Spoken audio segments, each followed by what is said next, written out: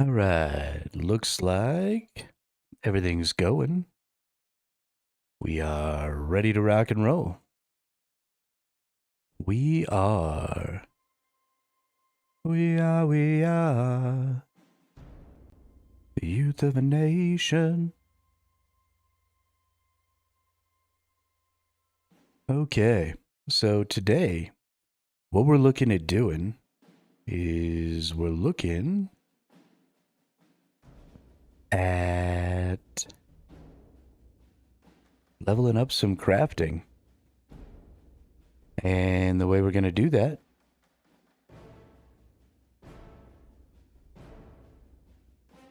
is by mining the shiznit out of some gems.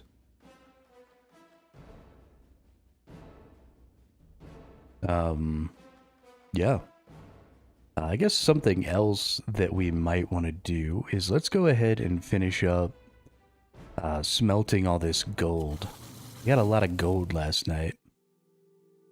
And I don't have a ton more to make. Just a couple hundred more. So we'll get that smelted real quick. And then we'll go over and we'll gather up some gems. It'll be a pretty boring day, but it has to get done.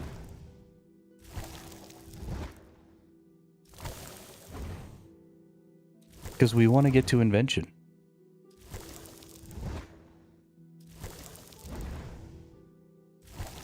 And this is just where we're at with that. Not really anything else we can do.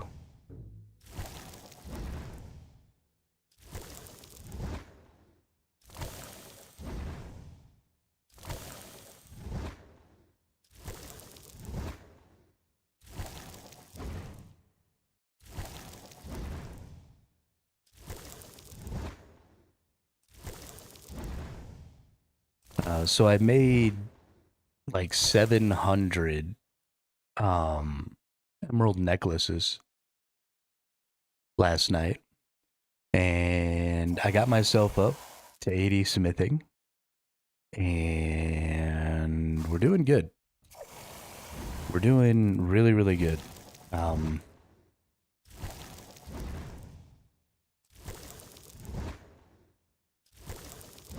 Things are moving well. We are getting leveled. We're approaching some of our goals. We're also going to need to get up to 70 agility at some point.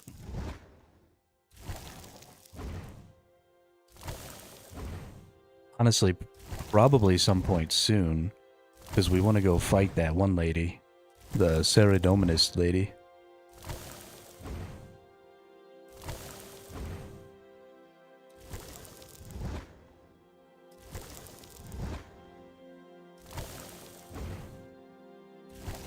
There's lots of people to kill. Lots of things to do, lots of people to kill.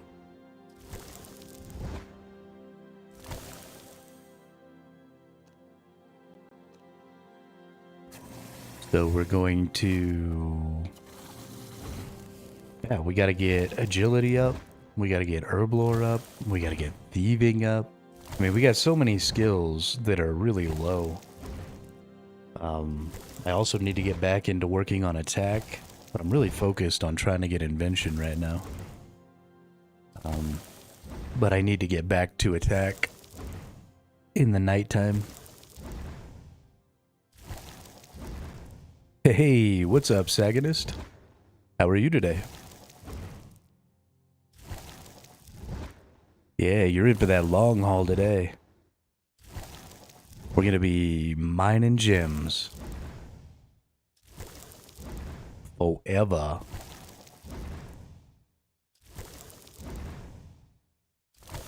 Mining gems and making necklaces.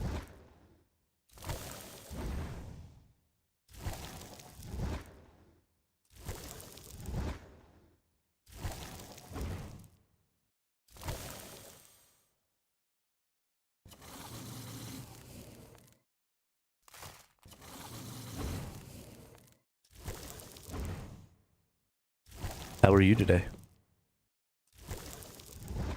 What are you getting up to in RuneScape?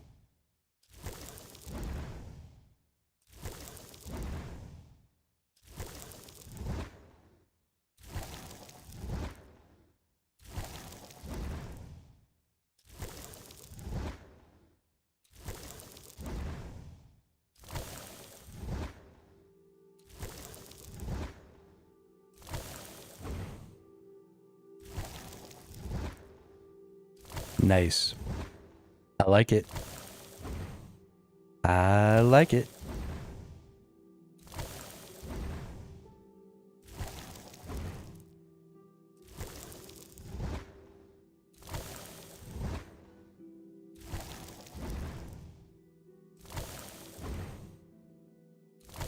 I can't wait until that can get underway.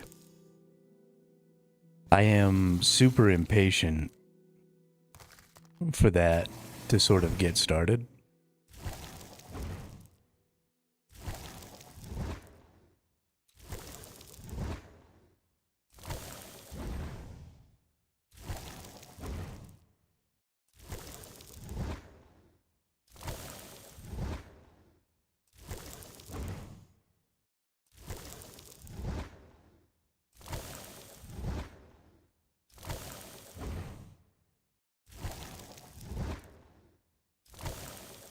No, it's something that was specifically thought of in this chat during one of the streams.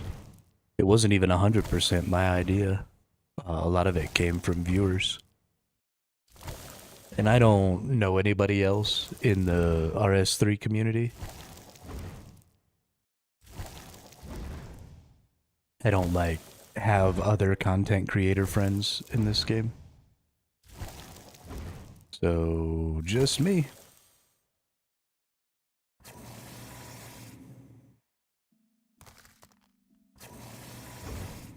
We'll get there. We'll figure it out.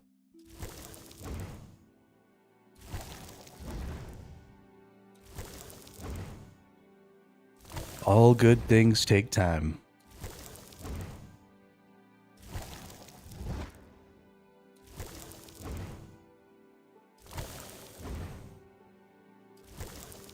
One day in the not too distant future, we'll have plenty of people.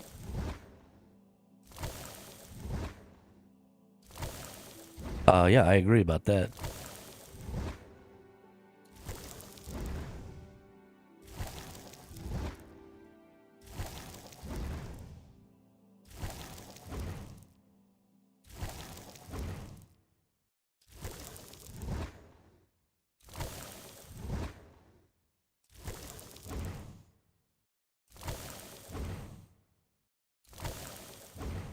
I just am not really interested in making friends with the other content creators.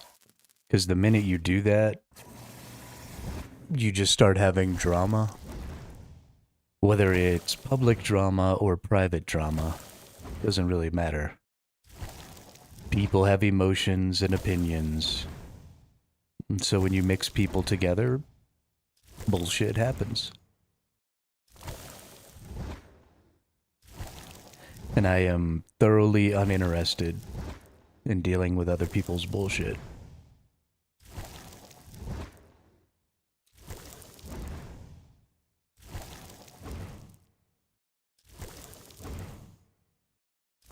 Oh, what's up, Mr. Moneytree? Welcome to the chat, welcome to the channel.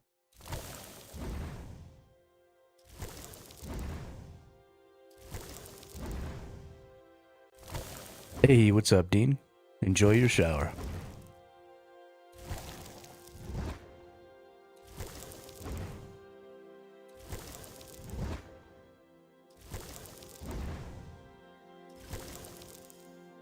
Yeah,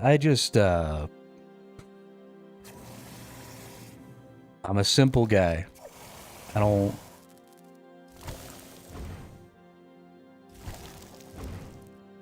don't like the complexities of interpersonal relationships.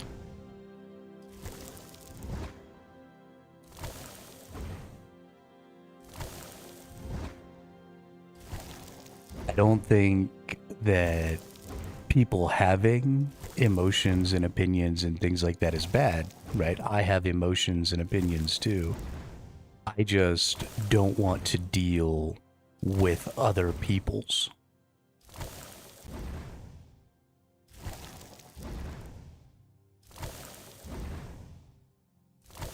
You know? Noob. I mean, I am a noob, but still, how dare you?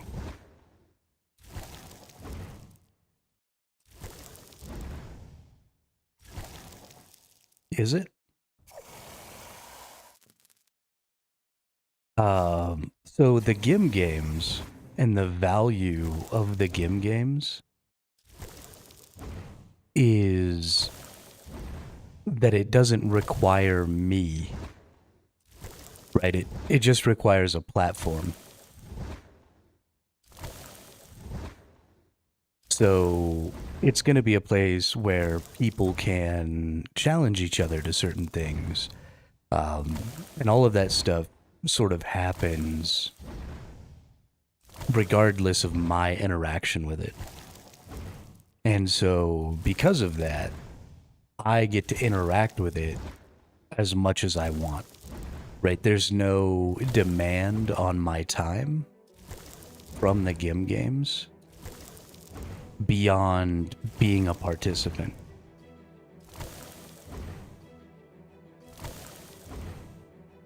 And I also, like, I don't have to arbitrate anything or anything like that, right? It's a self-contained, self-running system.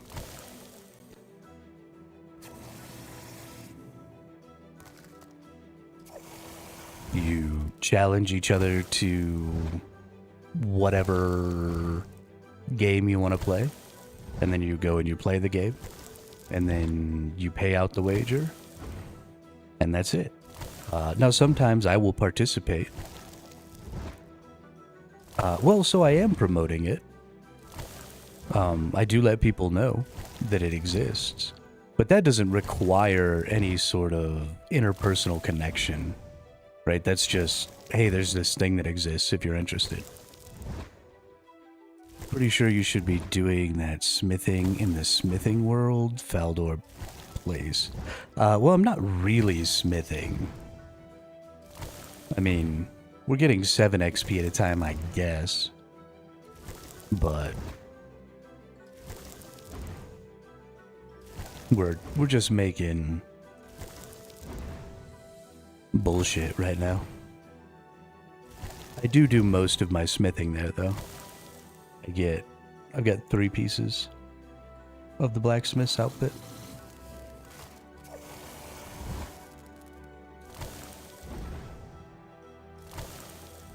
But this is just closer to the teleport. So this is where I come in to, like, make my bars.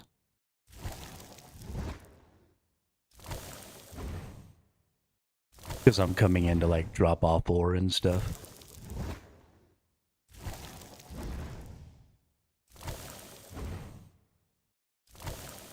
But you're right. Typically, I should be using the smithing place.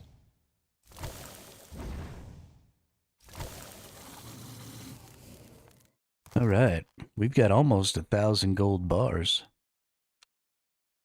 Which means we could make about 1,000 necklaces, which is dope. We'll deal with that some other time. Today, today the thing we need to do... Actually, I need to check. Check. We have 44,000 golem fragments. Can I, like, teleport to a person?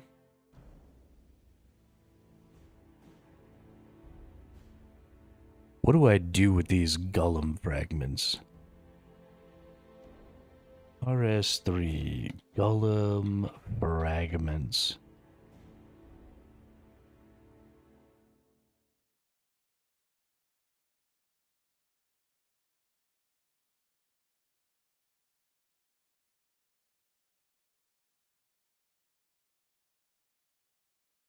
Inventors.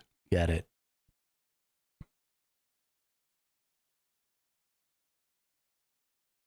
We ain't there yet. Okay.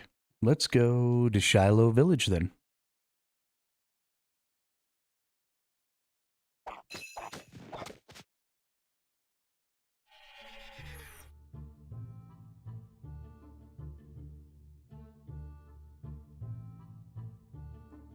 It is time to get gems.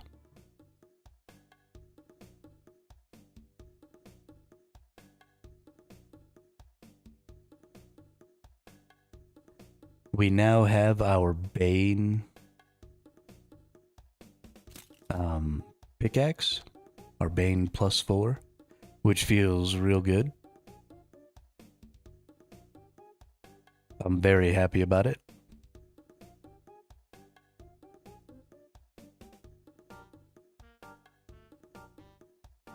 And we should be doing enough damage to the rocks that we are going to get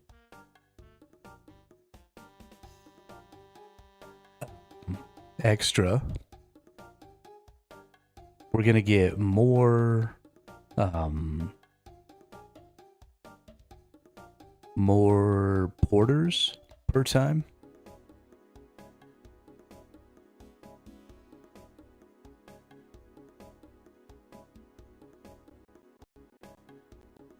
But slightly less XP than doing uncommon. Usually buy the gems from Slayer Master, make Slayer rings and disassemble them. I didn't even know you could buy gems from the Slayer Master.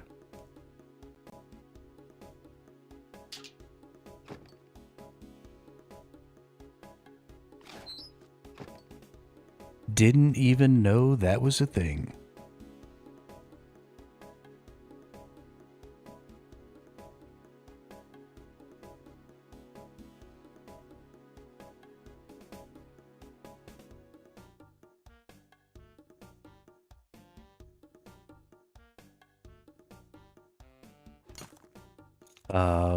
Yeah, maybe. 250 isn't very many.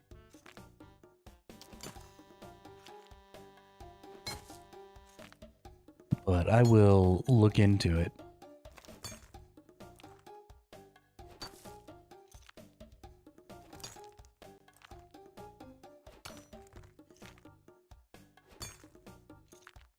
Oh, I mean, I don't even have invention yet.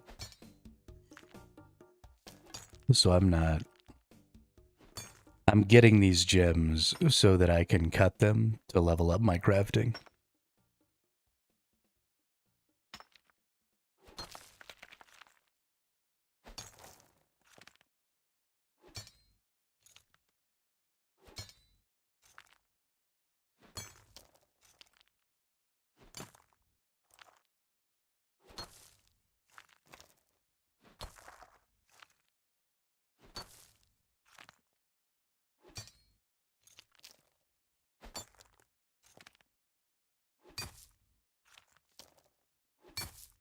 I don't know. I don't think they suck.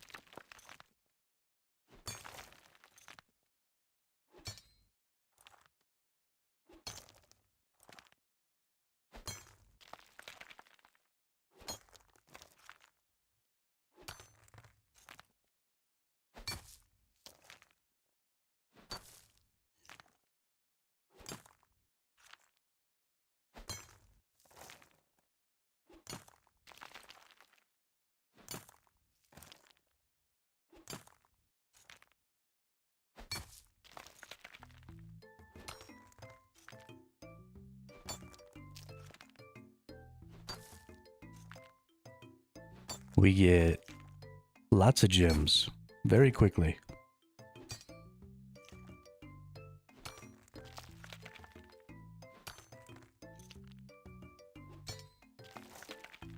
I think there's a little bit of misinformation out there about how the gem rocks in RS3 work.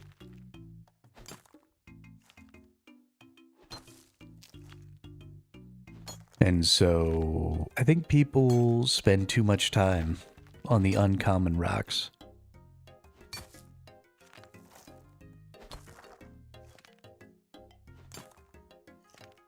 Once you get a Bane pickaxe, it's pretty much just as good to get the precious.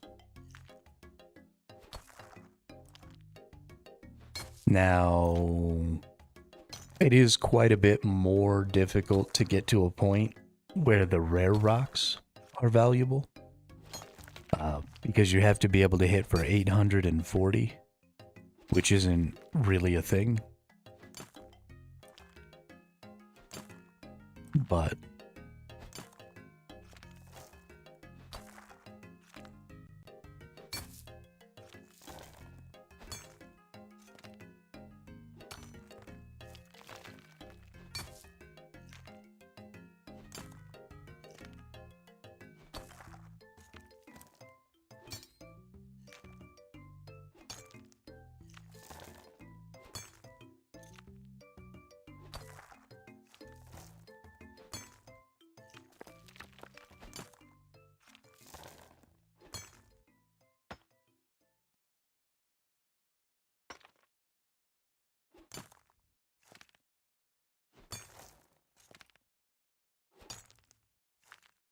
we're just gonna sit here banging away.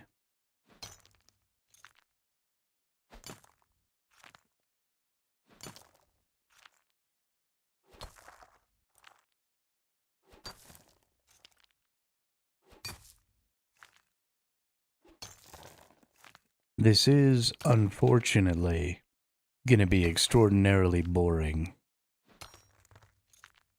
But it has to get done. And there are lots of activities like this that need to be getting done.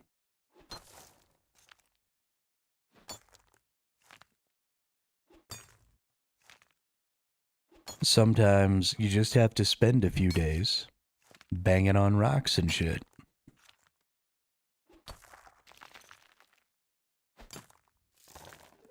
I figure we'll spend some time smacking rocks.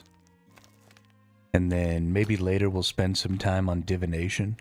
So I really want to get my emeralds turned into porters.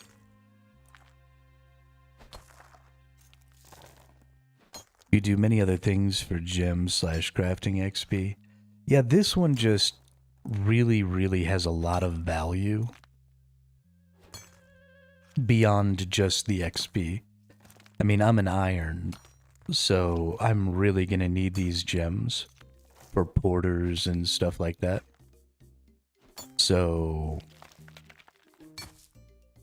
I mean, as strong as porters are, and as many of them as I'm gonna need, and because this already is an extremely high rate of crafting XP, I just feel like I'd be pretty silly not to do it this way. And I don't find this terribly boring. It's just not great, interesting content. You know, if we could be doing PVM all day, every day, that'd be great. But we gotta get leveled up.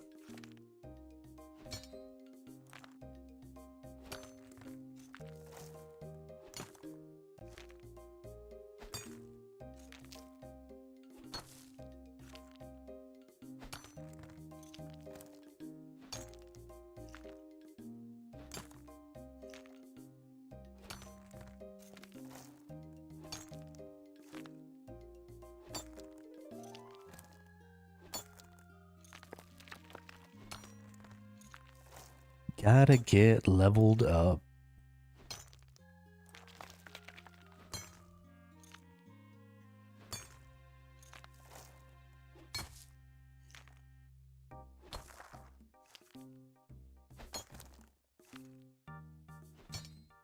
Oh my goodness. My mouth is so dry.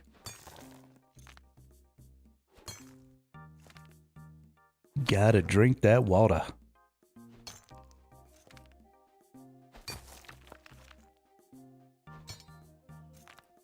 I am pretty fucking happy with the state of my character, though. Every time I look over here and I see all these numbers, I really like this.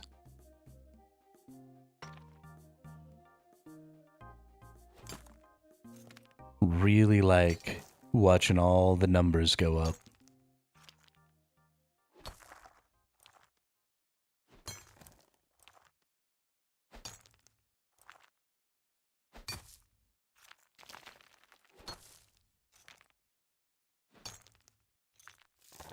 And I like looking in my bank, and I like seeing all this stuff in my bank. Just so much good things.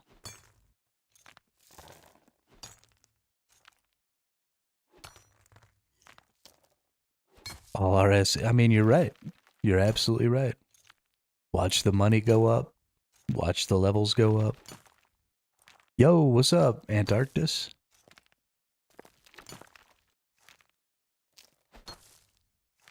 How are you today?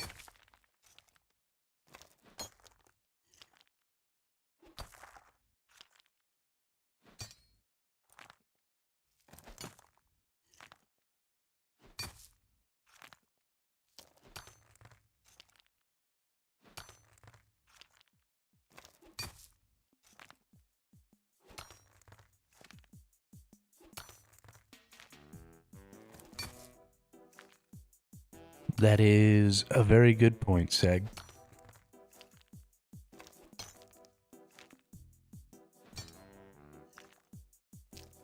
Yo, that's nice. Enjoy your time. Don't let me keep you from your girlfriend, Antarctis.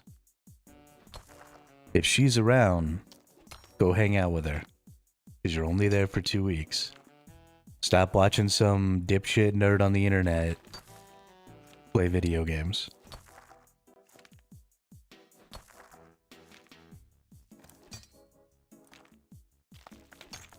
But I'm doing fantastic. I am having a great couple of days here. Made so much progress yesterday. You know, we got all the way up to 80 smithing. We made a ton of progress on divination. We went and got a shitload of gold. It just all feels really good.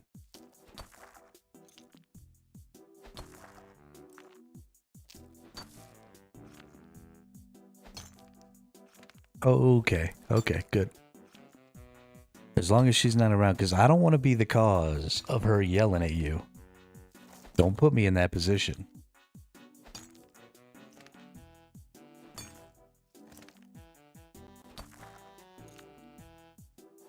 Been at her place most of the day, played some Genshin and Runescape. Nice.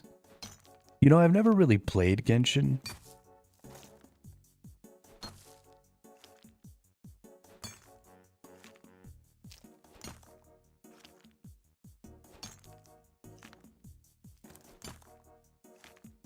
Probably should play some Genshin. I really love gacha games as much as they're literal garbage. I'm a big fan. Big fan. Yeah, my brothers have both played it.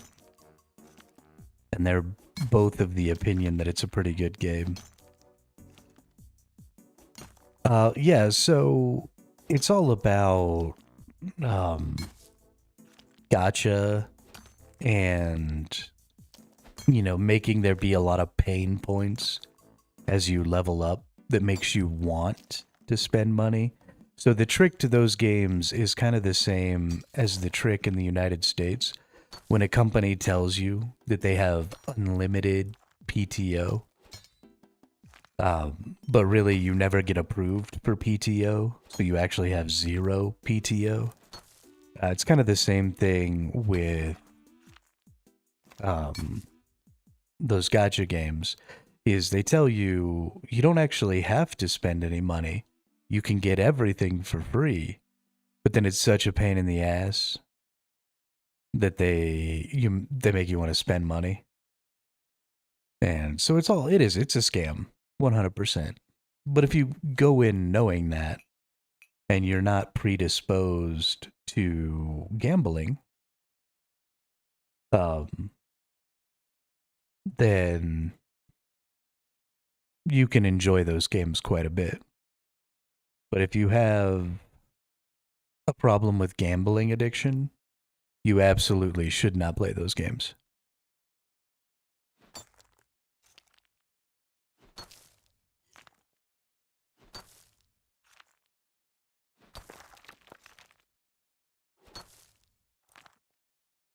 Will I smith my way to 99? At some point. Not anytime soon, probably. But at some point, I'll get my smithing to 99. We'll get there. Right now, I'm just trying to get smithing, crafting, and divination to 80 so that I can have invention.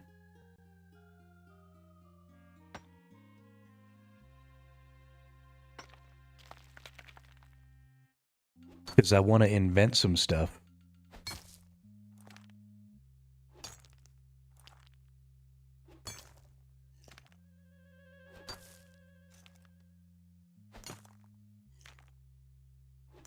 Yeah.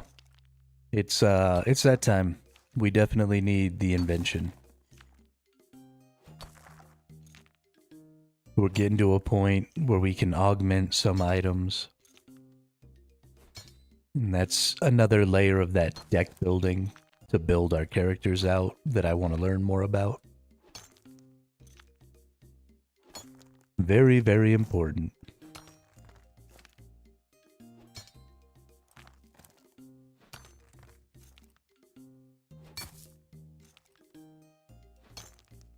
So we're going to have to push it and push it good.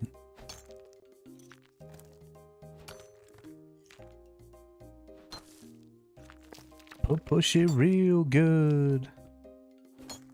Bum ba dum bum bum bum ba da da dum. Sky Eventide.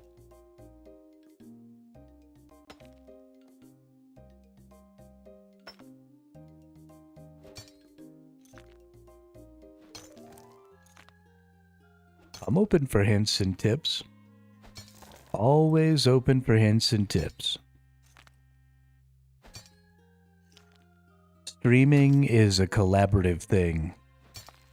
So I don't really do like a lot of streamers do where they're like, no, backseating. I don't care.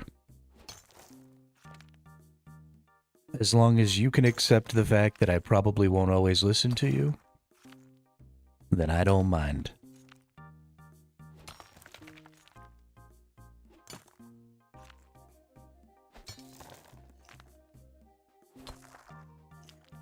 Bum ba dum bum bum bum.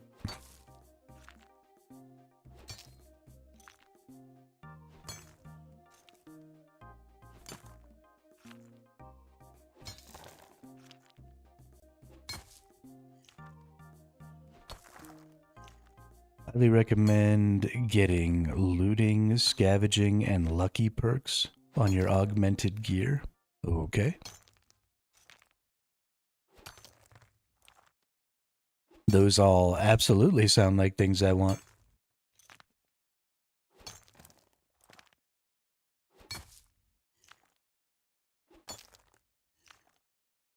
I definitely want more loot. I definitely want more luck. And I definitely want to scavenge.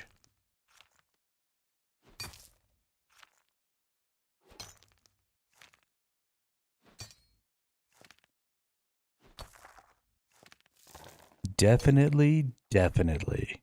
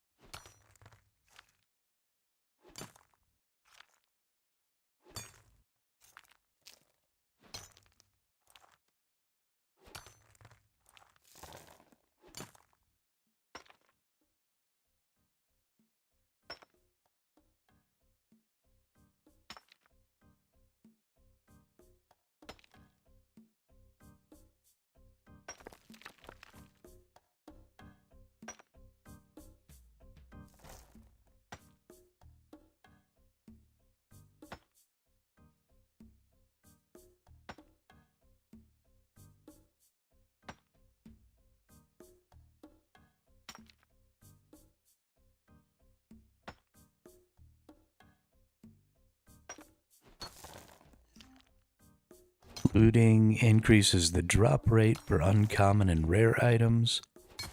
Scavenging has a chance to add invention materials. Ooh. And Lucky has a chance to make a hit on you deal 1 damage. Oh yeah.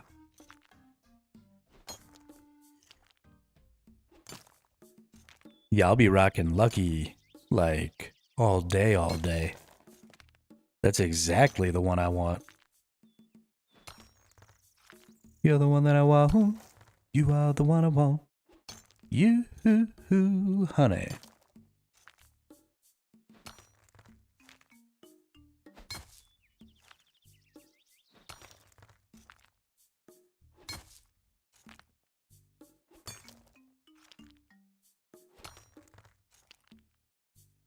Yeah, no kidding.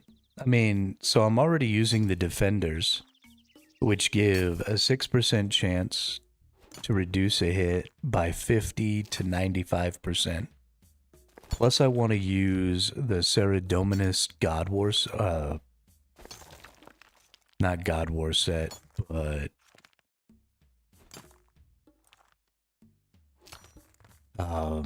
the hybrid set from the Ceradomin that gives you a 6% chance to reduce a hit by 95%. So I'm already looking at having a 12% chance at having massive reduction to the damage I take. So, I mean, you add in a little more chance with some Lucky to get all that stuff even more. That sounds fucking awesome.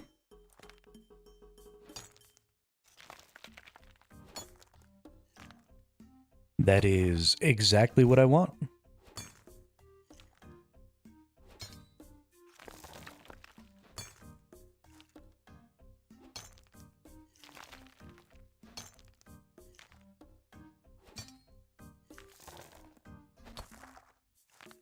Leviathan's ring? Okay. Let's go look that bad boy up. RS3 Leviathan's ring. What's that gonna do for me?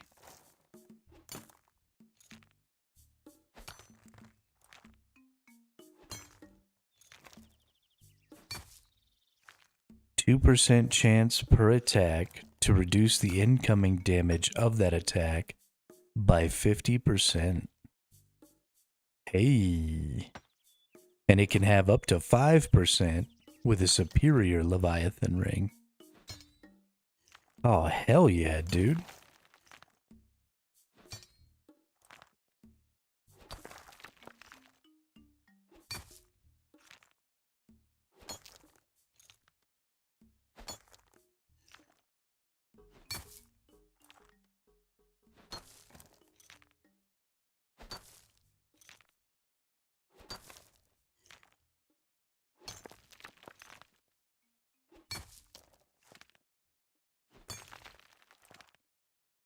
Yo, we're gonna be like invincible.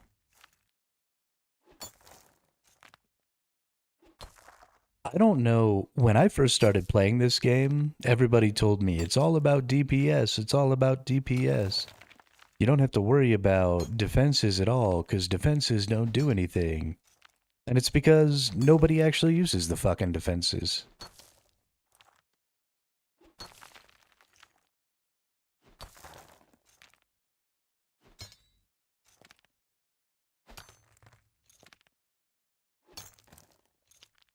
That Leviathan ring is dope, though.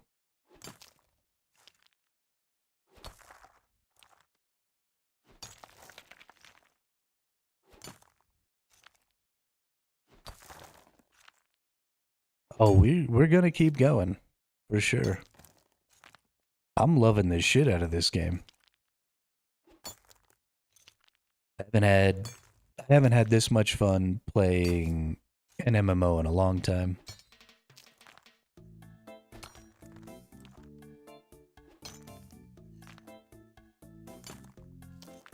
I like this a lot.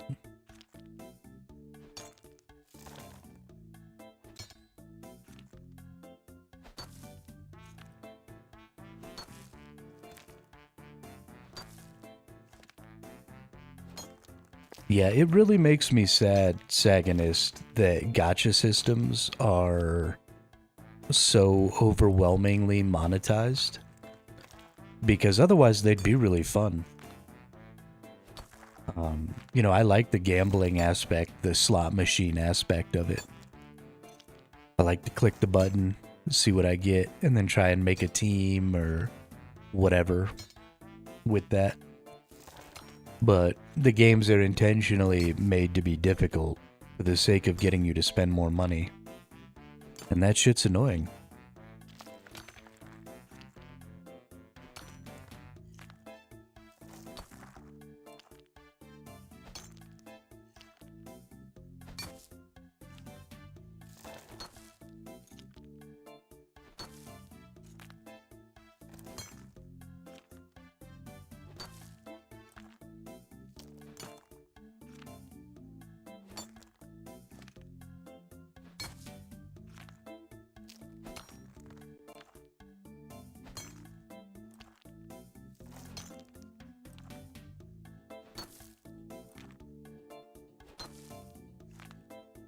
Yeah, but that's the big lie about it, Antarcticus, is they tell you everything is free to play, but then they make it a struggle, like above and beyond a struggle, because there are things that are like stat checks and stuff.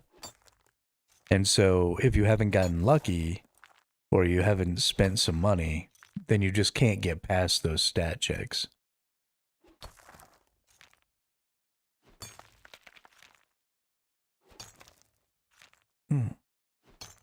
Yeah, psychologically engineered to part people from their money. Yeah. Well, I disagree with that, Saganist. I don't think that the people spending the money are necessarily responsible because, I mean, if you're going to use psychological manipulation, then you have to take responsibility for the outcome of that manipulation. Um,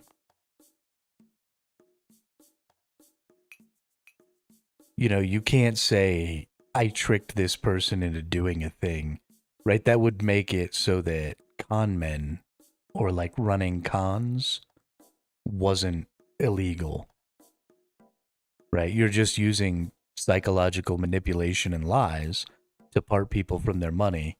And ultimately, it's their fault if they give you money, right? So it's exactly the same thing.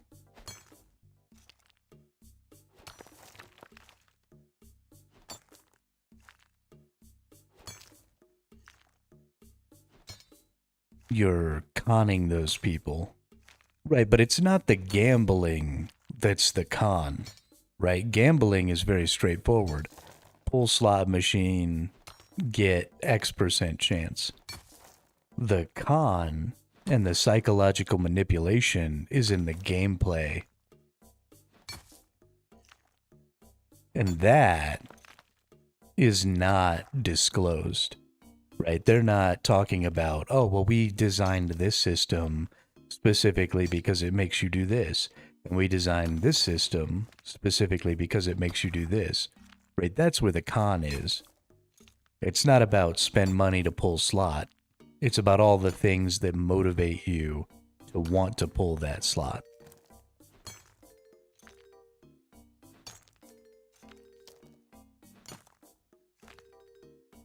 And in my opinion, it makes them responsible for what happens.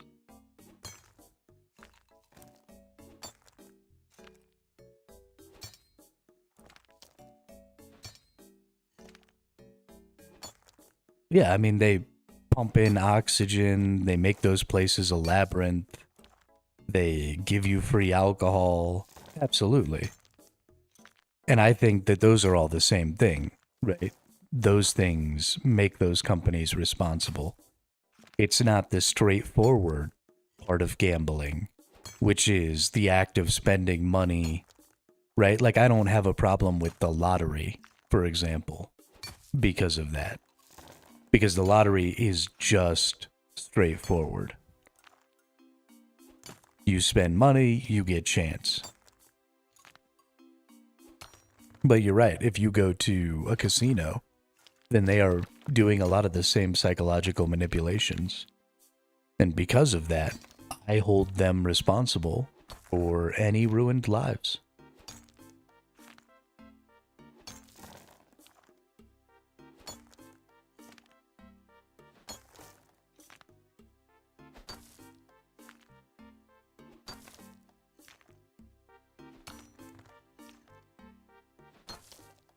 I mean, legality is useless, in my opinion.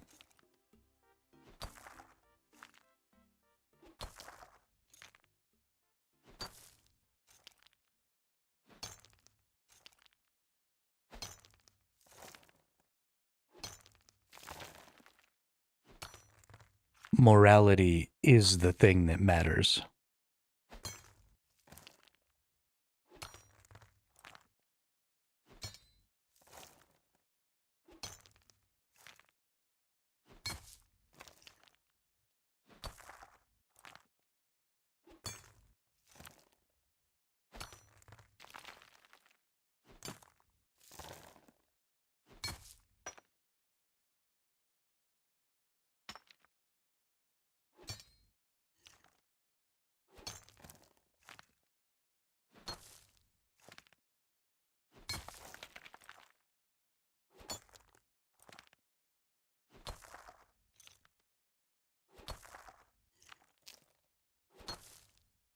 What's really concerning is the fact that we know gambling has a high instance of addiction and financial harm, and there are still people out there who want to run gambling institutions.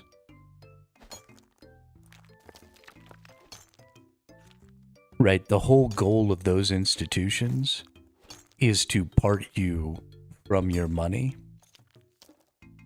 with giving you as little or no value as they possibly can.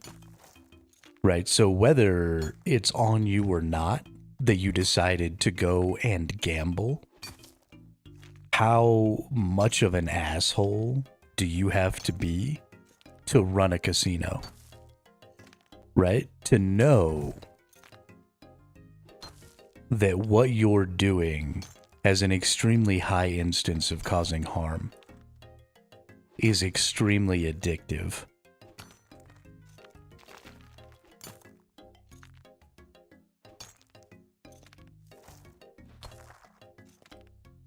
And the same is true for running a gacha game, right? We know that those games target kids.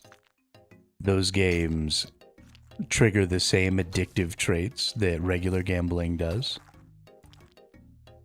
And so we know that the reason those things are being done is because those psychological issues create more revenue.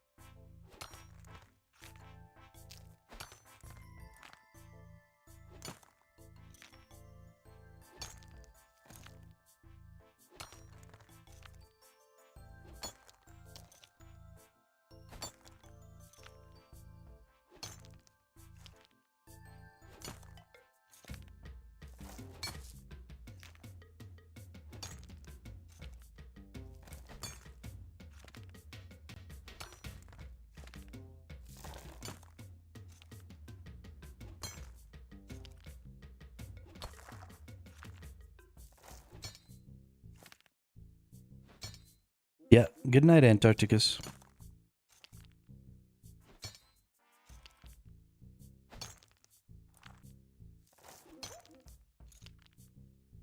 Yeah, I wouldn't know anything about that Saganist. I'm not currently financially destitute, sitting here playing video games for 16 hours a day.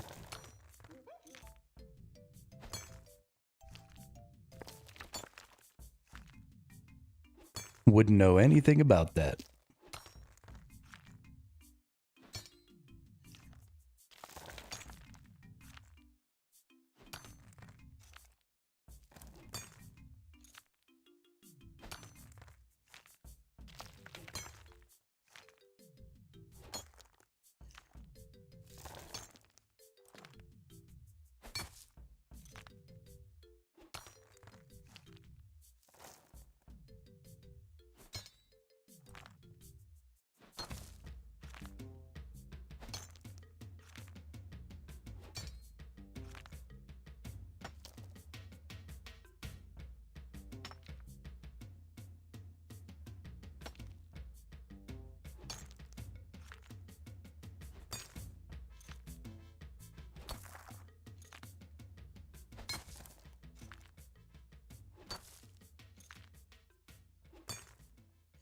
Damn.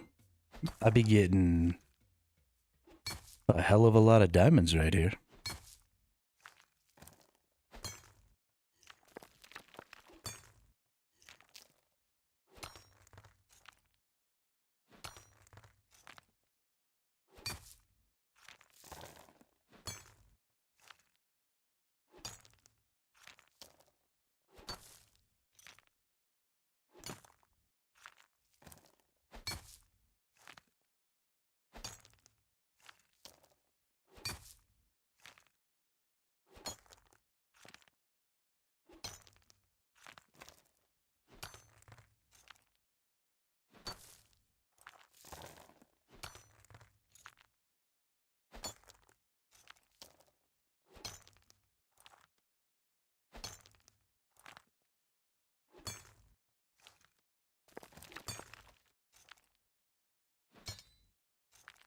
Oh no, I am absolutely the poster child for video game addiction. 100%.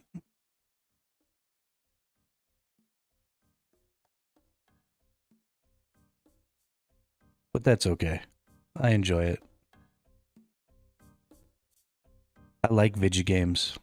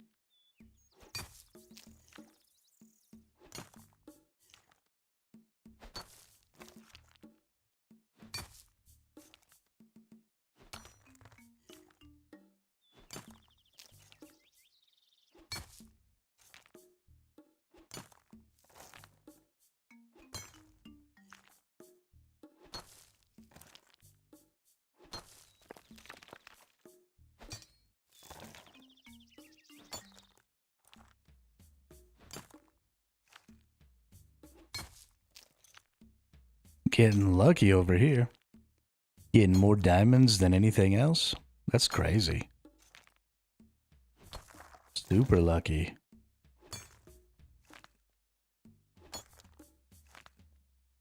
That feels good. Feels real good.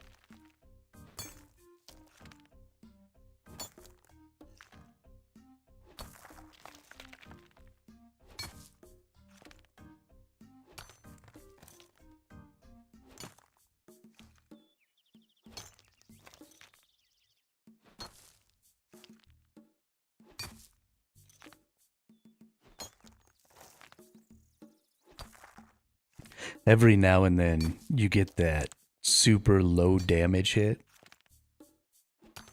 and you have to hit 3 times to get your gem. And it makes me sad.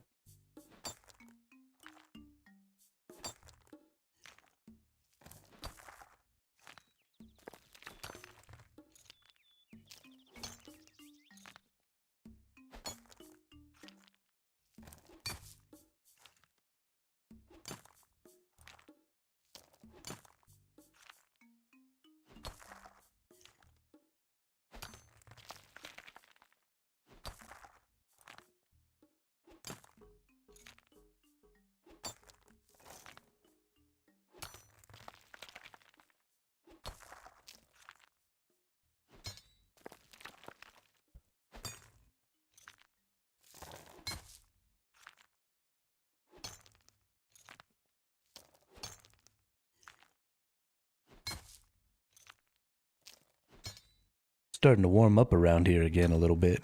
It was a little cold there for a few days, but it's up to 57 this afternoon, so it had been down in the 20s at night for a little while now. I didn't really like it.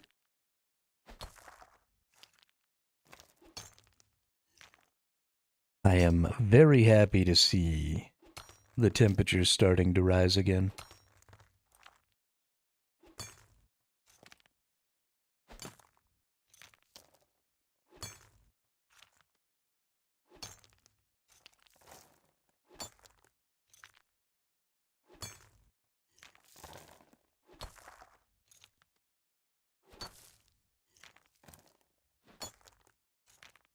Hey yo, what's up, zombie?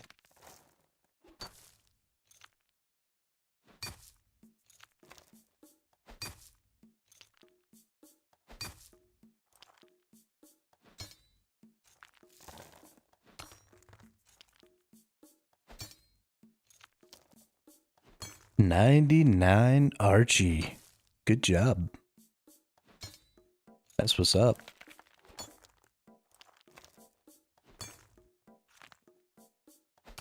That's fucking awesome.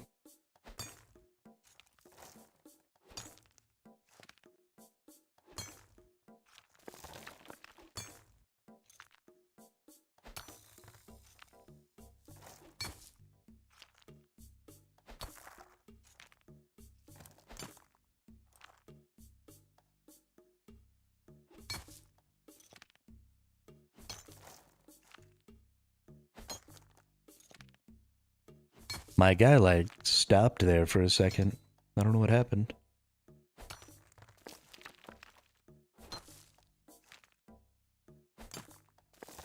Why did you do that?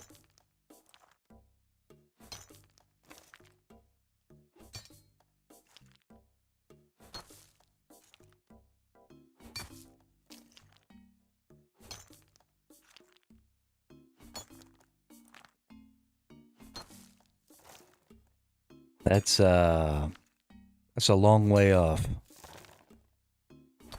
A long way off.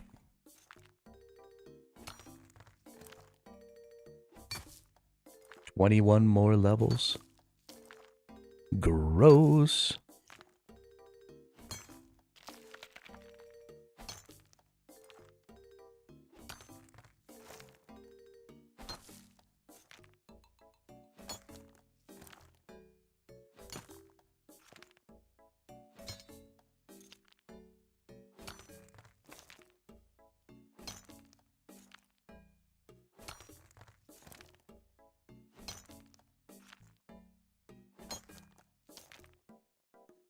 I don't even know what I'm gonna do when I get to those levels.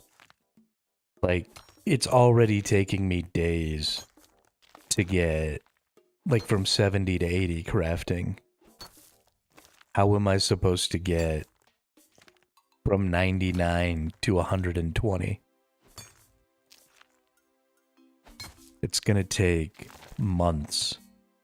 We're gonna start having series of streams where instead of every day we're kind of doing a different skill, We're gonna do like a week where we just do the same fucking skill. It's gonna be crazy. I mean, yeah, but eventually they're all gonna have 120s. And I do want to try and get 5.8 billion XP. I understand that's a really, really long-term goal, but still.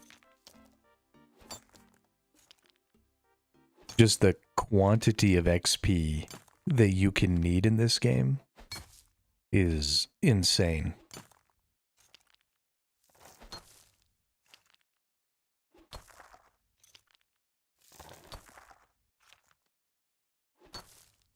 Absolutely insane.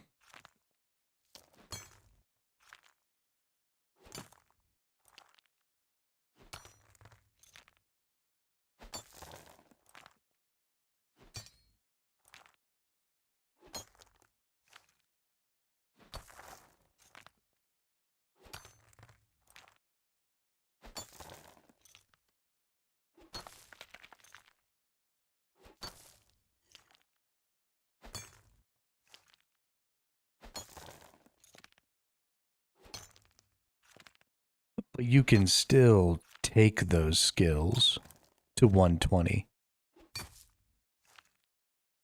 Even if they don't give you extra stuff, you can still get them there. Right, all the skills cap out at 200 million XP.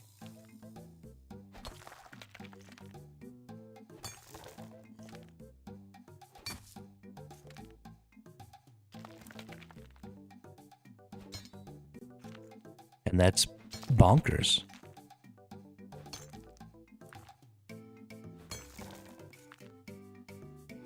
Absolutely fucking bonkers.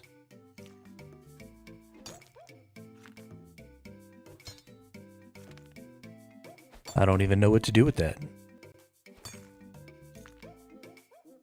Other than be terrified.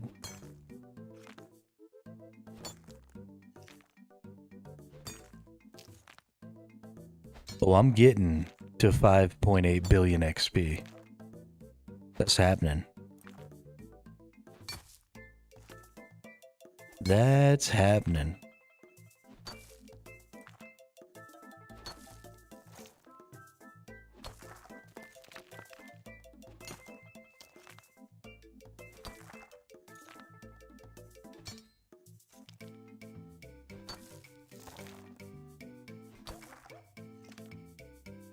I don't care what I have to do.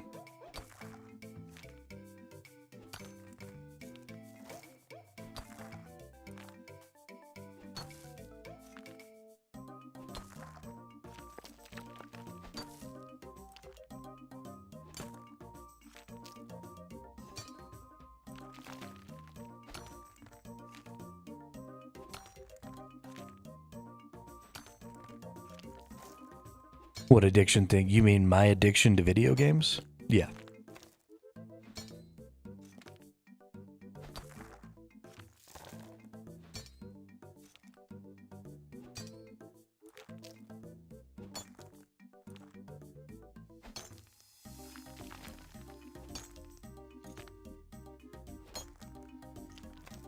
I mean, it's why I started streaming. If you're gonna be addicted to something to a degree that it ruins your life, you might as well try and turn it into a job. Isn't that why there are professional gamblers?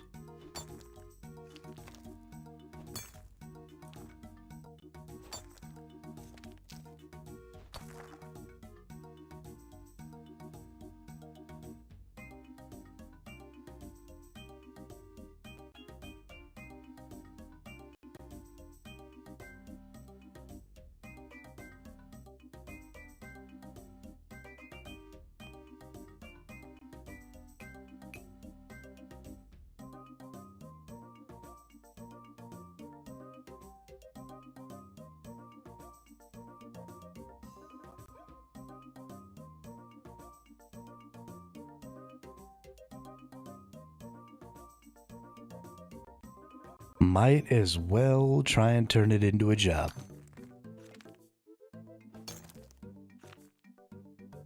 And I mean, ultimately, you need people who are obsessively addicted to different things, right? Like physicists and stuff like that push the boundaries of science the way they do because they have obsessions, right? They need to know the answers to certain questions. They need to achieve certain things. They need to, find things. It's absolutely an addictive thing. People are just addictive, right? We get addicted to stuff. We get addicted to other people. We get addicted to knowledge. We get addicted to the search for certain truths. Our brains are really weird because they want to fixate on things.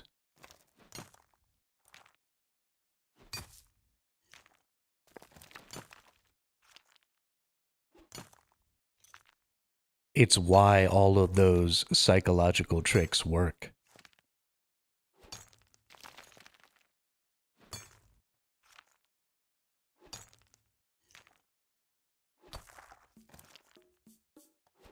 We are an obsessive species.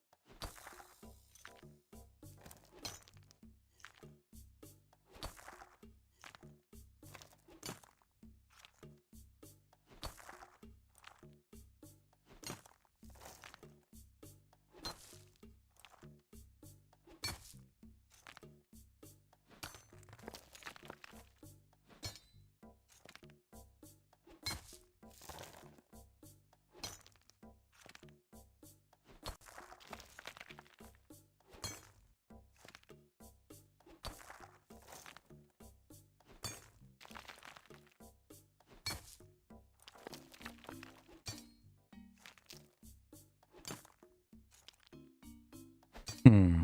See, now I would argue that that's why we have to look out for each other, and not why we have to look out for ourselves.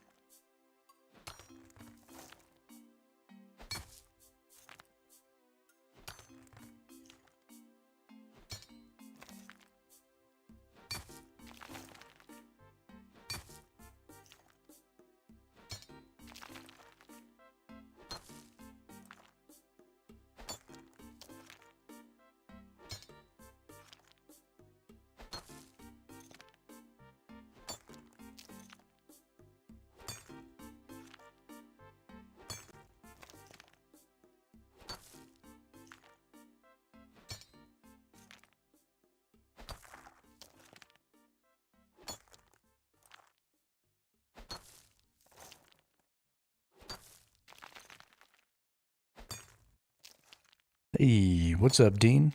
How'd the shower go?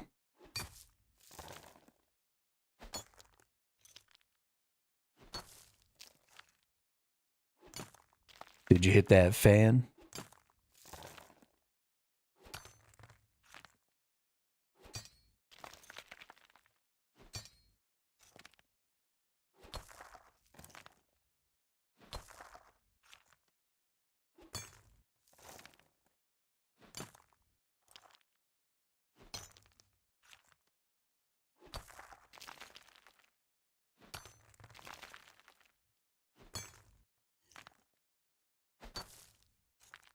Light and dark ore. Nice.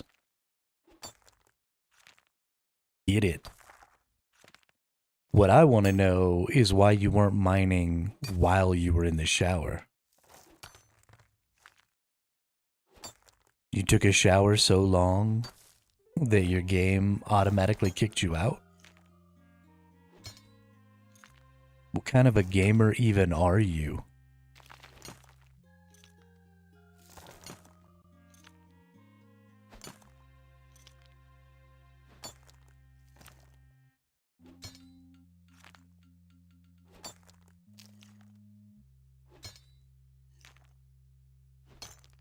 $10 is too long.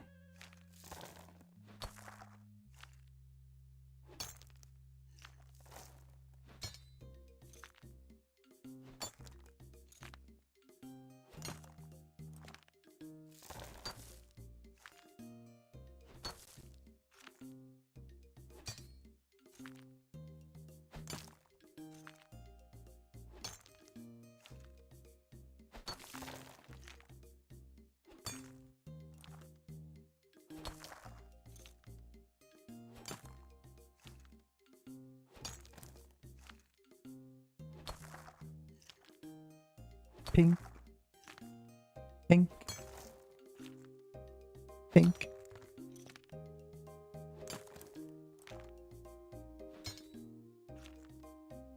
No, Ian, I have not yet gotten the Barrows items that I'm after. I'm over 600 kills too. It's starting to piss me off. What are we at? Yeah, 629 kills.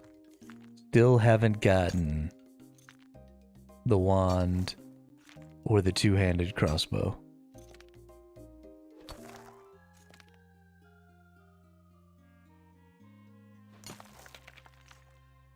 It's bullshit, dude. Absolute bullshit.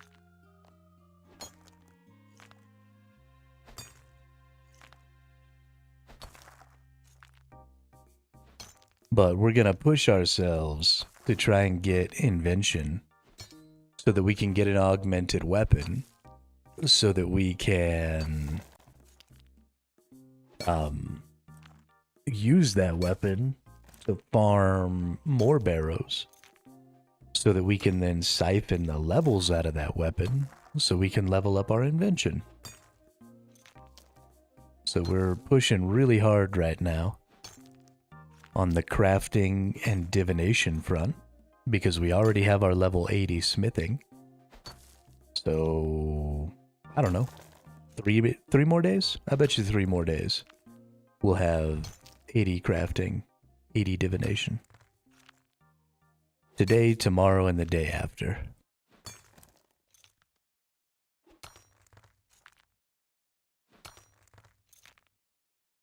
And then we'll be fucking killing the game.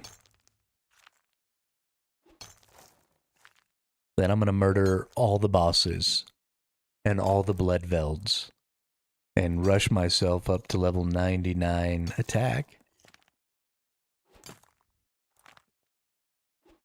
And then we'll be good. And then, no, and then.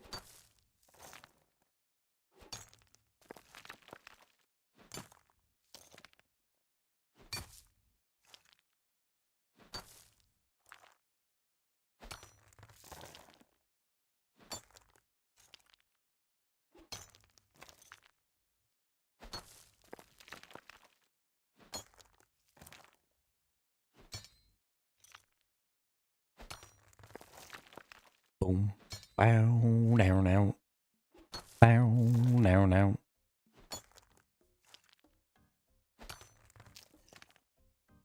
Guess who's back?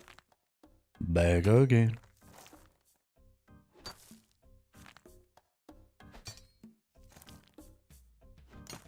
This person forgot to click their rock. Volk. You gotta click your rock.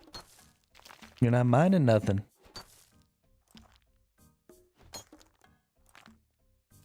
Poor Volk. They're gonna come back from doing whatever it is they were doing. They're gonna be like, no, I didn't click the button.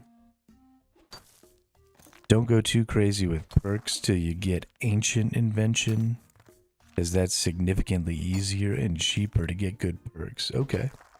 You know, I gotta do some ancient stuff anyway. What do I gotta do? Temple of Sentiston?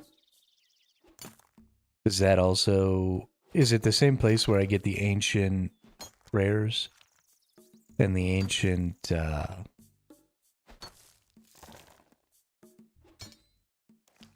Yeah, this one.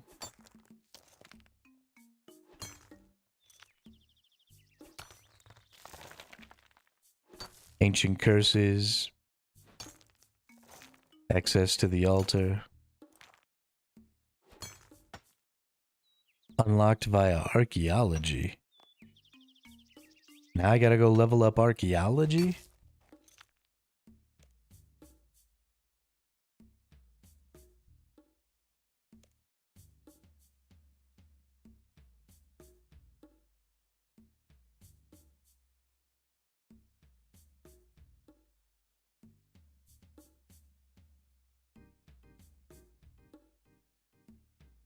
Ancient Invention Blueprints.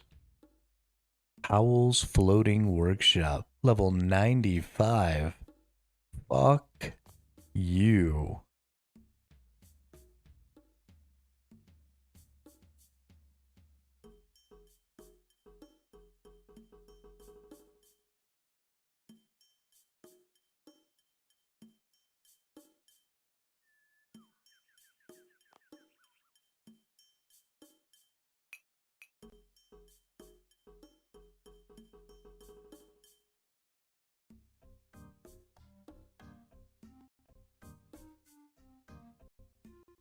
You can kiss my butt.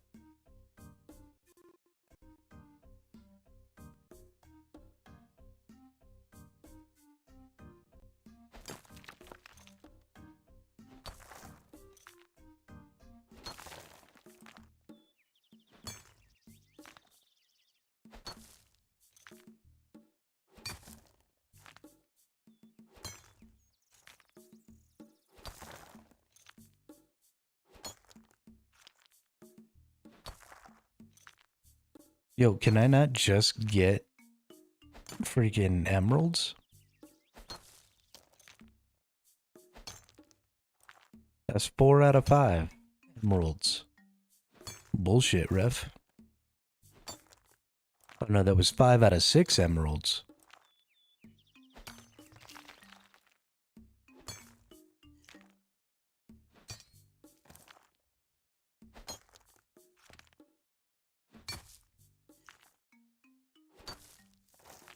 What's this game doing to me? This is garbage. Give me more diamonds.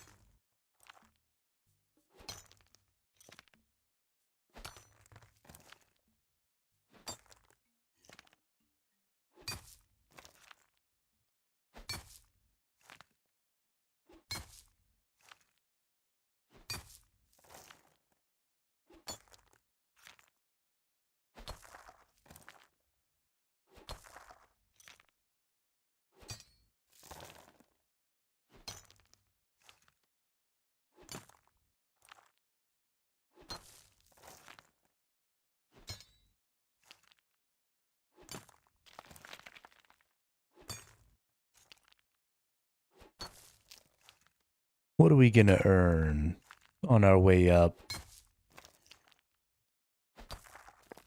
towards 80? We do have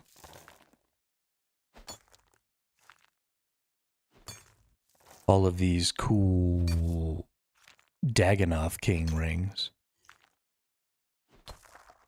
Oh, this is cool. 3% crit chance against bleeding targets.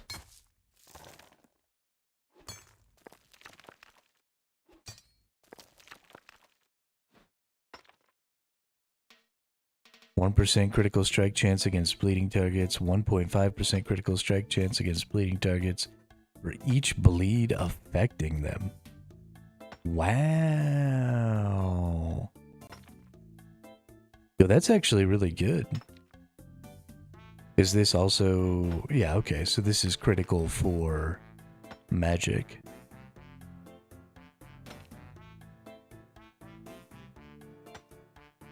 Channeled abilities gain 4% critical strike chance, increasing by a further 4% with each additional hit dealt. And then 2.5% critical strike chance when using channeled abilities, increasing by another 2.5 with each additional... That's crazy. Wow. I didn't realize those rings were so fucking good. But they're insane.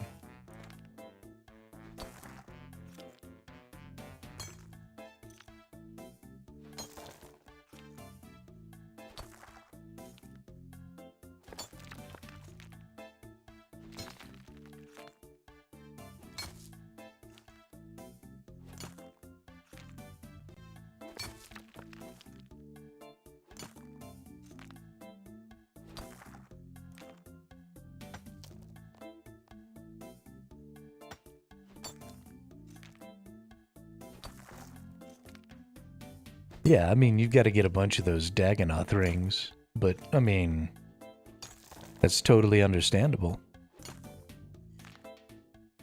I don't know what this Heart of the Warrior thing is, but... Is that something you get from the Dagonoth Kings as well?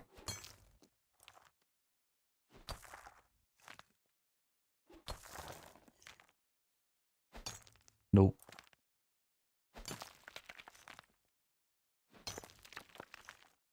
Oh, it's Rex Matriarchs. Okay.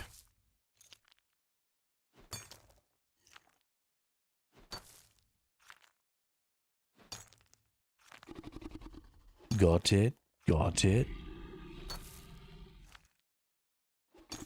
Still, totally worth.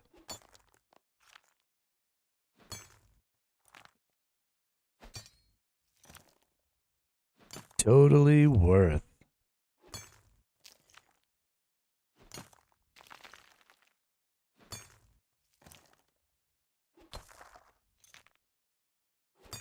Yeah, we've already gone and killed him a couple of times. Not the Rex Matriarchs, but the Dagonoth Kings. I actually already have one of the pets.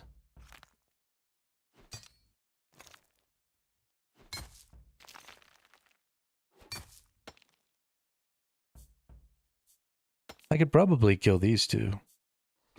Maybe.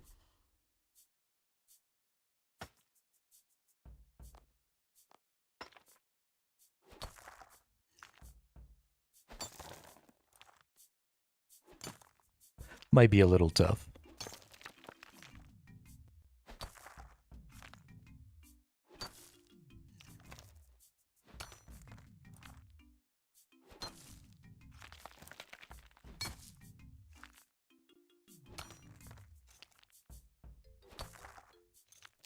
What can I say?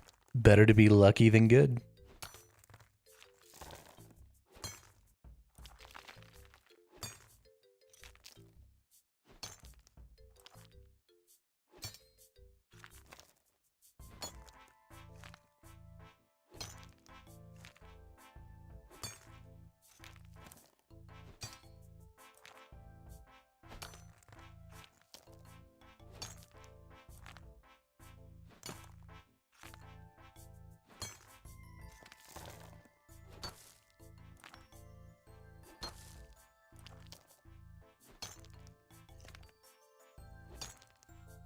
better to be lucky than good.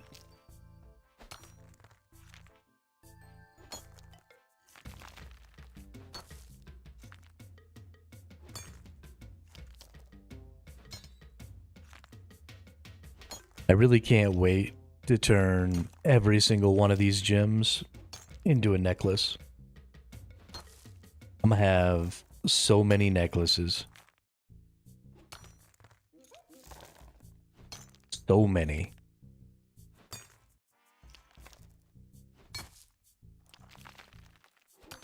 We do need to get ourselves up to 68 divination though. Because at 68 divination, we can make the higher tier of the emerald porters. Which I don't want to waste my emerald necklaces on the 15 if I can make the 21. So we need to make sure that we get up to 68 in the old divination. Which means I probably need to make sure that I'm going and doing Guthix caches.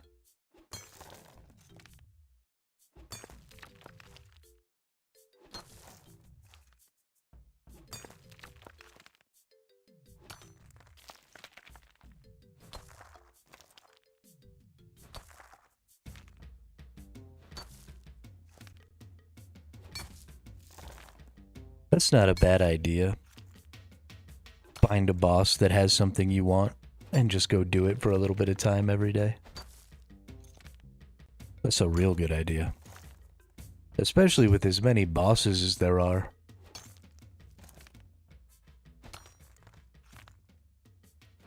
Yeah, gotta get there. We've got most of that tutorial done. We just can't go in the Hall of Memories yet.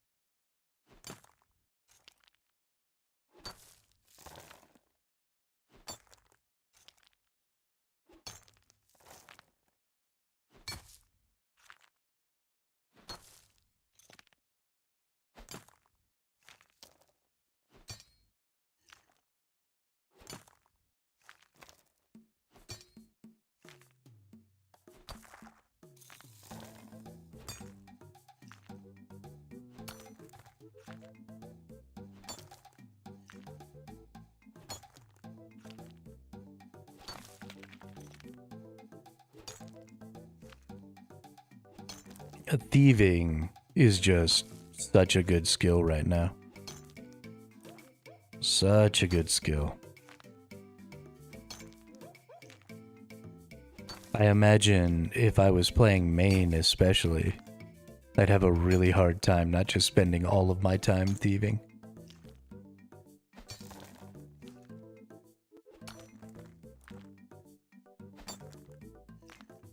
Damn, that's a lot.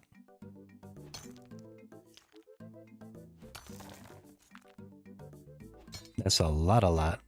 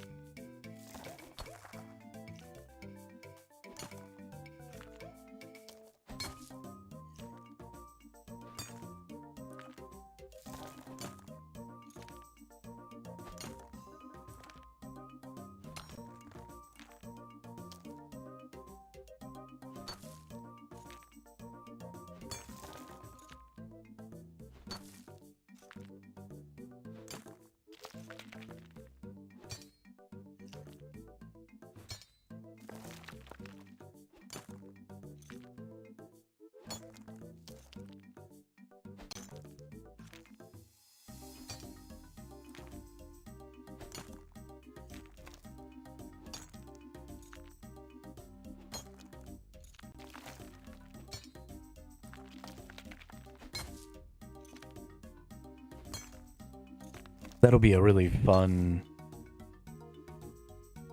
mass opening. Just see what you get. That'll be cool. Have to let me know if you get anything cool.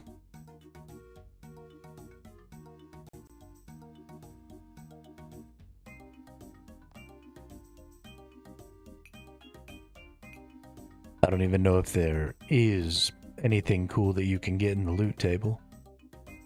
But be cool to know.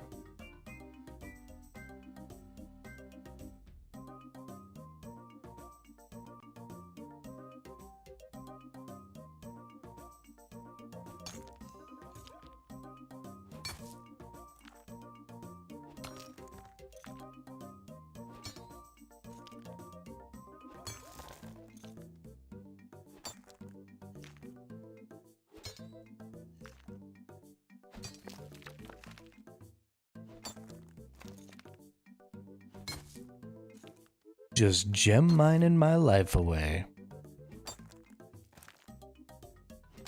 I'm really happy to have my Bane pickaxe now.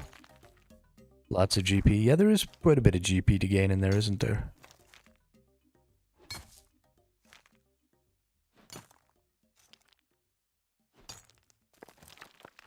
Yes, that is true, Dean. And it is something that I actually really enjoy.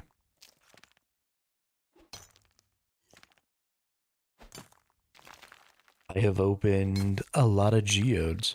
You also get spirit shards when you open the geodes. For summoning, which is also super cool.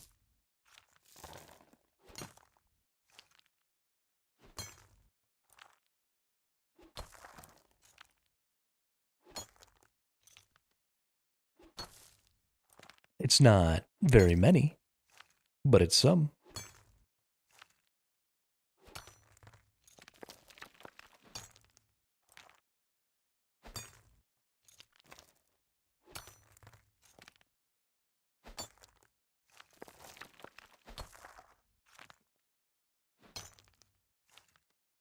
Oh, damn.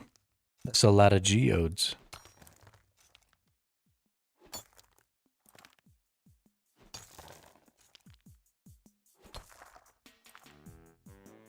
That's a lot of geodes.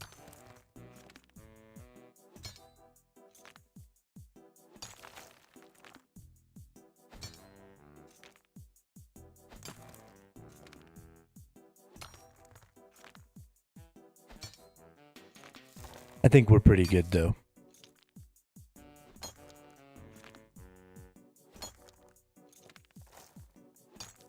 Have to keep them on to get metamorphic. You need igneous geodes to get metamorphic geodes.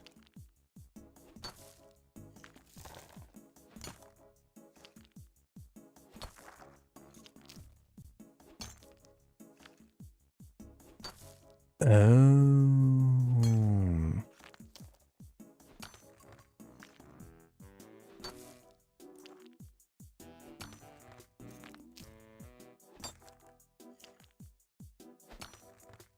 I actually did just get a rock that dropped me some strange rocks for my statue. I had actually forgotten about that. But we got one of those just the other day.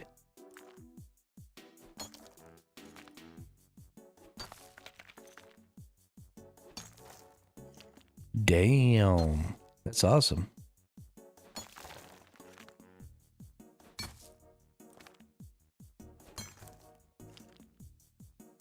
Oh, I didn't even know you could turn them off.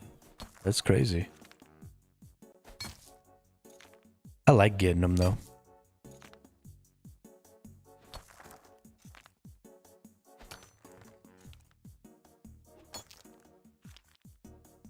It's just free stuff.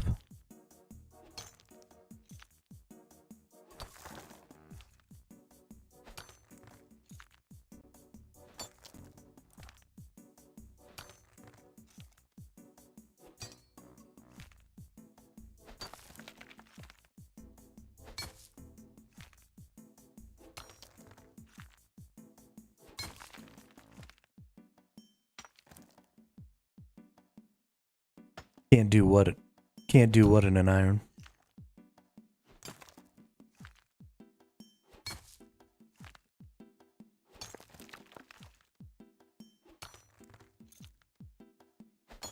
I'm pretty sure you can get those rocks.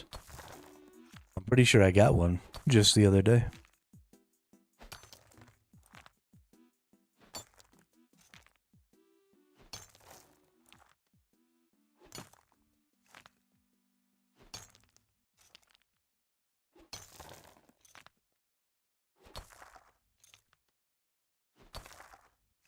Yeah, you can get the rocks for the statue. Mm-hmm. I almost have a statue done.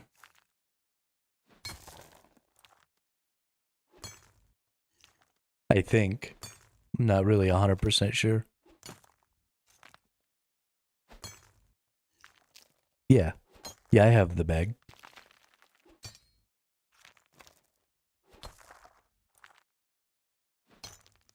Damn, that's a lot of bonus XP, dude.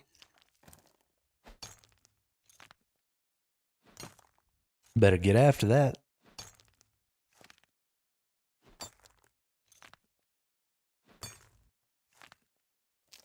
It's level up time, bruh.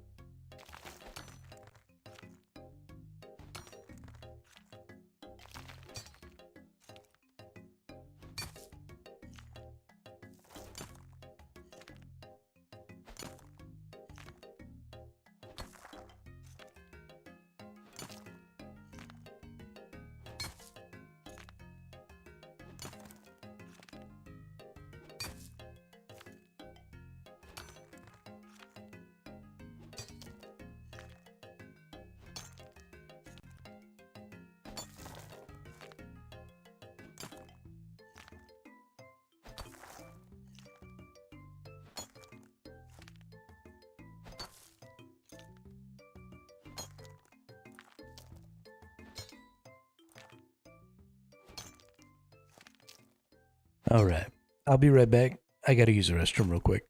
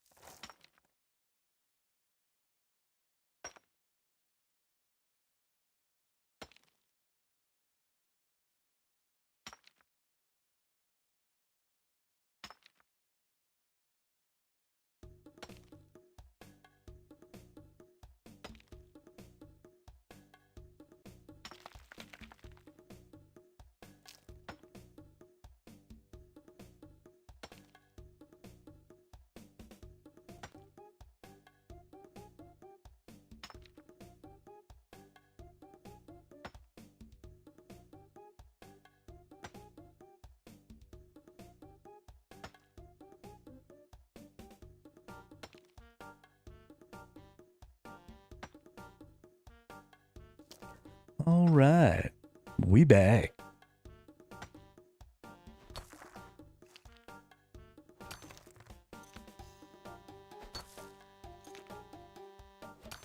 Back swinging that pickaxe. Getting them gems.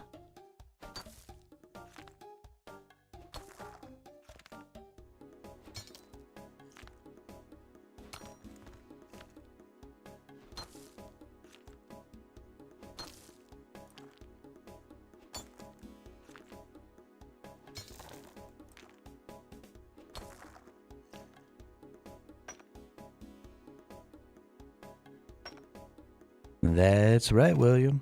Now that we've gotten to 70, we gotta get up to 80. Nothing we can do about that.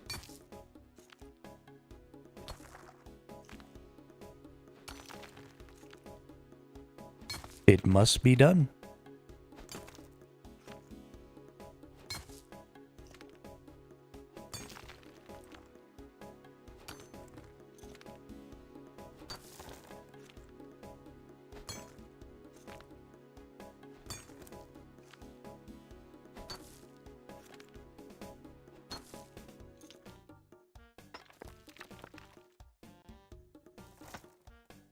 Yeah, I hope so too.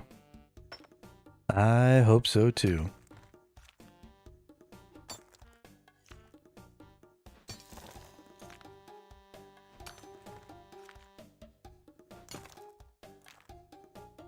Well, I hope that's not true, Ian, because I gotta get there.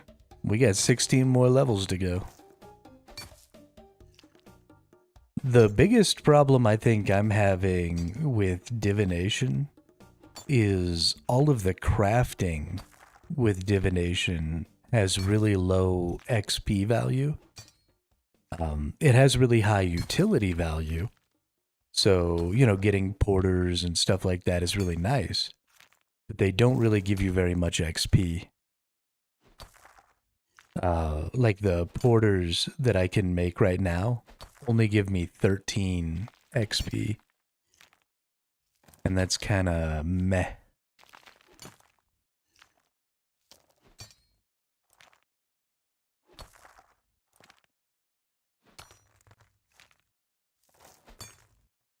I mean, if I'd have been doing caches this whole time, then I'd probably be there already, William. But I haven't been. So we're kind of fucked. Kind of fucked. But that's okay.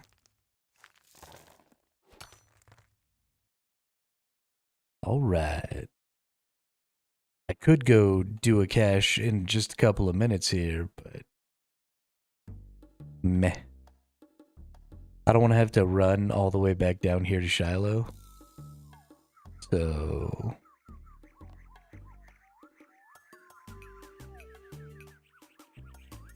look at that though. 400 more emeralds, almost 300 more rubies, almost 200 more diamonds. Shit.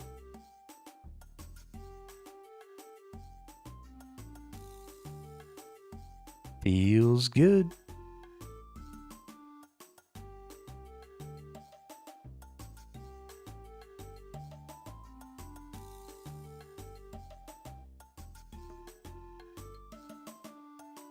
Take a boat.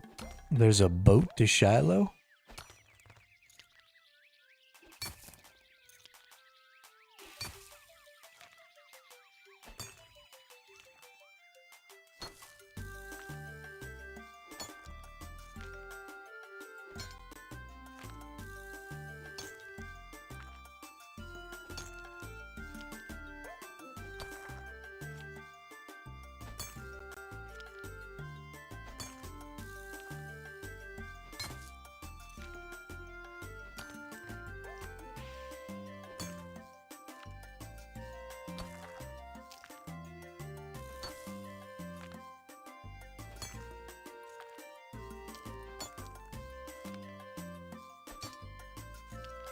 Yeah, constellation. So we did the math just the other day. and doing uncommon rocks gives you more XP and more porters per hour up until the point that you can hit a certain damage ratio, damage threshold with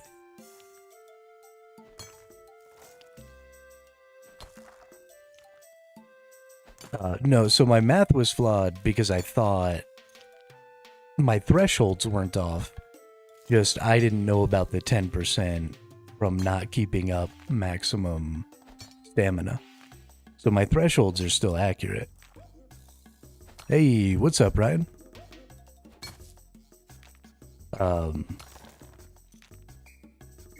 So your threshold for porters is 266 damage. And your threshold for XP is 293 damage. So as long as you can hit those thresholds,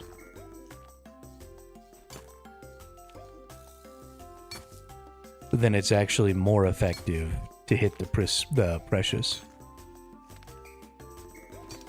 Yo, congratulations there, Dean. Good job.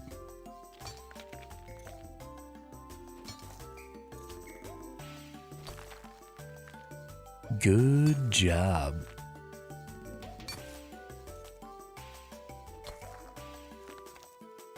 First kill? Nice.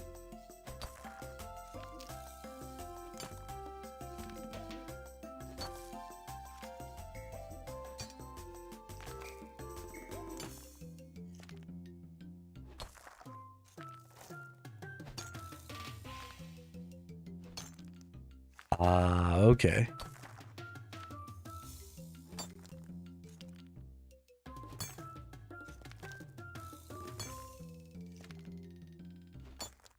You're a little cheater. I get it. That's fine.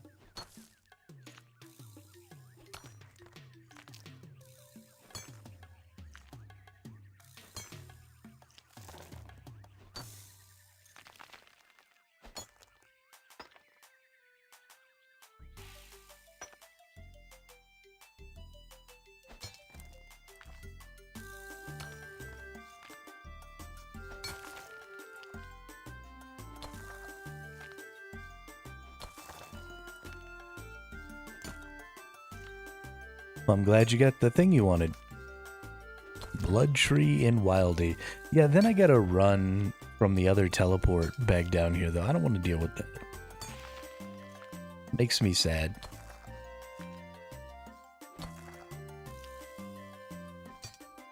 Or I gotta run from here. Or something. I don't know. Or can I transport from here? What is all this shit?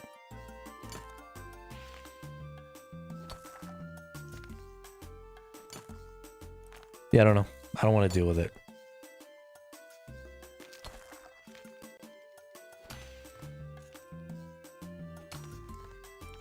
He's too complicated.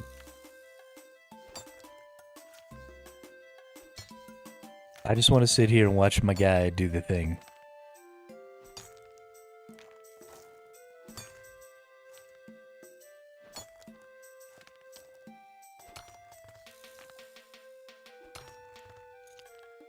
Do do do do do do do do do do do do do do do do do do do.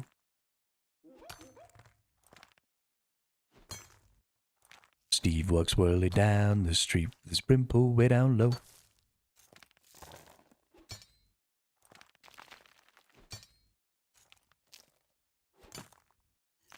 Ain't no sound but the sound of his feet. Machine guns ready to go.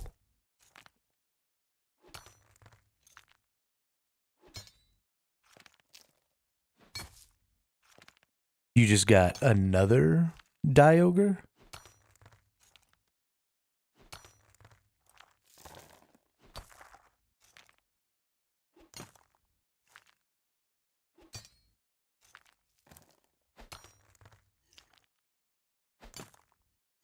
Is that what you're saying there, Dean?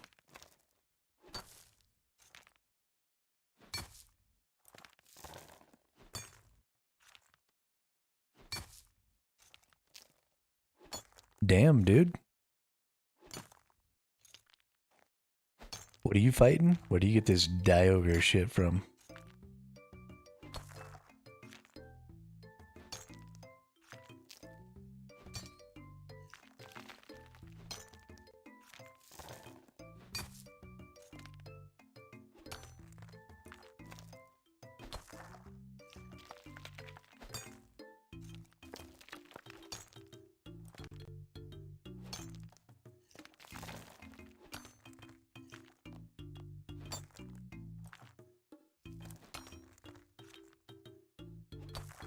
Viking.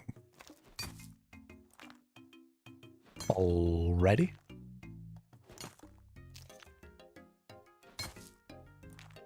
Calfight King.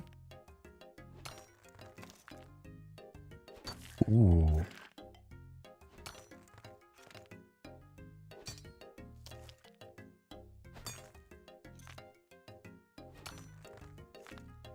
Oh, okay. So he's got all the different types of melee damage. That's cool. That's really cool.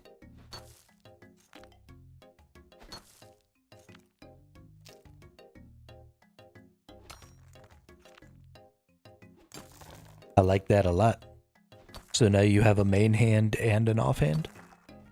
Is that what you're saying? Because that's pretty lucky to get a main and offhand. It's actually kind of crazy. Are they all... Nope. Oh, the mace is a 2.4 second attack? Holy crap, that's good.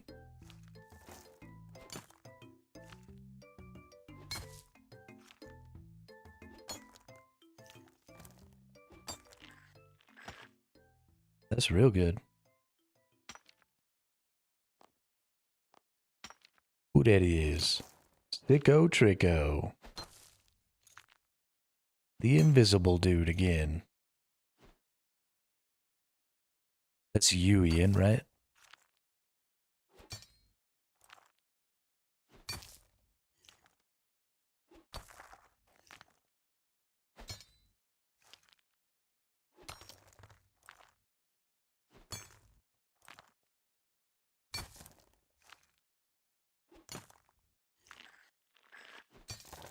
Oh, damn. That's a huge prayer bonus.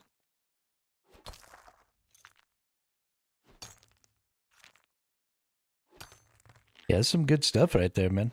I can't believe you got the mace. Like that.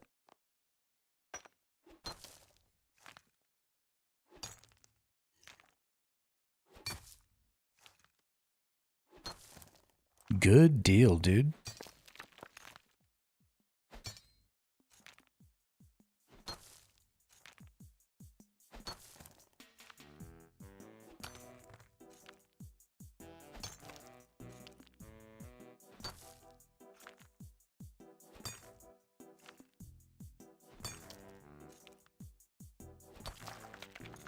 There's a ladder that is invisible to me.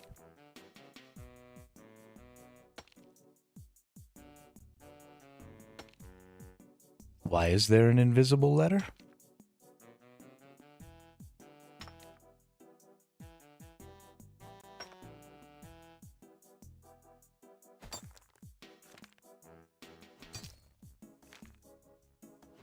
Did you just climb the ladder?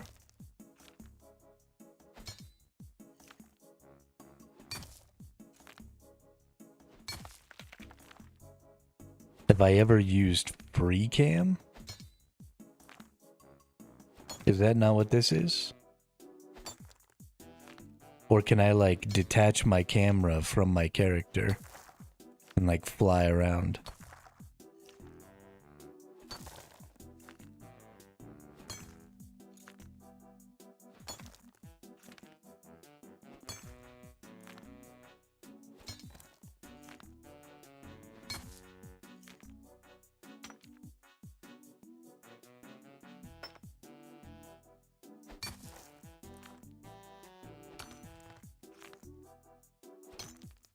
Free cam.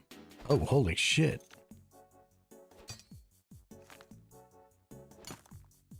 I feel like somebody did show this to me, and I've never used it.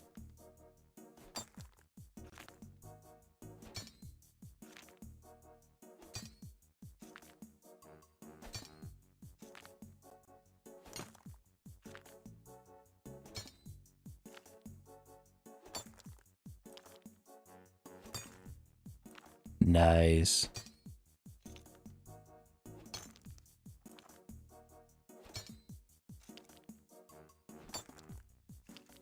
Yeah, I definitely need to, like, take some pictures doing that and use them as thumbnails.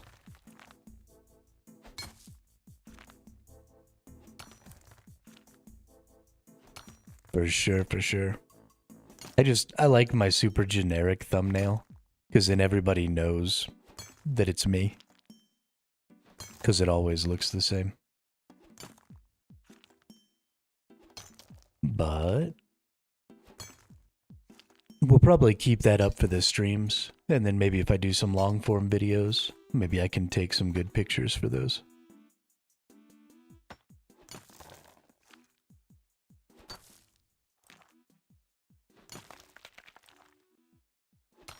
Thanks for reminding me of that, though.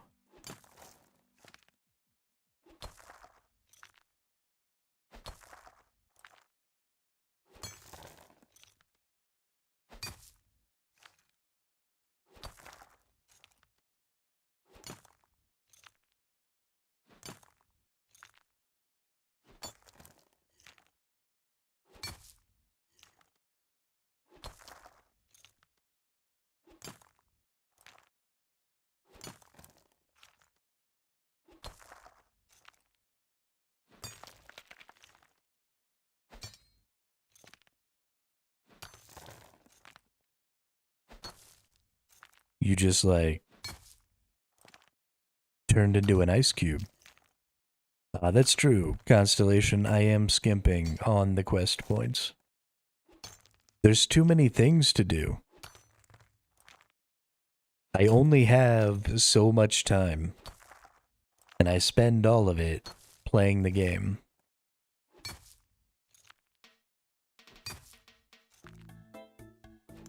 So I can only have accomplished, if I was going to have more quest points, then that would mean that something else over here would have to be less. And I like all these things. Number go up.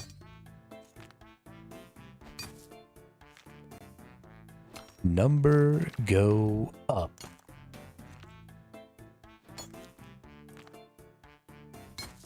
I don't want less numbers. But numbers. I did get my lunar diplomacy done the other day.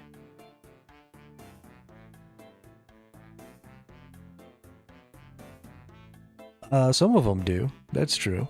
But they're not... The ones that have big XP rewards also take forever.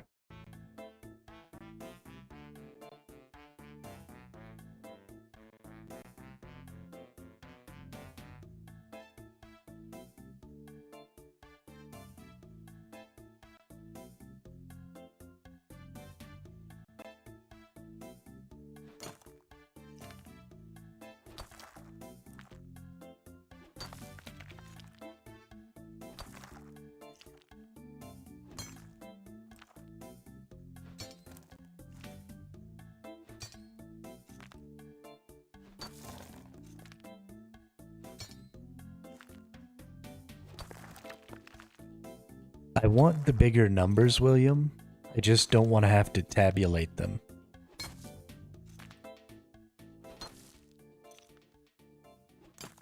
That's true, Ian. That's true. But there's still just an amount. Doesn't matter really where your level is, because the value is static, so... Doesn't really matter when you get the quest done. You always get the same value out of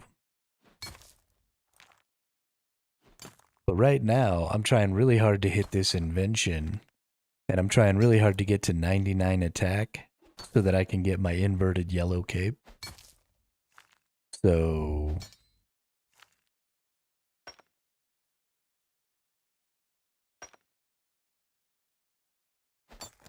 we just don't really have the time to be doing any quests right now.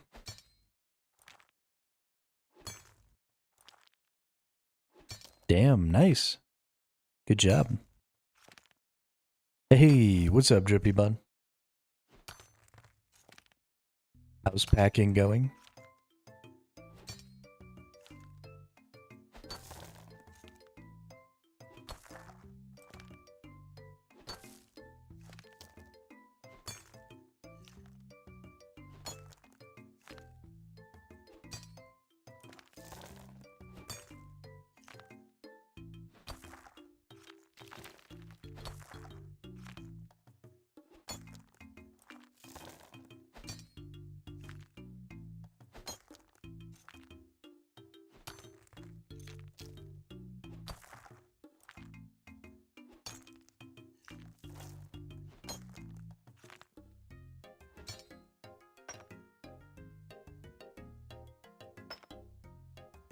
Almost done. Don't have much to pack. Nice. Good job. Way to get that knocked out. I usually don't pack until about 10 minutes before I have to leave. Most of the time. I don't like not having my stuff. And so I don't like packing early. It always causes a problem. Of course, I don't have a lot of stuff. Pretty much everything I own could fit in one, like, truck bed load. Just my mattress, my desk, my computer, a little bit of clothes.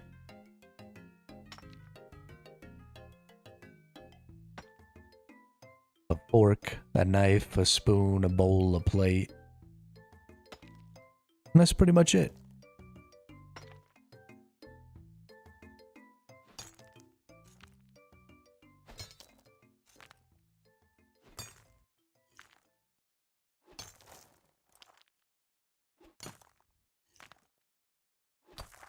Yeah, I just don't... Like, I move too much.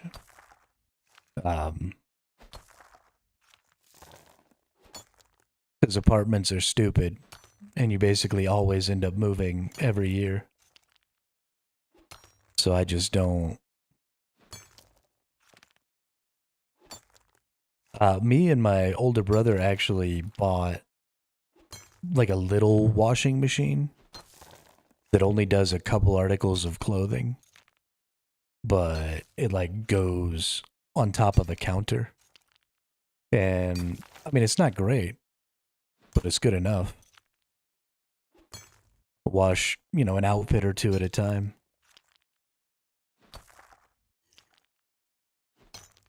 And then it's got a little spin cycle, and then we just hang dry all of our clothes in our closets. Works pretty good.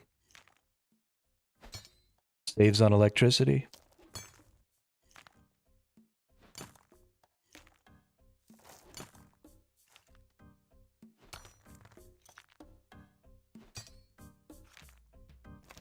But it's just like this little fucking plastic thing.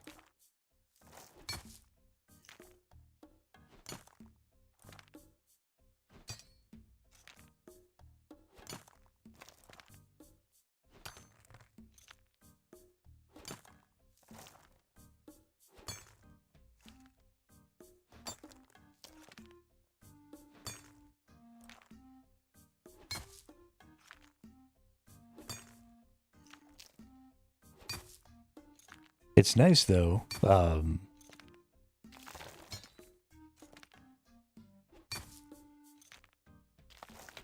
I've always wanted to live sort of mobile. Like in a boat. or in like a van or an RV or something. So having one of those would be really cool for that.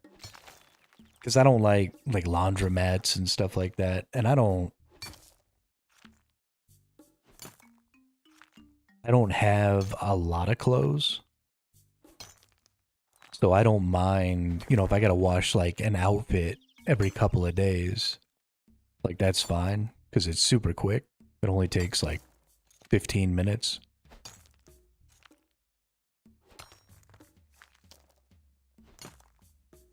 I feel like that's better than, owning like a month worth of clothes and then going to a laundromat and then sitting there for 4 hours just doing fucking laundry. That would drive me insane. I'd rather have, enough clothes for 3 or 4 days and then just every couple of days run an outfit through a little washer and then just hang it up.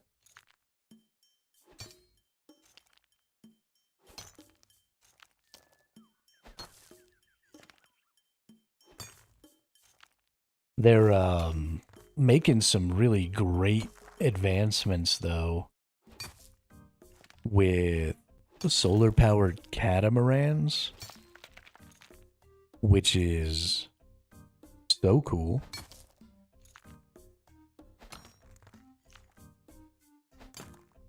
So cool. Nothing would make me happier than to live on a solar powered catamaran. Just a little one, like a little 30 something footer. Take that bad boy out in the ocean.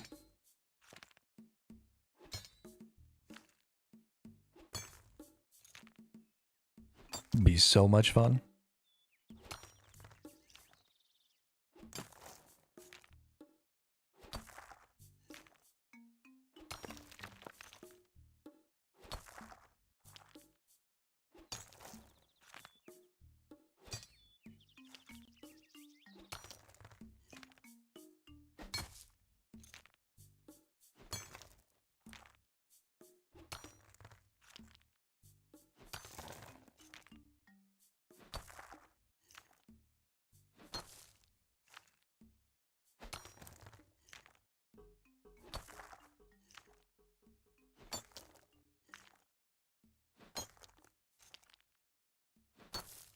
Yeah, have a good night there, Drippy Bun. Enjoy your sleep.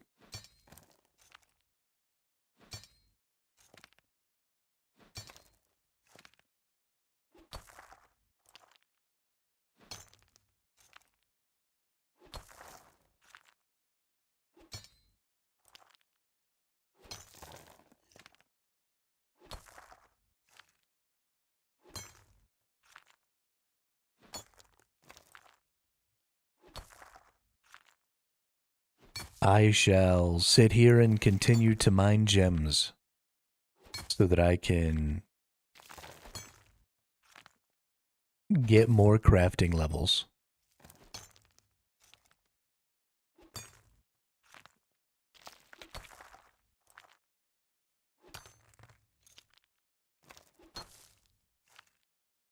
Because we gotta level up that crafting.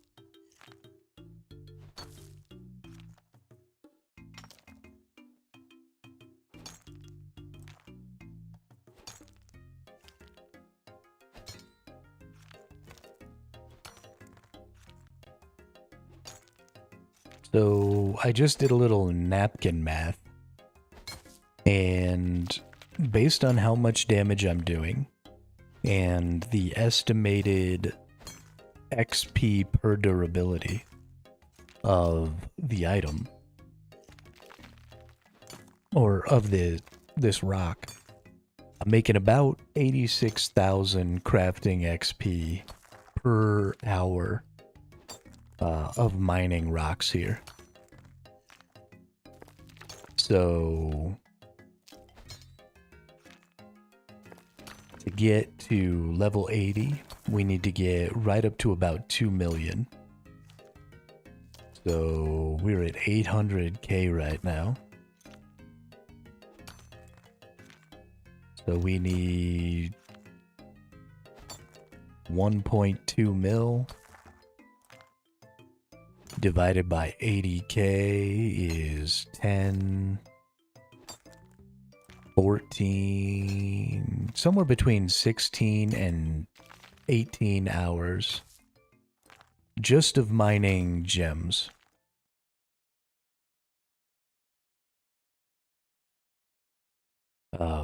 Which means I should actually get pretty close. So we're mining gems today, and we're probably going to mine gems all day. And then I'm going to log off at the end of stream, and we're going to keep mining gems.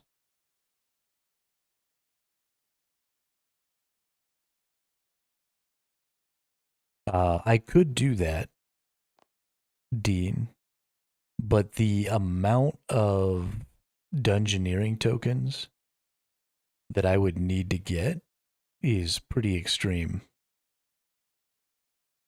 I think you need 20,000 dungeoneering tokens to buy that bag. And I'm at like 2. So I don't think the extra time spent on that right now is really going to help me.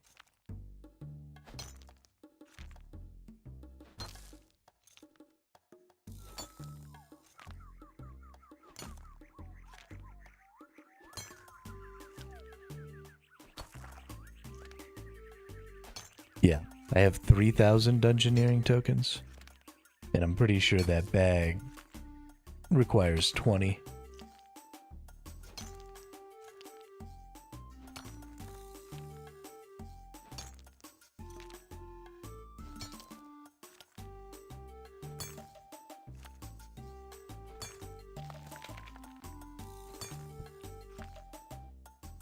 Yes, it does.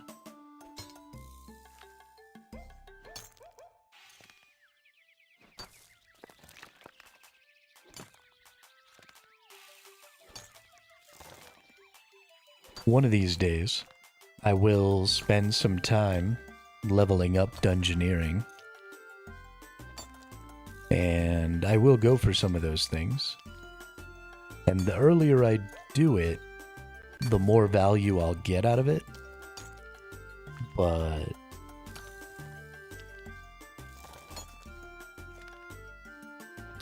I'm honestly kind of hoping that maybe they'll change the layouts and stuff of the dungeons.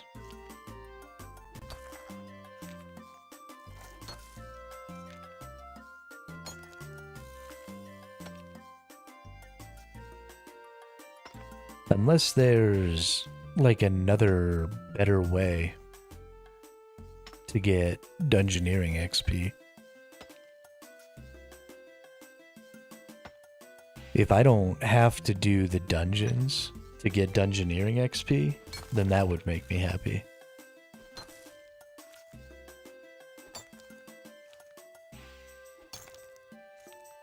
Let's see if maybe I can find a different way to get that XP. RS3 Dungeoneering XP. You can do combat.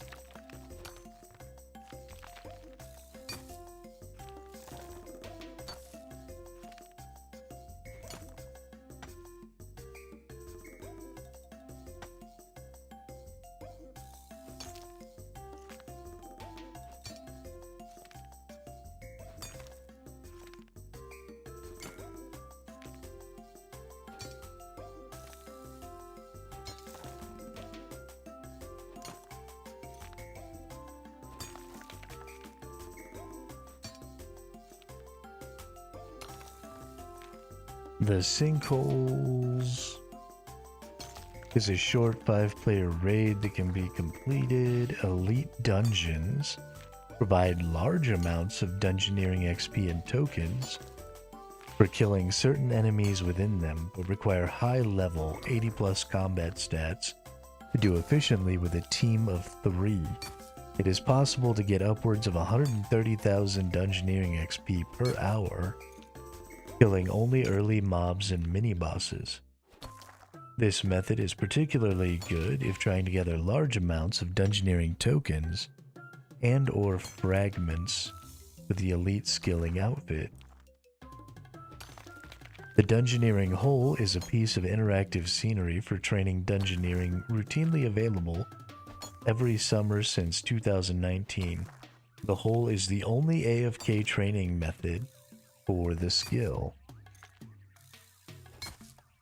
Resource dungeons. Although each resource dungeon can only be opened once, doing so grants large amounts of experience.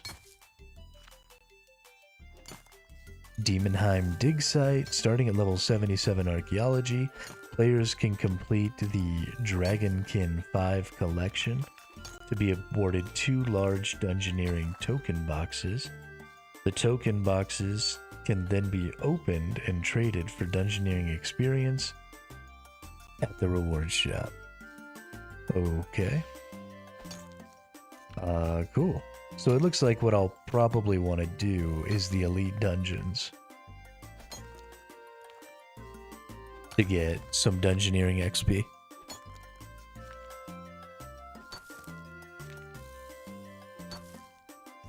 That seems like the path I would like to take. And it's a path that I can take with some of you all, yeah? We can do that as a group, even though I'm iron.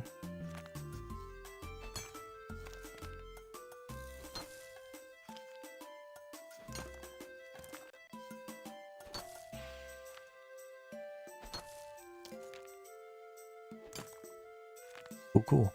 Yeah, we'll have to make a day of that. Get some people together, go run some dungeons.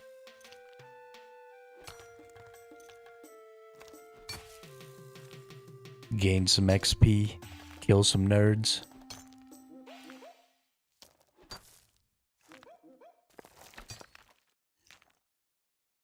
Gotta like killing nerds.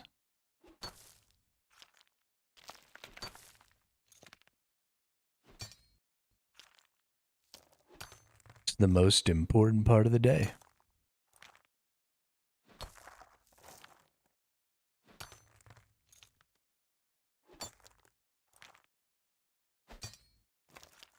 The most loneliest day of my life.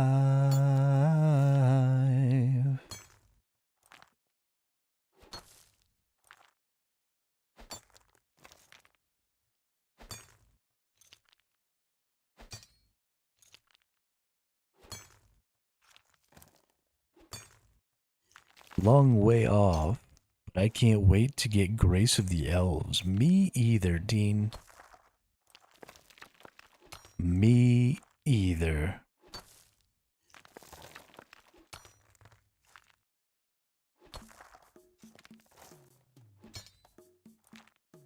I'm gonna have so many porters to put in my Grace of the Elves. It's gonna be fabulous.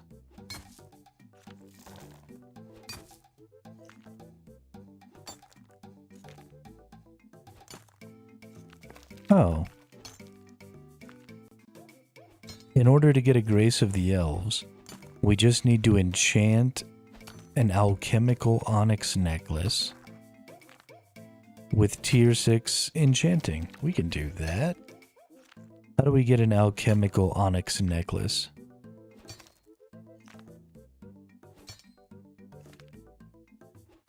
Smelting an alchemical onyx with a gold bar at level 91 crafting. Okay, that's not as easy as I thought.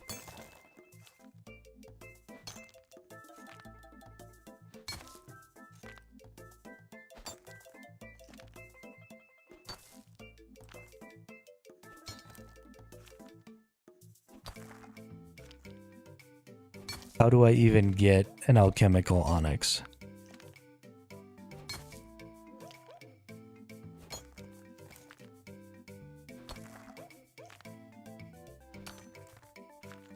An enhanced gem, which a player can discover and make at level 107 invention. Fuck me.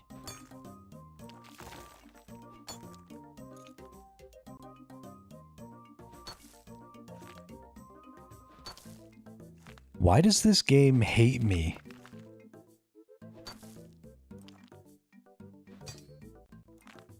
Game's like, oh, you want to do stuff? Maybe in a year. In the meantime, get fucked.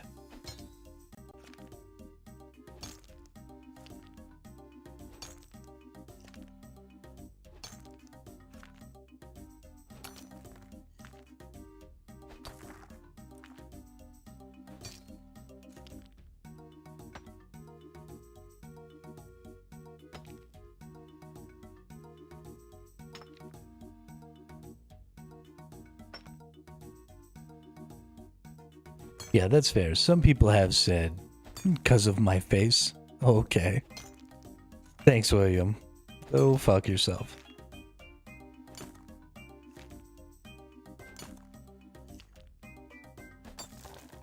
My face is wonderful. You don't know what you're talking about. You've never even seen my face.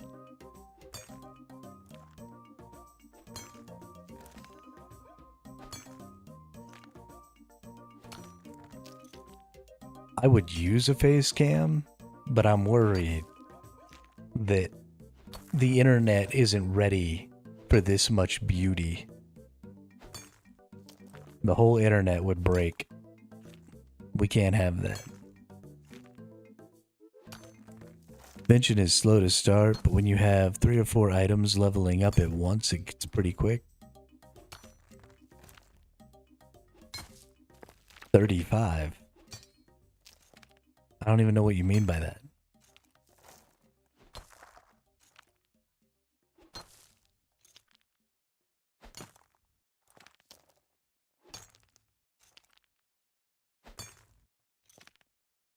When you level up an item and disassemble it, large XP like 350k. Nobody has. Last guy turned to stone. Fuck you. Oh, 35 times I've told you to go fuck yourself. I get it now.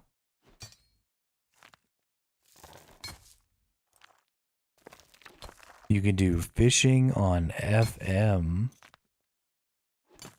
or FM and get invention up. What is FM? Fire making? Fucking fire making.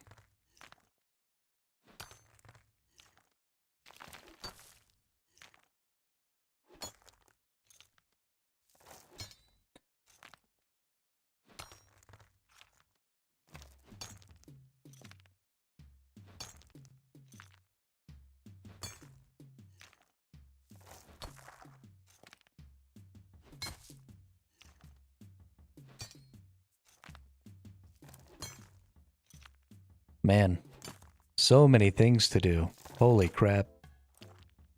I don't even know. How are we gonna get there? Don't make no sense.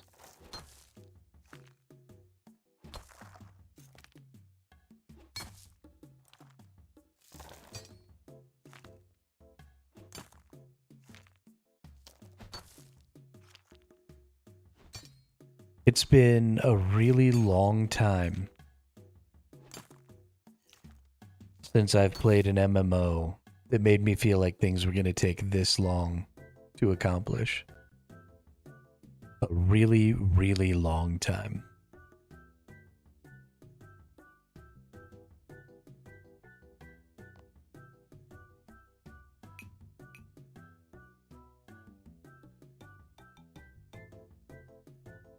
It's so weird to be aiming for goals that are months away. It's so weird to have so many goals that are months away and that are mutually exclusive, right? Like if I try and get crafting up to 91 or whatever, it's going to take me at least a week, if not more. And that is all of the time that I'm going to be playing during that week. So any other 1 week goal can't run concurrently. So then I gotta have another week. And then I gotta have another week. And then I gotta have another week. Week. The word week sounds weird when I say it. I think I'm like kind of breathing into my mic. Thankfully, I've got a pop filter coming.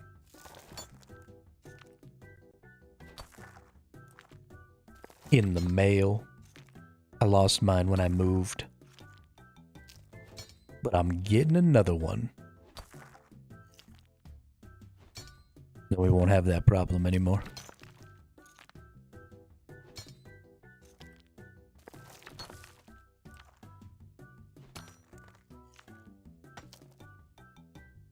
Just like my 99 mining? No. 99 mining was going to take way more than a week. I get it, William. I fucked up. I didn't know. But how could I have known? I'd only been playing the game for like a week at that point. It's not my fault.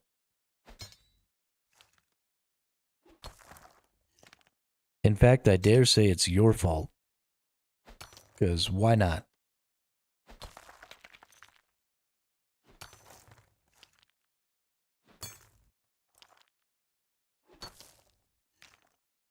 Do you really think that I would ever let you go? Do you think I'd ever set you free?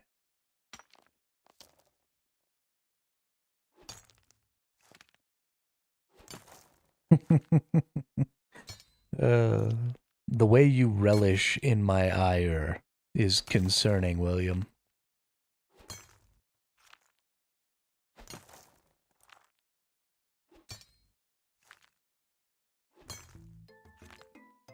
Impudent fool.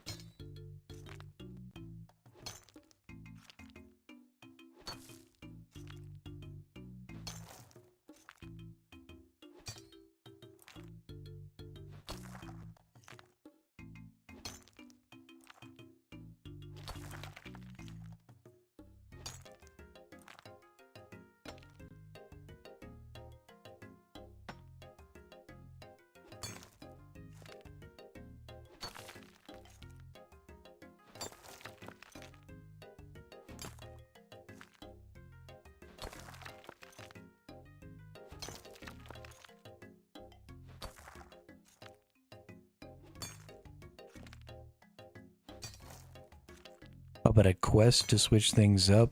I heard great things about one small favor. Go fuck yourself.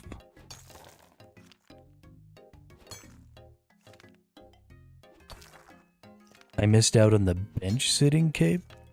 What's a bench sitting cape?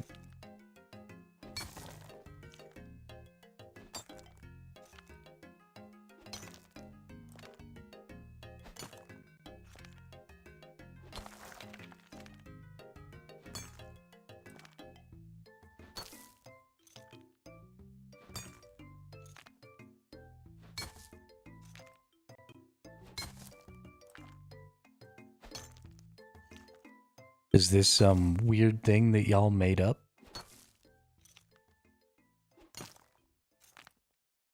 A 99 skill cape from April Fools.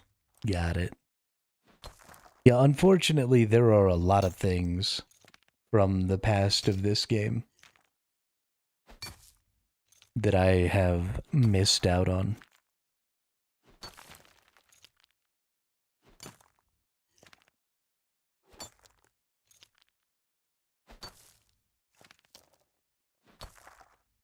But ain't no sense in worrying about those things, because it's not like there's anything I can do about it.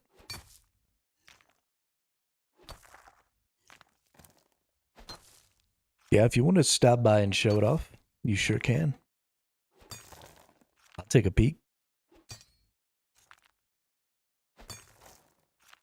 I'll take a peek.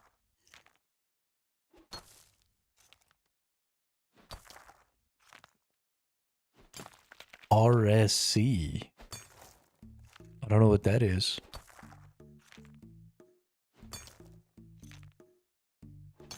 Runescape Classic.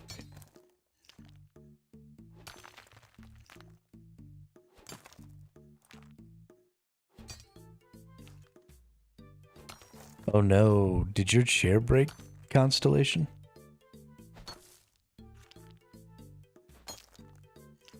That is awful. I would rather sit on the ground. If my chair ever breaks, then I'll just move my desk. I'll probably like cut the legs out so that my desk is way shorter. And then I'll just go put my desk like on my bed. And then sit on my bed.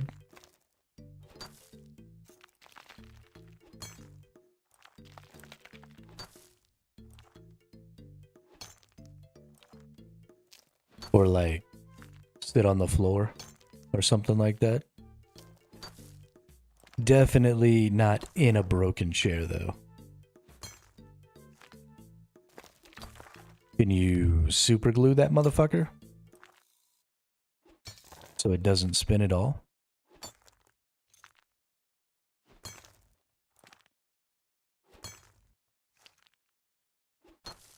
Oh. Hmm. Yeah, there's like a tension spring or something on them. Yeah, that sucks. Probably fixable, but that's booty cheeks, dude.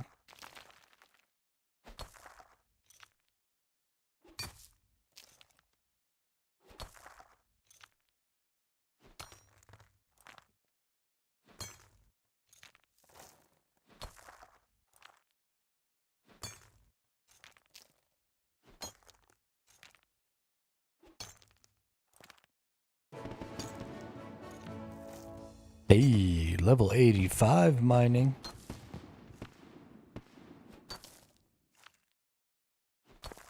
I can get meteorite chunks now.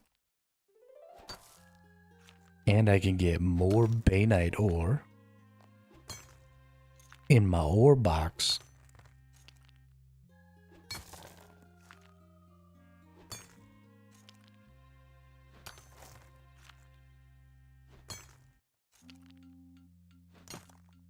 Yeah, there should be a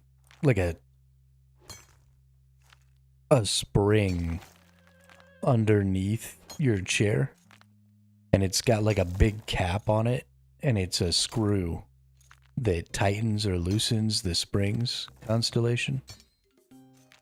If all that happened was it became unseated, then you might be able to just start twisting it and tightening it, and it might catch and push that spring back in.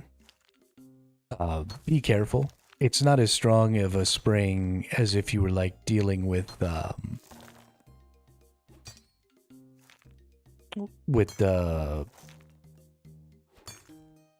suspension of a car, but it's still fairly powerful.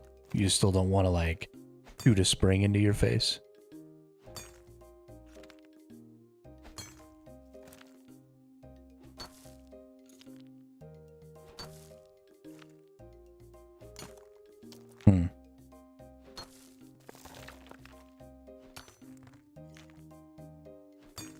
Yeah, you might not be able to fix it then. That's too bad. Sorry, dude.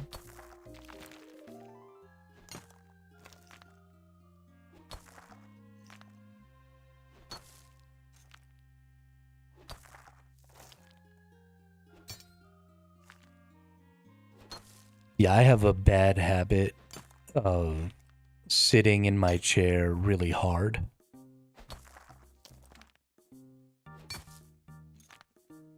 And so I have to like consciously remind myself not to just flop down in my chair and actually like, sit calmly. I'm very used to just flopping. And I really gotta stop that.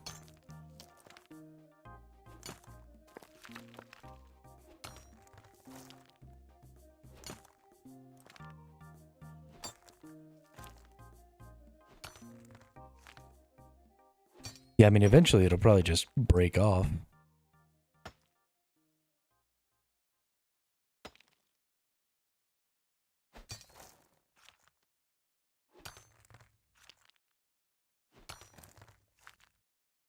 And that won't be good.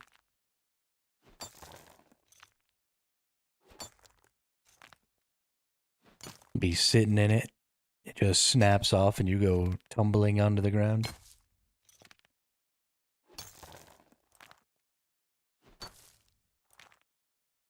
Sounds awful.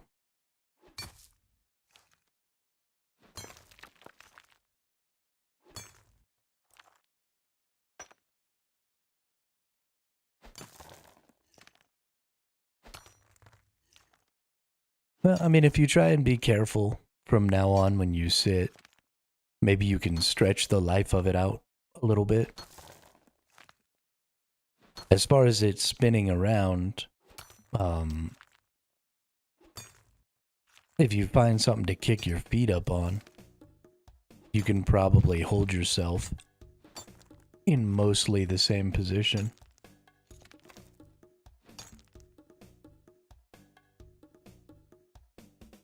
Just be a little careful with it and try and find a way to like hold yourself in position.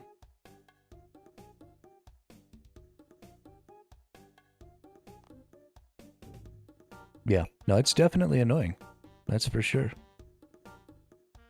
I mean, obviously the best solution would just be to replace it, but I don't know about you, but I don't have just $100 lying around to replace a chair, so I would be looking for ways to try and extend its life as much as possible.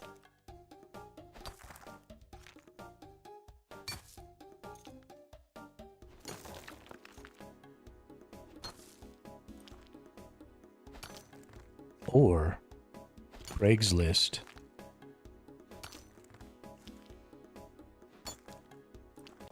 Chairs are expensive, but depending on where you live, especially if you live like in a college town, there's always people moving, getting rid of stuff so they don't have to like take it back home.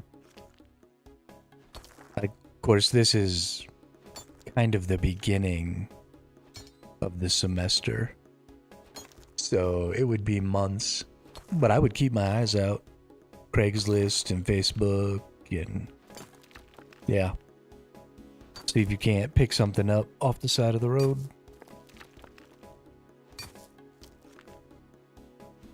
I do not have the Quarry Master iron or mining aura.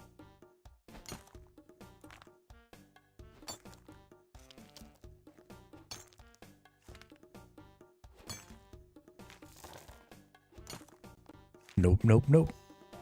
Gotta get the Jack of all trades one first before I worry about the rest of them.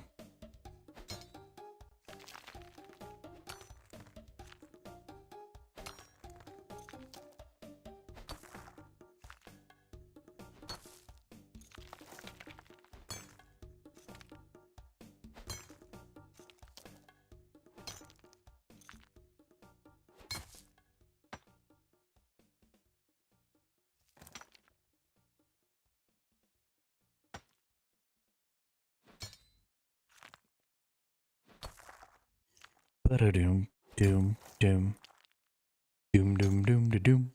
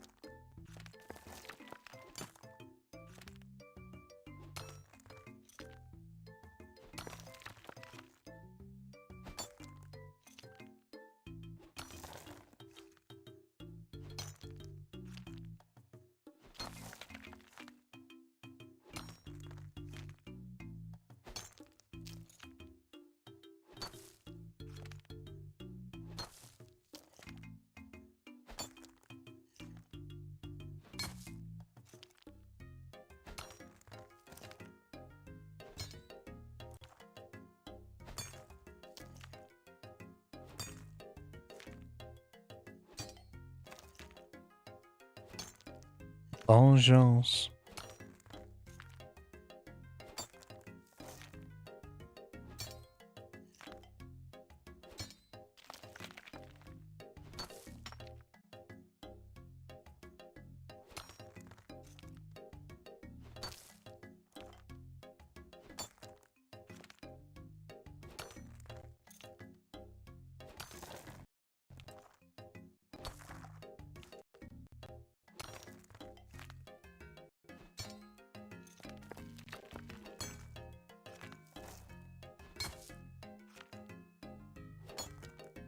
It's been a little while since I've done this, but I'm pretty hungry. I might take a quick little break here, go get myself some food. So I'll be right back in just a couple of minutes.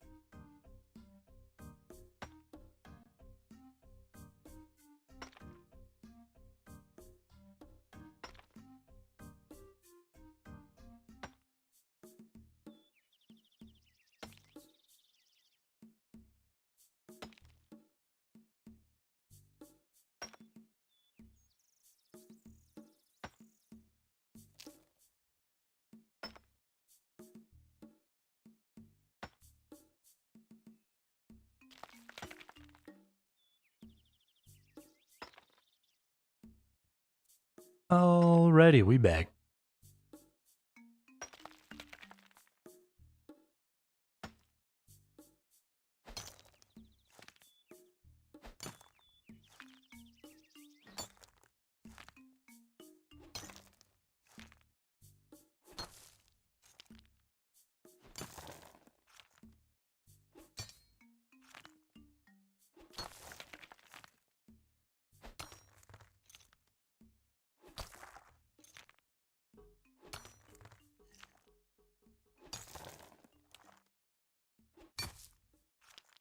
I accidentally put my food in the microwave for too long. Now it's too hot. Now I have to wait.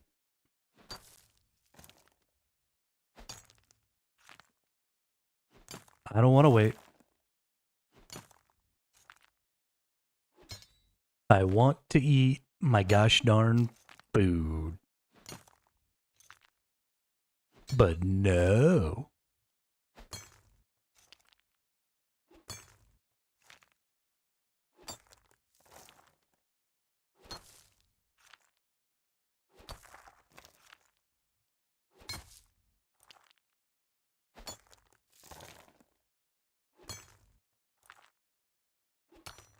Oh, I got Fixie and Cash opened. Still not going to that. So far out of the way. Not even worth. Not even worth it.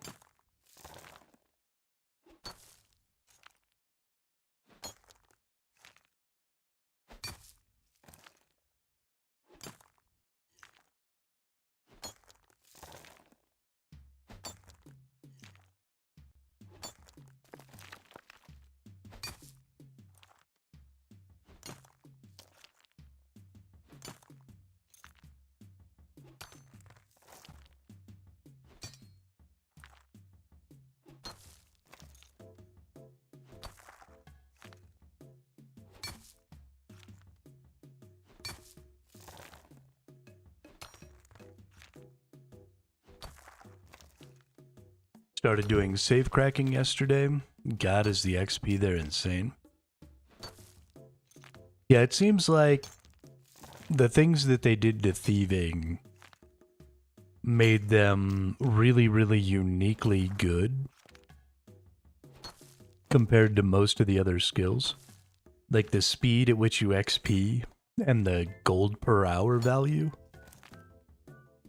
seems pretty insane.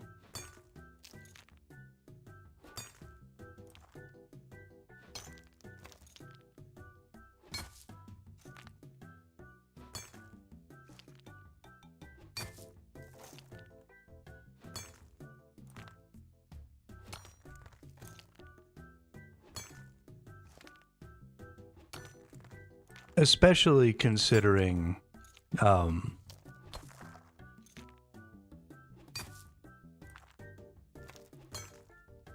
much value you can get without necessarily having to get a lot of the other skills really far up there. Right? Like there's a little bit of questing that you need to do to be able to get like access to Menaphos and stuff.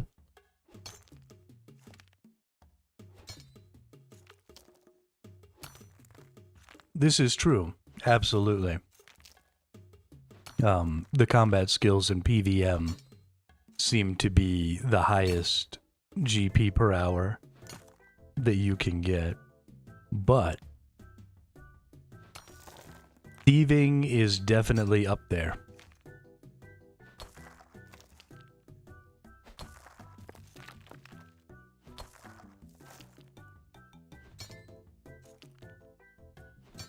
Especially when you consider how AFK it is.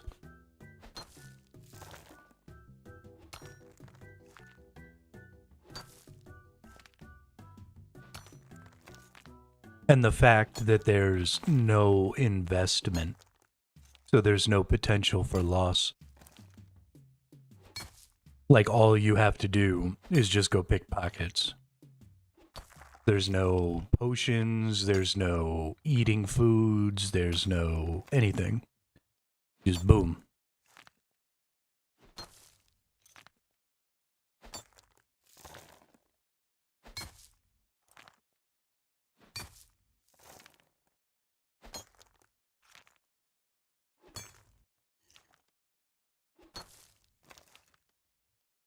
You just rock up to some random nerd and start rifling through their shit.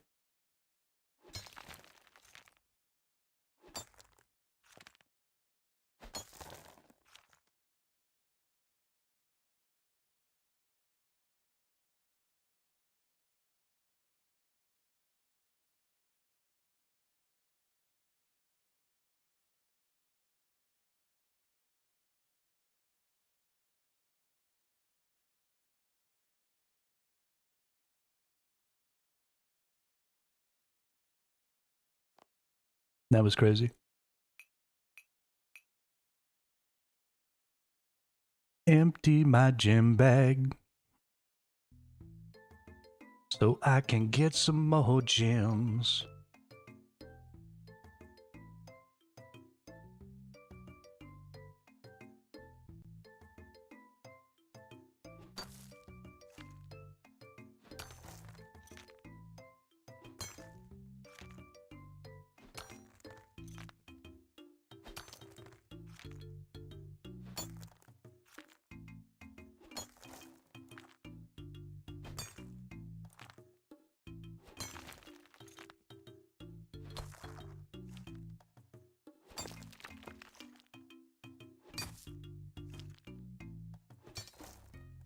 I mean, I really like that has changed, Dean. That it's not every time you pick a pocket, you gotta re-click. And we've talked about this a bunch of times, but I think it's important that they have the different tiers of AFKing for all the different skills. You know, I'm over here mining, I'm not really paying attention. This is leveling up my mining XP some. It's leveling up my crafting. I could totally probably do these things faster, but this is a nice, calm, don't really have to worry about it activity.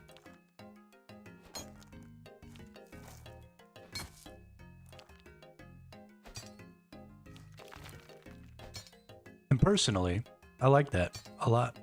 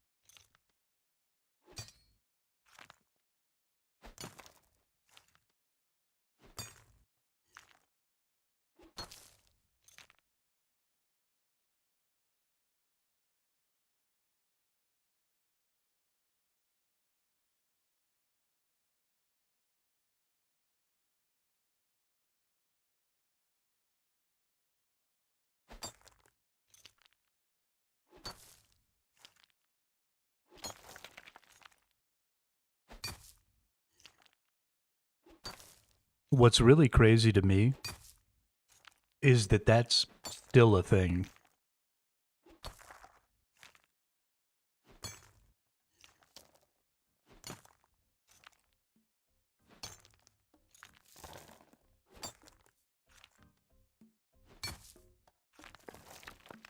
In, like, modern MMOs, it's crazy to me that when you have static locations for resources, that they aren't instants.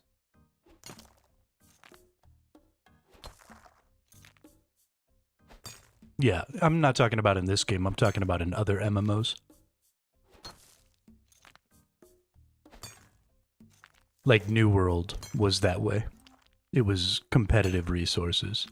And so I could understand if your gathering system was more elaborate and was more exploratory. And so you had to, like, actually go out and look for these resources when certain environmental effects were going on. and their locations were completely random or something like that, and you wanted to go ahead and have non-instanced resources like that, then I could totally get behind that. But when you have static resource locations with static resource types, and your whole goal is to have people gathering, hundreds or thousands of resources, having that competitive thing doesn't really do anything, right? It's not fun.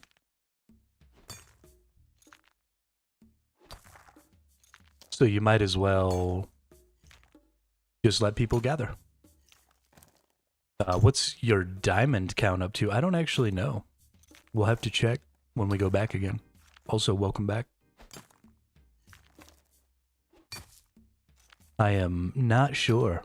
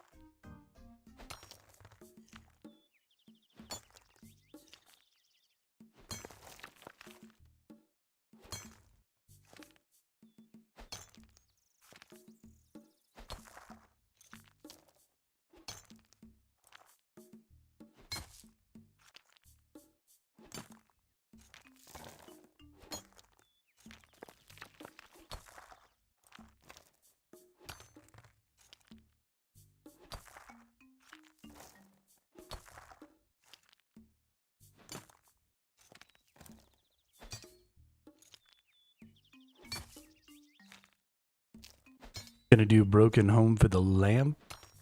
Ooh, nice. Get it. Gotta practice up for that race that we're gonna have. Otherwise, I'll embarrass you. Better practice up, Julio.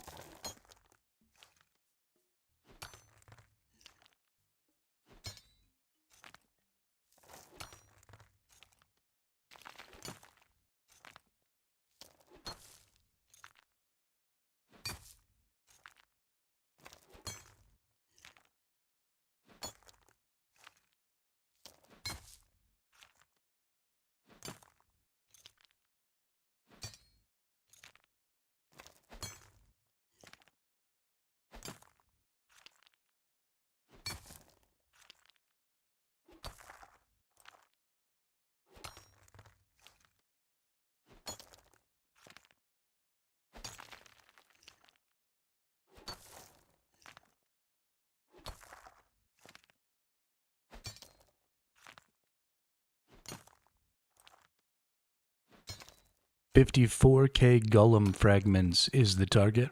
Is that what you need in order to get the gear set? Because I'm actually pretty close to that. Yeah, I got 48,000, so that's cool.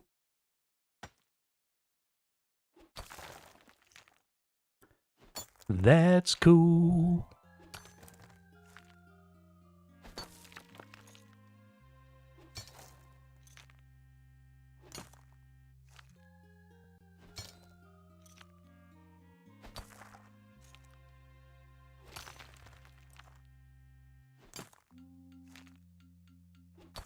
Yeah, I'll definitely get them before I get my crafting all the way up.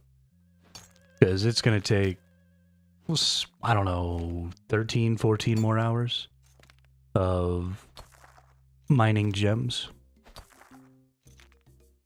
to get all the way to 80. So yeah, it's gonna be a little while. We're gonna get plenty of those. And then we'll hit that divination.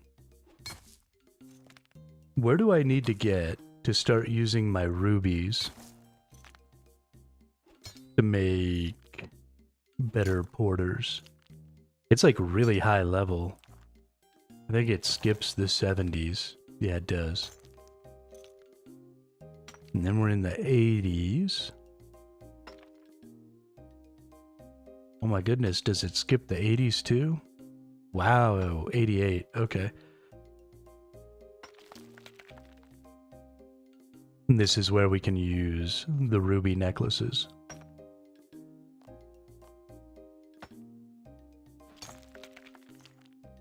That's crazy.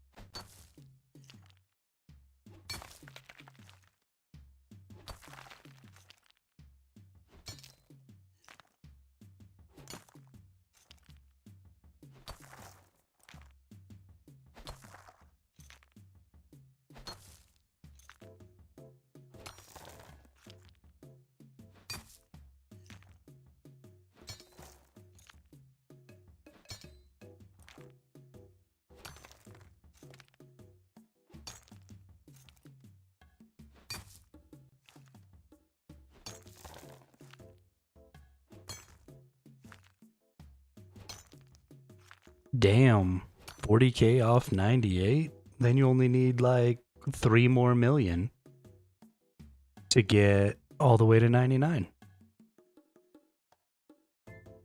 You'll be good to go.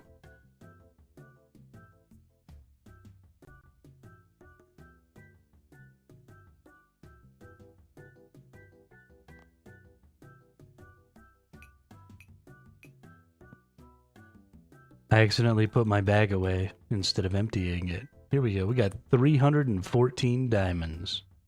That's actually a pretty good rate.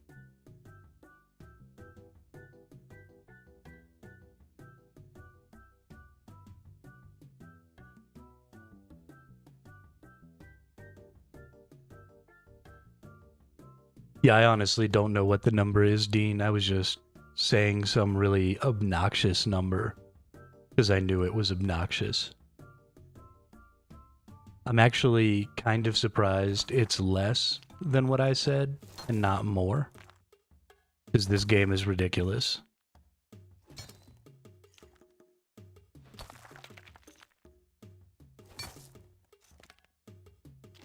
Absolutely ridiculous.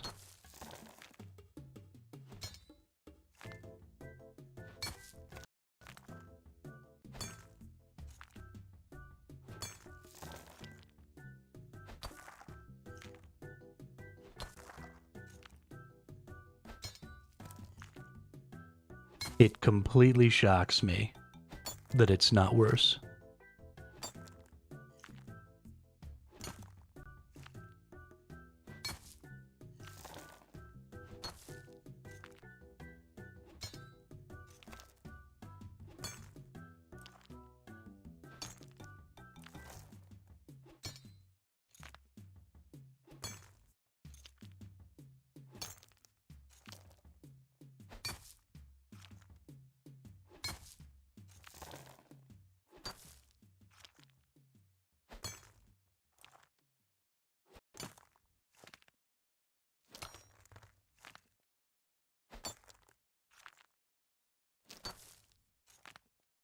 I'm trying to decide if I want to be awake at 7 a.m. on Monday.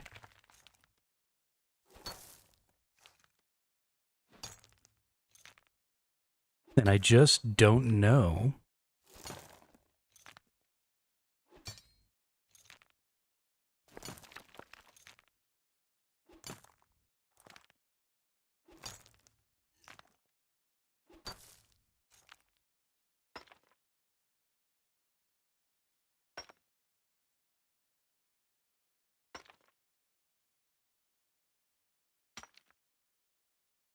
Don't know if I want to be awake when the announcement, when the Runescape Ahead comes out.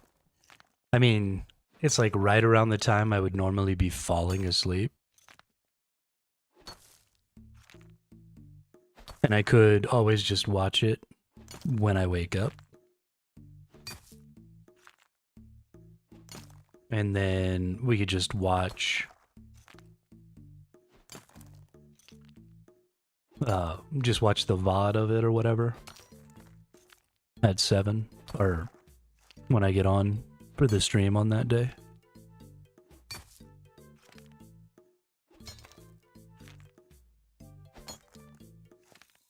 Or I can stay up.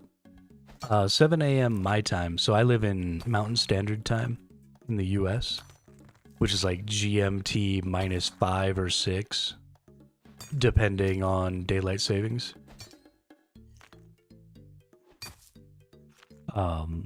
So this coming Monday, they're having the new RuneScape Ahead or whatever.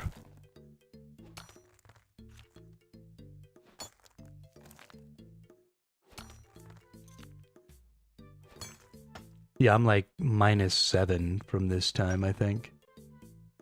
Let's see, it's 1:30 and it's 6:30 for me. Yeah, so I'm minus 7 from UTC.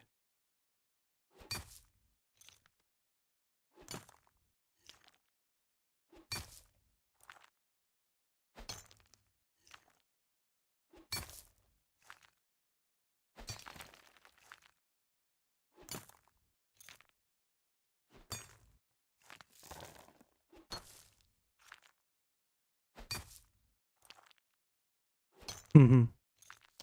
Yeah, they still use UTC time though, yeah. They don't use GMT.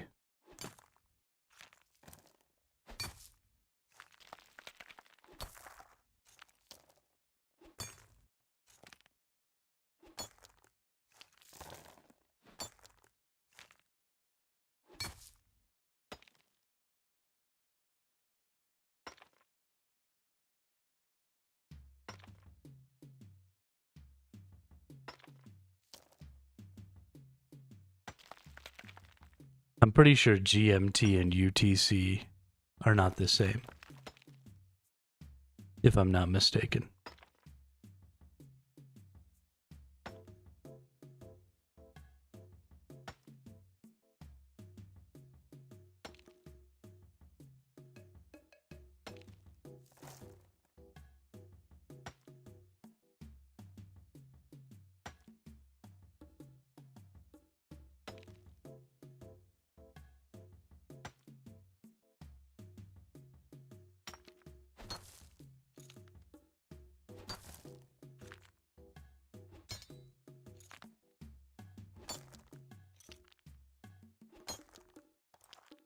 Yeah, I sort of figured out what you were trying to say there, Dean. They are the same since 1972. Oh, okay, cool. Maybe it's just I look at them at different times of the year or something. And so because I live in the US and we still use daylight standard time, or daylight savings time, it's always fucking different. Maybe that's why I thought that they were still different.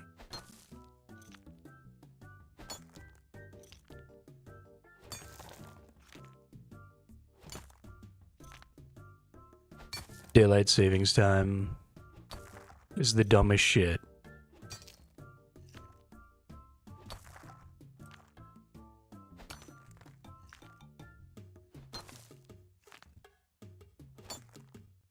Makes me so angry.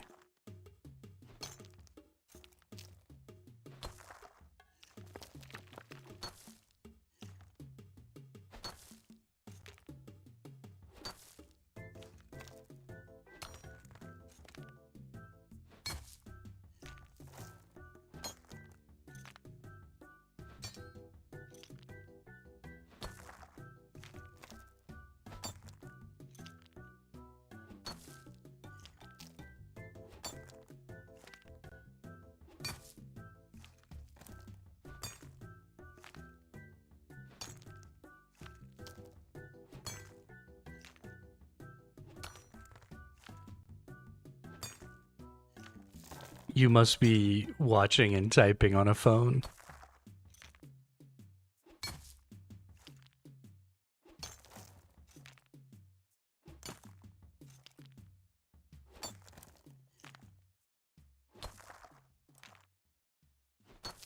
I assume bad is supposed to be bed.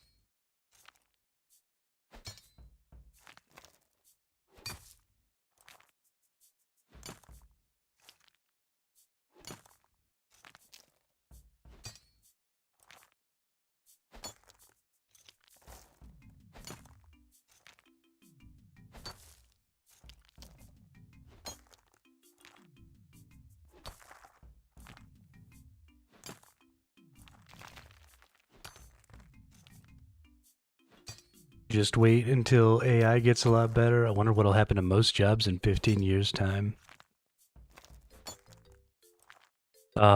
Actually we can, Dean. The only reason things cost money is because they take human time and energy to create. If it takes no human input to create something, like to grow food and deliver it to people's homes, if that entire process is done by machines and there's no human input whatsoever, then food just becomes free because there's no human labor involved. Human labor is the only thing that has value. Nothing else has an intrinsic value. And so when all of the things that have to get done in order to keep us alive are done by robots, then we start doing things like art and sciences and exploration and all kinds of things like that for the sake of our own enjoyment instead of for the sake of money.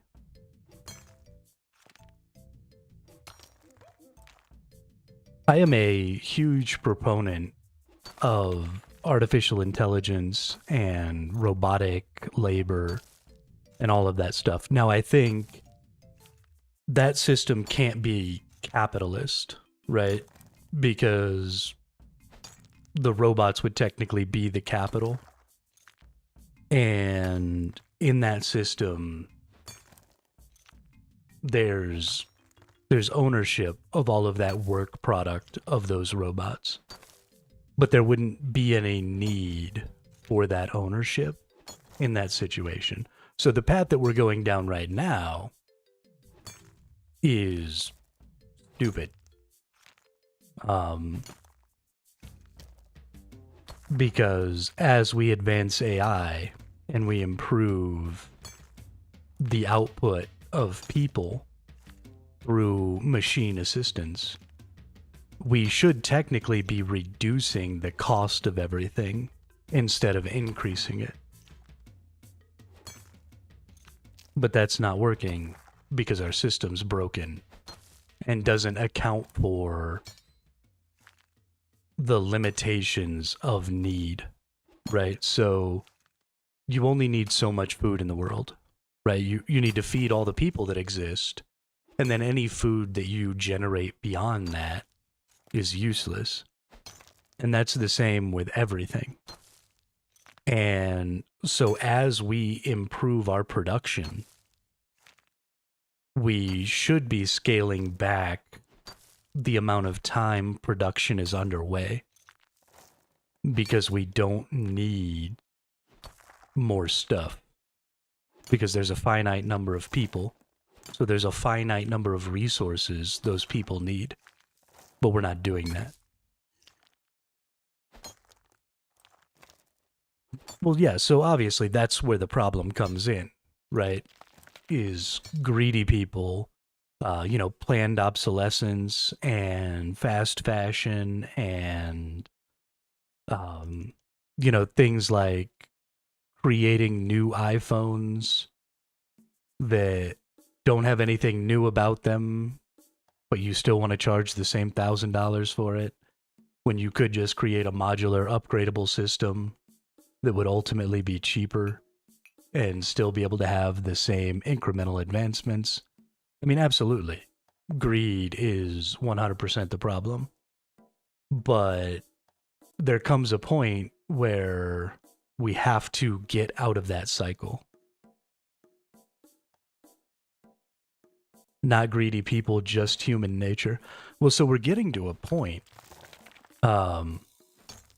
where the problem is going to be not trying to figure out how to allocate our resources, but recognizing that we could potentially consume all of the resources.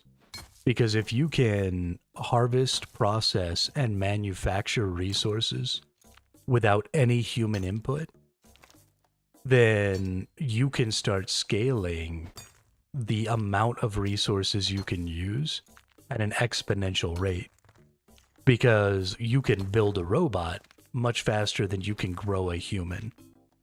And so if all of that stuff can be automated, then you can just be building robot, and just using more resources. So eventually we're going to have to get to a point where we say, okay, we can't be using these resources. We can only use X amount of resources per time. Because there's a limit to how quickly resources can be replenished. There's a limit to how quickly new resources can be found. There are just limits to those things.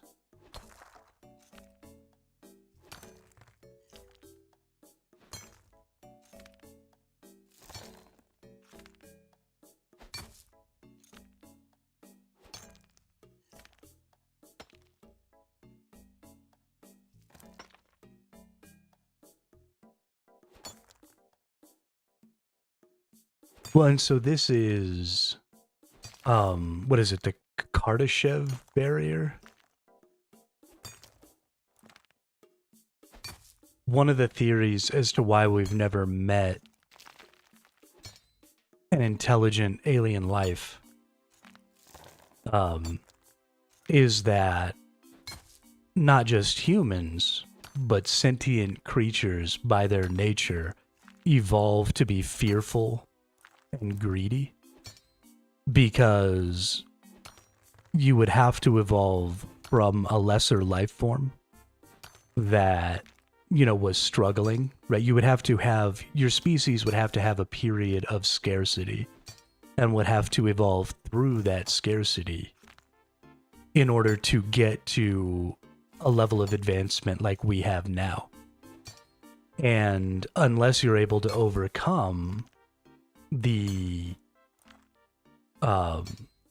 evolutionary requirements of surviving that scarcity, which are typically fear and greed, then you will eventually destroy yourself as a species.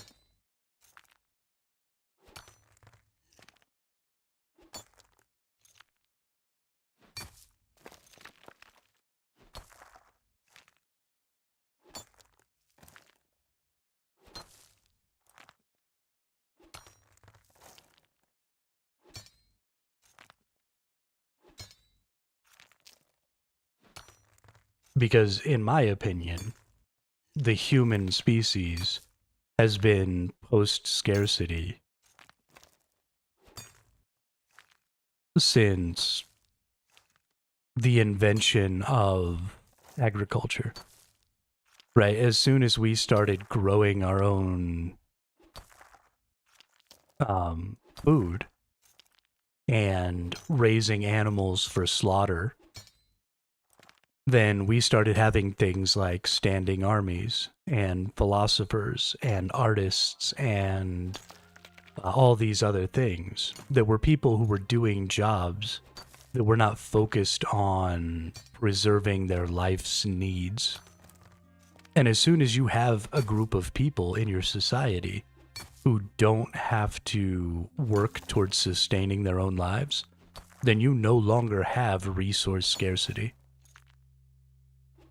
From that moment in history on, all scarcity outside of extreme weather event, like extreme drought or, you know, some sort of a blight on crops or something like that, outside of those extremes, all scarcity has been manufactured.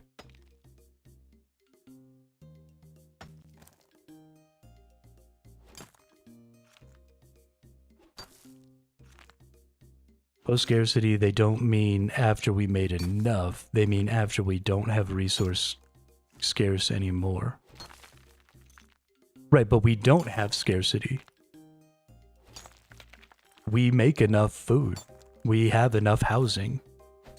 There are people without food, and there are people without housing, but that's manufactured. It has nothing to do with our production capability.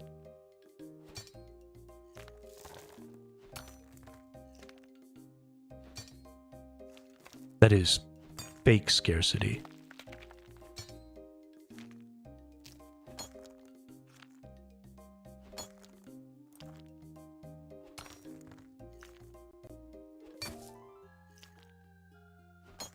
Right, that's manufactured, right? Just like the scarcity of diamonds, right? Diamonds aren't actually that rare. There are just a very small number of people who control all of the diamonds in the world.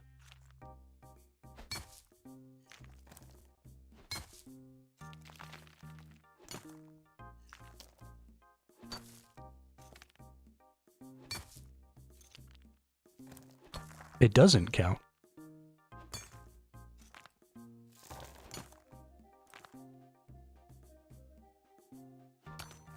If it's manufactured, then it's not real. It's fake. It's a lie. It's bullshit.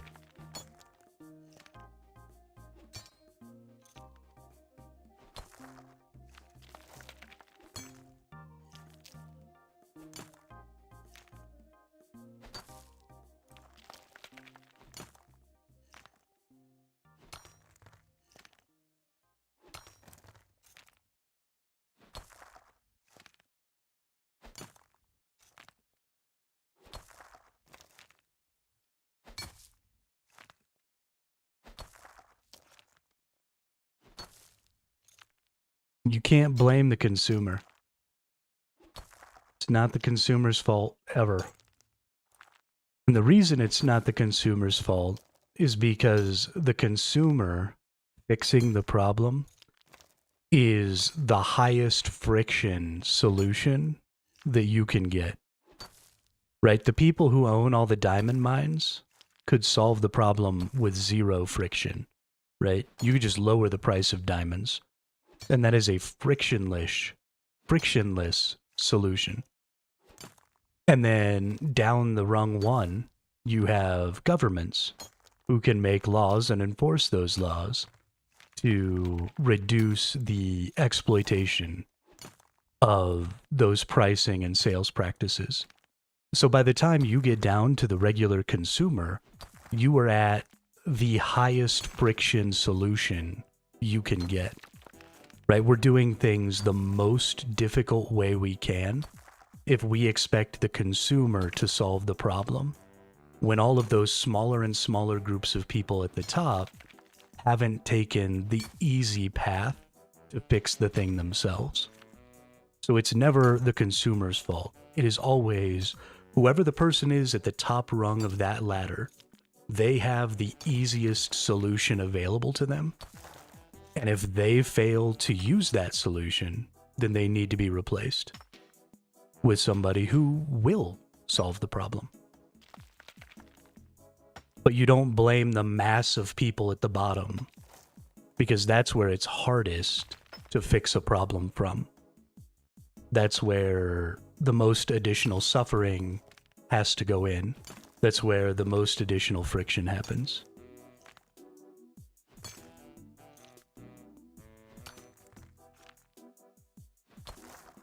It's not, though, because it requires a massive number of people to all make that same decision. It requires a massive number of people to all make that same decision, despite tradition and propaganda and all of those things. The easiest solution is just for the person in control of the diamonds to not be a prick. That's the easiest solution, because that's one person not being an asshole, not a billion people all collectively coming to the same conclusion in spite of decades of propaganda and tradition. It is always... I mean, I don't know exactly who owns all the diamonds. I know De Beers is a big player in that. I don't know if that's the only one. I'm not up on that information. It's just an example that people know about. The prick is incentivized to keep being a prick. The consumer rewards him keeping the tradition going.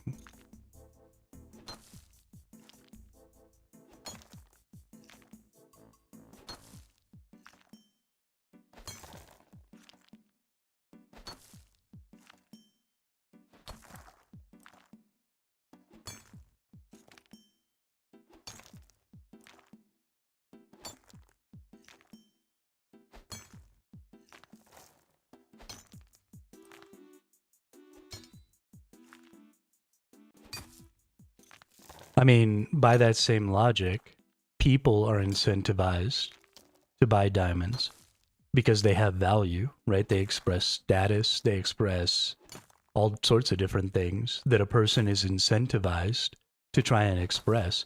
So why do we need 8 billion people at the bottom to operate counter to their own personal incentives?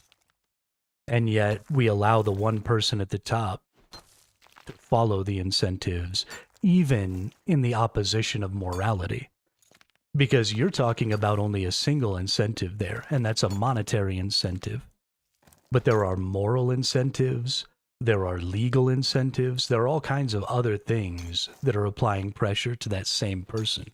And that person is using the monetary incentive to validate going against all of these other incentives and finding ways to circumvent these other incentives.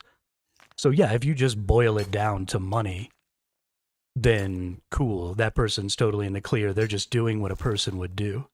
But if you take even a slightly broader view of what's going on, then you realize that person is subverting far more incentives than they're following. And so they're not doing what's in their best interest. They're just being an asshole.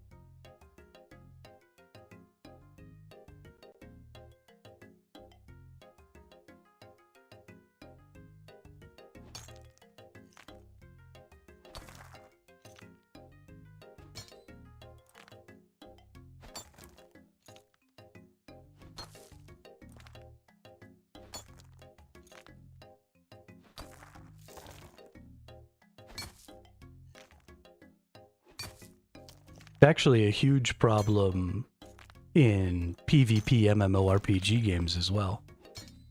People following a single incentive to validate the way they play games, specifically the toxic way PvP games are usually played, is looked at in very much the same way by the people who are the most toxic in those games. I mean, that's just a cop-out, Stagonist. That takes the narrowest view of the system and applies a viewpoint, applies a mechanic that benefits the owner more than it benefits the consumer. Supply and demand is not a valid economic model at all, especially in the modern era when production so far exceeds need.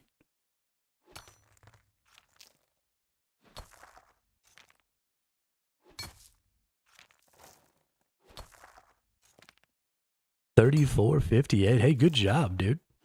Good job.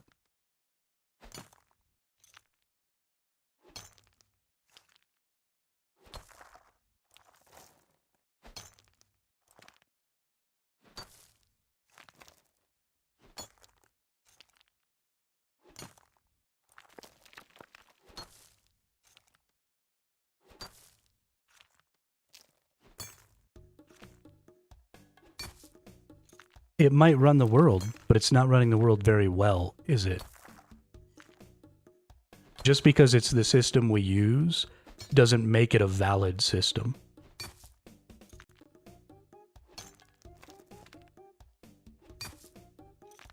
$21K agility, nice. That is 21,000 agility XP you don't have to gain.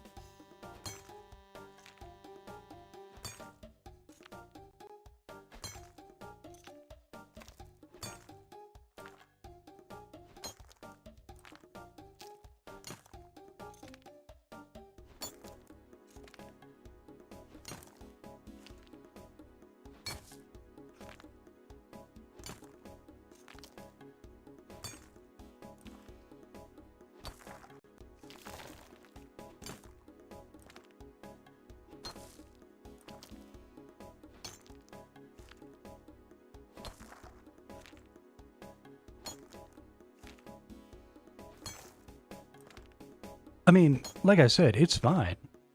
Doing those things is great. But do those things while still blaming the right person.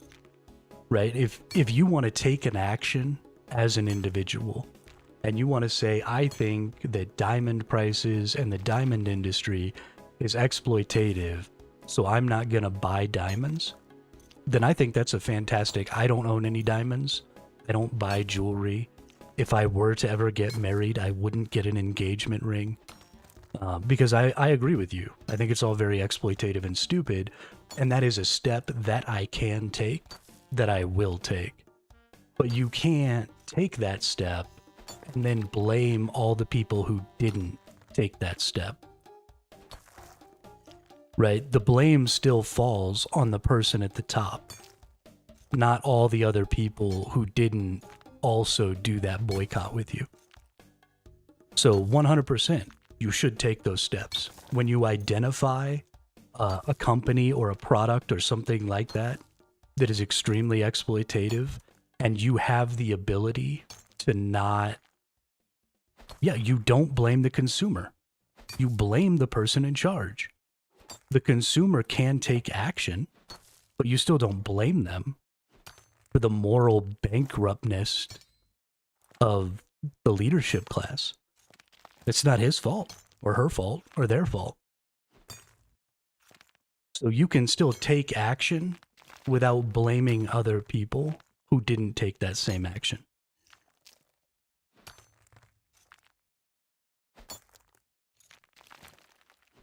You are absolving the person who created the industry and who is benefiting from the exploitation by blaming the consumer. That's insane.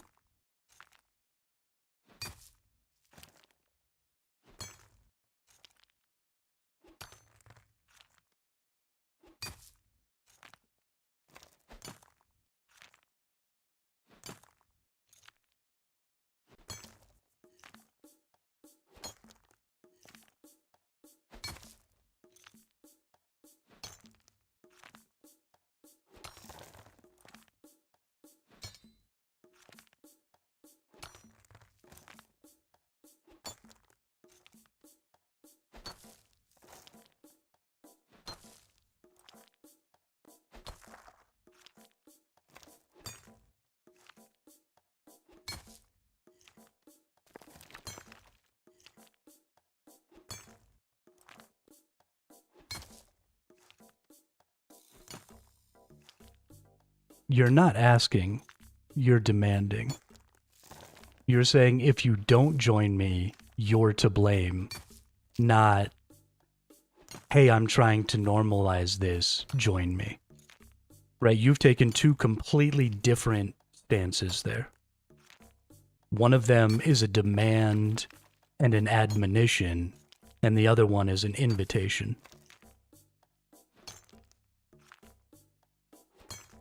I'm totally fine with inviting people to join you.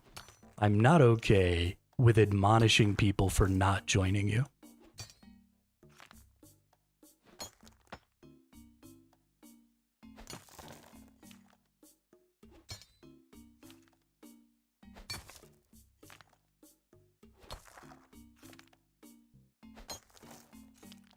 I haven't given the bad man in the suit my thousands of dollars. I've never purchased a diamond in my entire life. The blame inspires more action. Berating people inspires them to act on your behalf. I don't know where you learned leadership skills, but that's definitely not anywhere on the list, in fact. There is no world in which berating a person and telling them that what they're doing is wrong is ever going to win them to your side.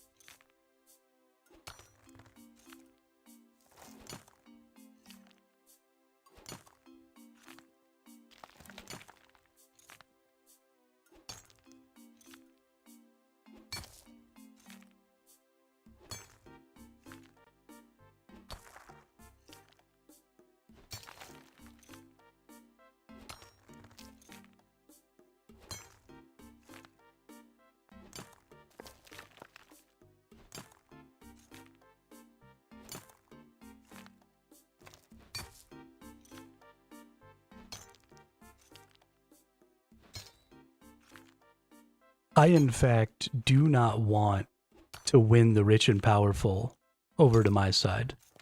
I want the rich and powerful to be removed from their position of power, preferably by the legal action of our governments, and replaced with somebody who shares my views. I have no disillusion that we could ever convince those people that doing what's right for the greater number of people is a good idea. They are morally bankrupt and generally just evil people. So I am not trying to win them over to my side. I want them removed from their positions.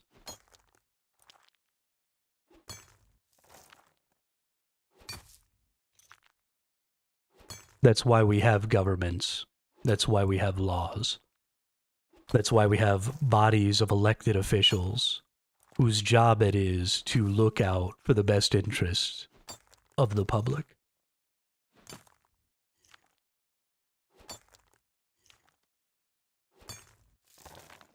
Then the next person gets removed also, William. And you go down the line until you find the good person.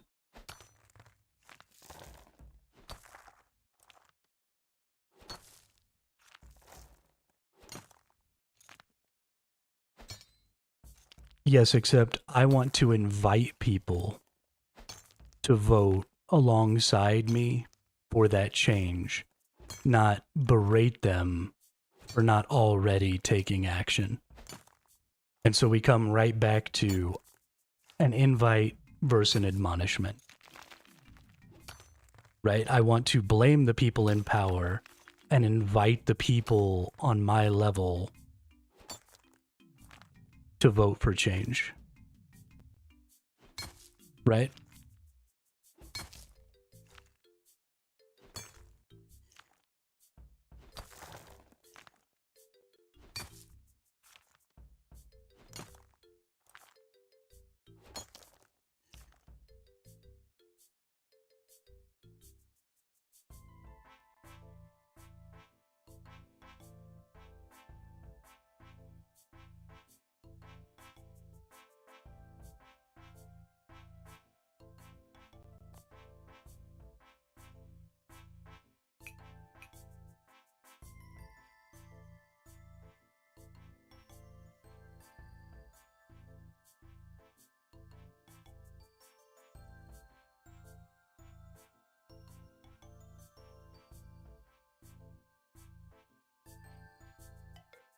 Blaming somebody is an admonishment.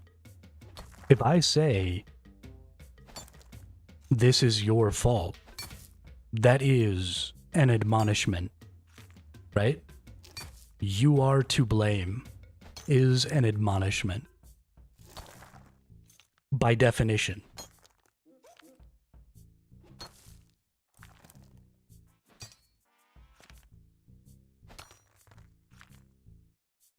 And you're right. The only thing that we disagree about is how you want to go about getting people on your side.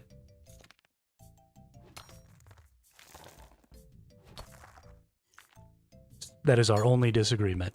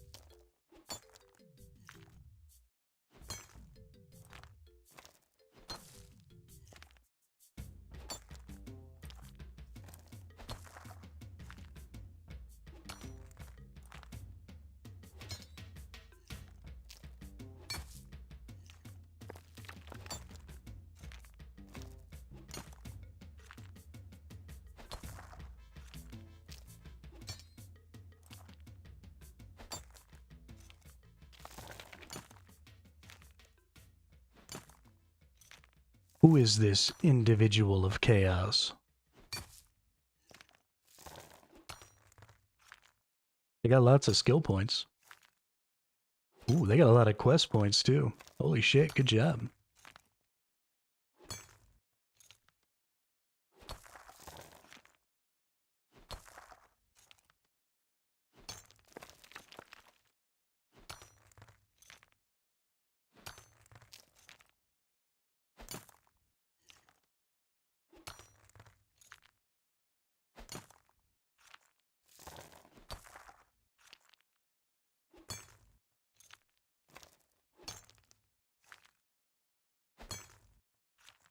I wish I had 300 quest points.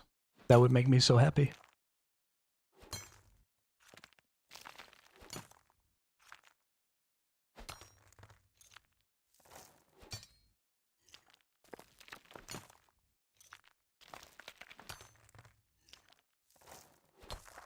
But that's okay. I'll just sit down here at my 118. Be sad. Clubs rule. Is that an inverted Slayer cape? It is. Good for you.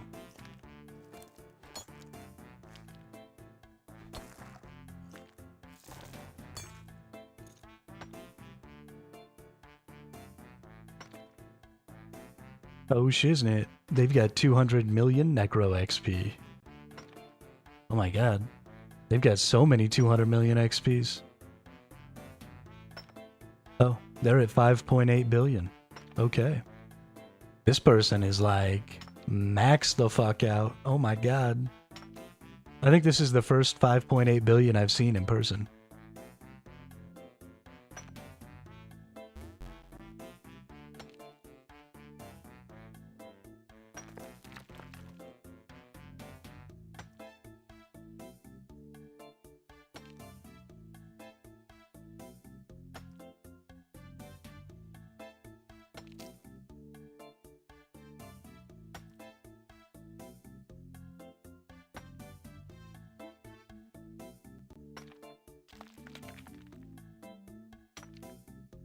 Dang.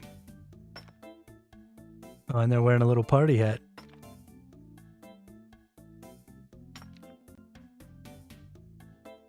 That person is crazy strong.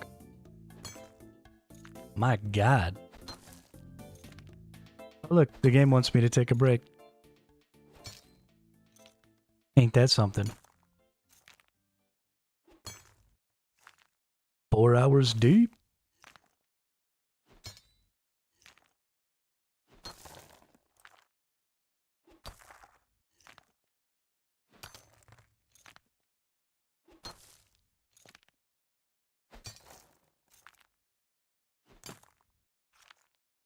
Ba-da-dum, dum, dum, bum, bum, bum, ba-dum. I keep forgetting to click my stuff.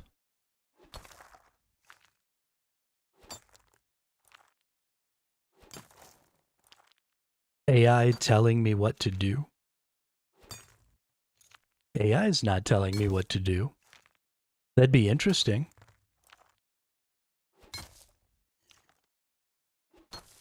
Get on ChatGPT, give it all my stats, and then ask it what the best course of action is.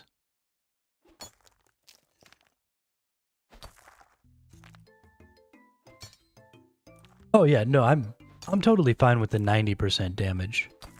When I say keeping up with my stamina, I mean that I keep letting it go to the point where not only am I doing 20% less damage, but I'm swinging slower because I'm like mopping my brow at every swing. Because I'm a jackass.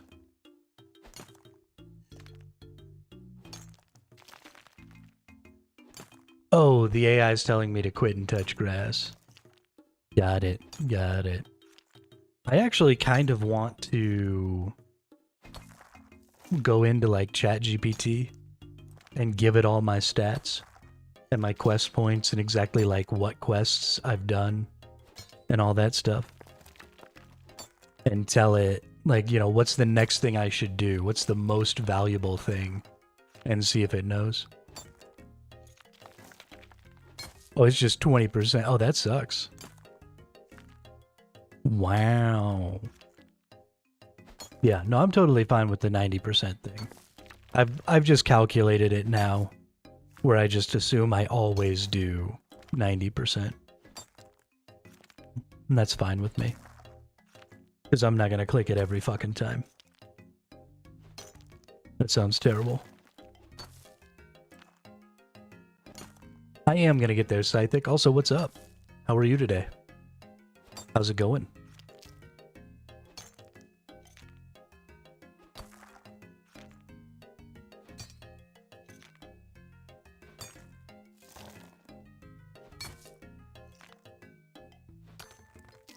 Yeah, I did actually do that. Once.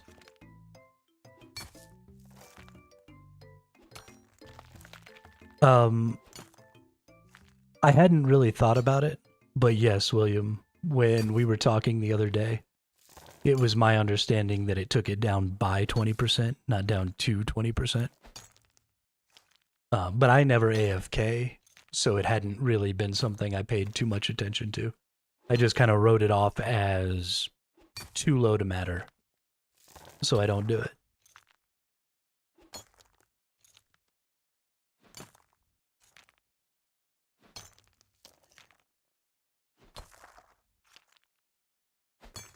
But on further consideration, you're right. Allowing me to do 80% damage completely AFK would be insane. Like, super insane.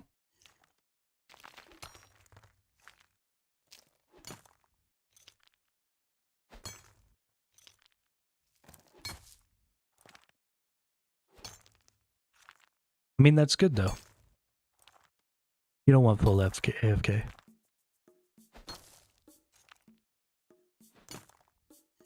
You want maybe a little longer than this. Because you do gotta click like once every 30 seconds or something with mining. Although it starts to line up really nice where the Rockertunities appear right about the same time the stamina bar goes down. And that's actually pretty good. Because then you just click the next Rockertunity and wait. So you can listen for that audio cue. And that's really nice.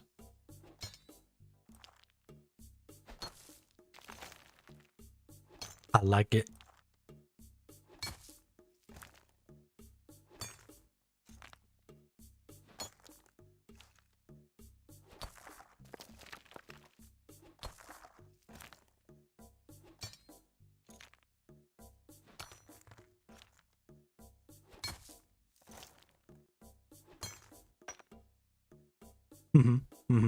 Yeah, no, my agility sucks. But it's so boring.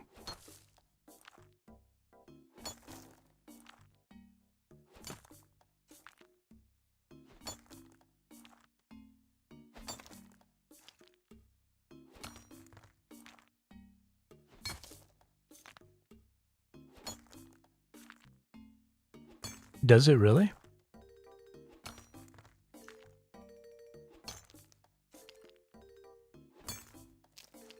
I didn't know that. Oh, it means your critical damage goes up.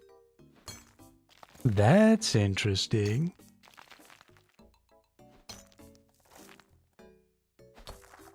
Ooh. So I'm actually hitting harder than I previously thought.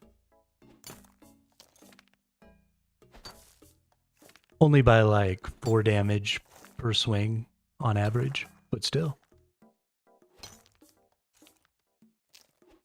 That's pretty good. That's good to know that that crit also applies to mining hits.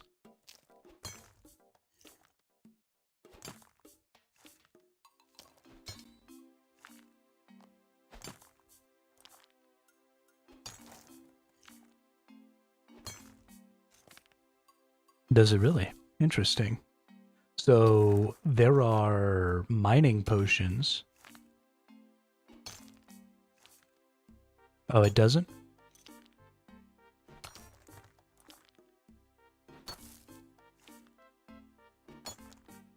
The strength that makes you mine faster? Based on what we were reading the other day, Ian, is strength level is applied to the damage you deal to the rock at a 1/10 ratio. So I'm only adding 7 damage per swing with my level 72 strength. So I could drink like a super strength potion and get 1 more damage per hit, but that's not very much. Not really worth it.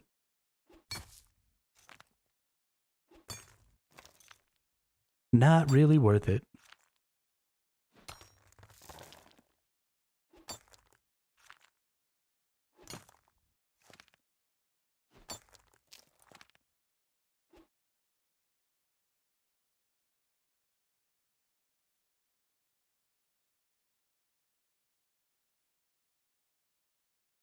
But mining potions, you get 1 damage per mining level. So, yeah, leveling up 5 levels or whatever on your mining is totally worth. Hey, we're up to 400 diamonds. Holy shnikes. I think we'll spend the last half hour of the stream cutting all of our gems. So about an hour and 15 minutes more mining, which will give us 3, maybe 4 more inventories. And then we'll go cut them all. See how much XP we made today. Because that'll be sweet.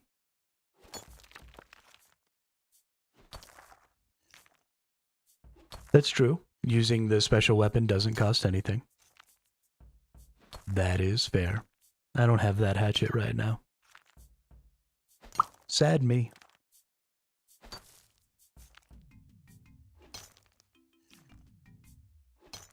Ba-da-dum, bum, bum. Bum, bum, bum, ba-dum.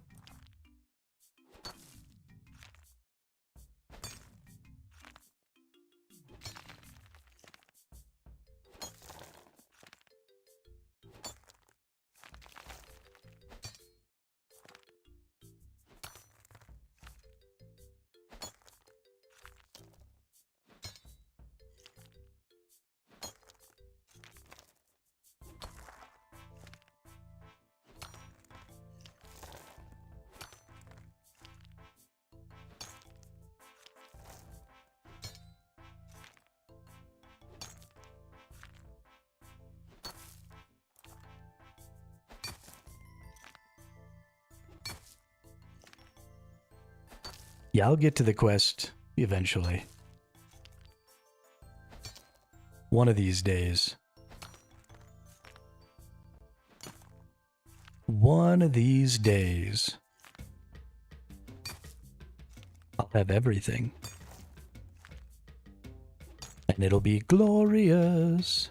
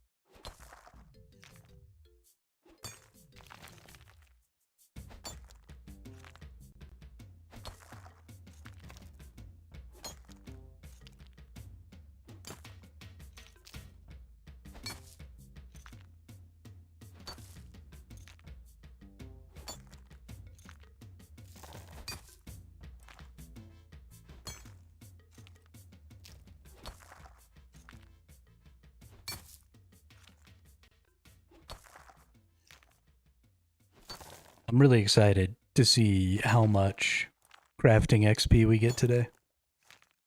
It's going to be a really good number. At least I hope it is.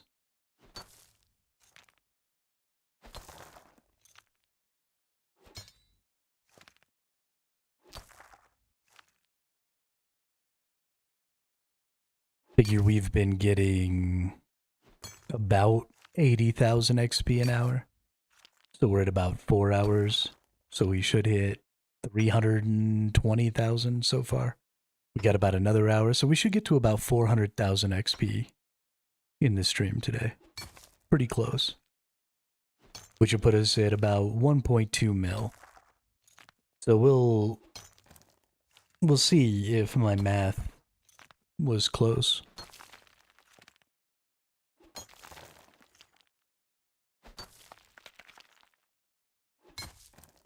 We've got 1,000 emeralds, which are 60.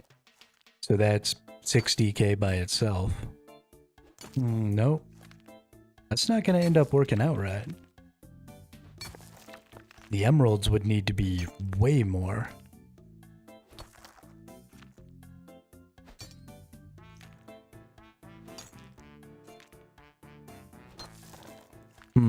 I might have really unmathed the math.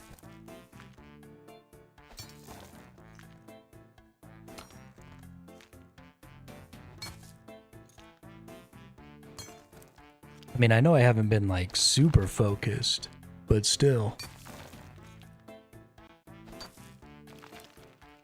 I've mostly been hitting the button.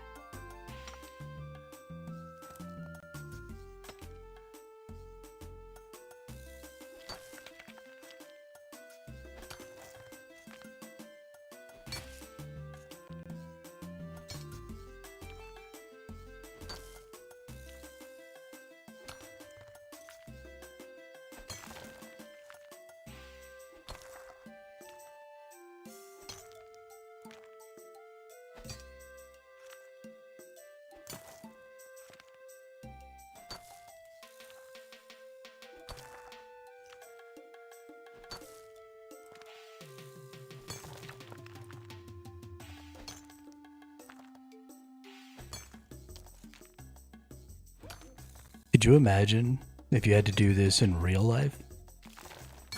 Just breaking big rocks into little rocks. How many times? We've been doing this for 4 hours. So 2.4 seconds a swing. 4 hours is 240 minutes. 240 times 60 seconds divided by 2.4. This dude has swung this pickaxe at least 6,000 times.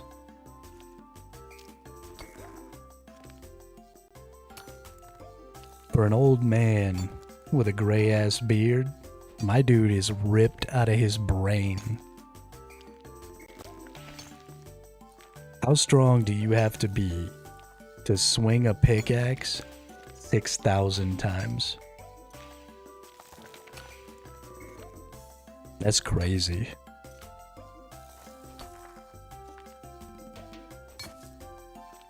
When I was younger, we would do a lot of camping and backpacking and stuff like that when I was a kid. One of my favorite things was swinging the axe. Right, I love to chop wood. I love to throw the axe, like at trees and stuff, and try and stick it in. And I could do that, for even a couple of hours.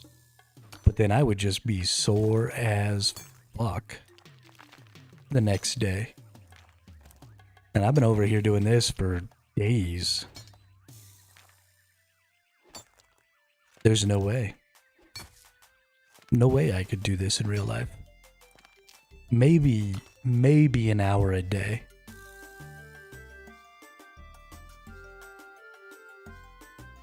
But I'd have to be in way better shape than I am right now.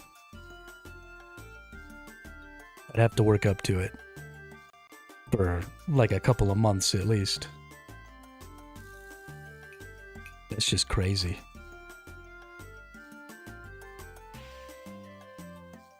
Nobody is as strong as Hermito.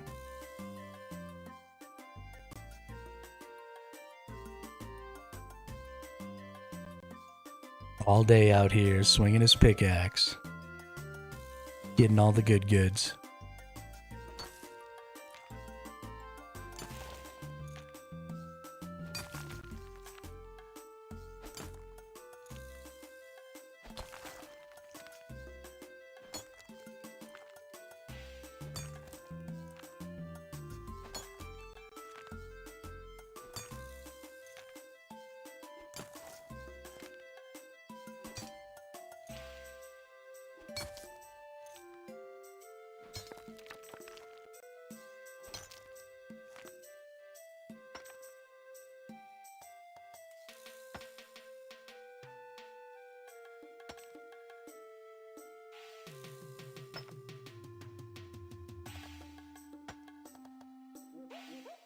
When doing mining, it should give strength XP, even if it was a small amount, like 15.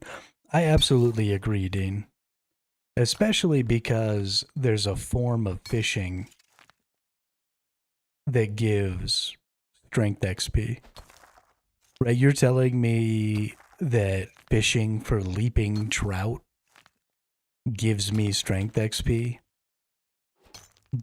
But swinging this big-ass pickaxe around, mining these gems, doesn't give me anything? Really? That's what you're going with? Because that's bullshit. You're a fucking liar.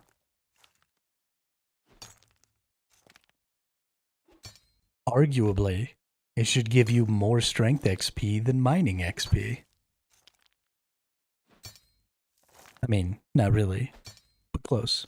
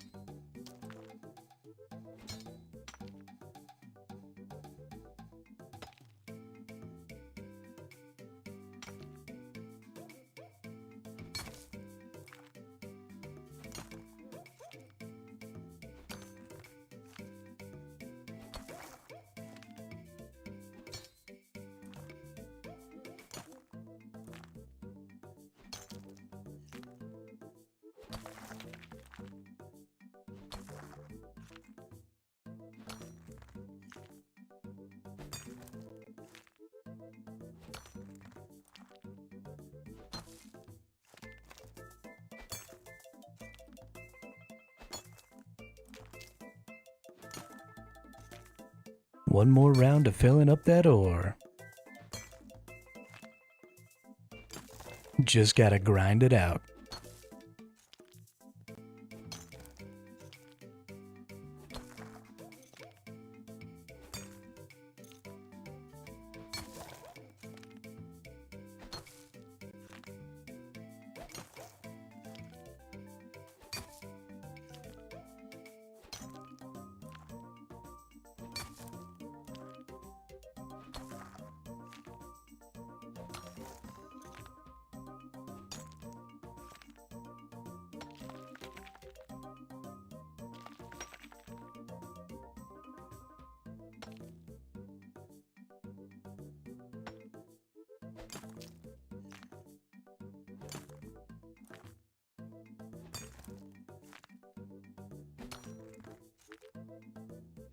$615 Elder Rune Bars. Damn. I don't actually know what the hell an Elder Rune Bar is.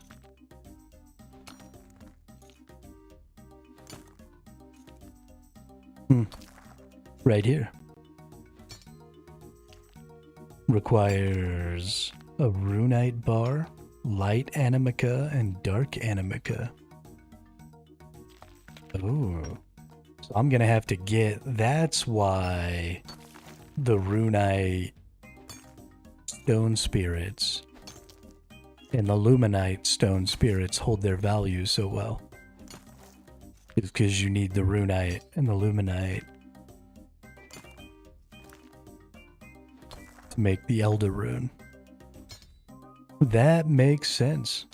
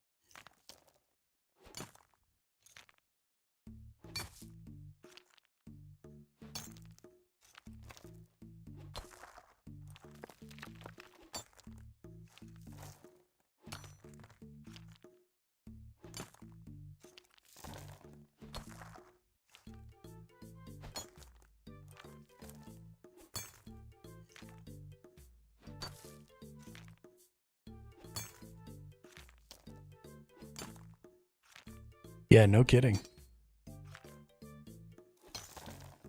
I definitely did not realize that I was going to need a bunch of rune bars, although I do have a nice stack of Runite Stone Spirits and Luminite Stone Spirit, so...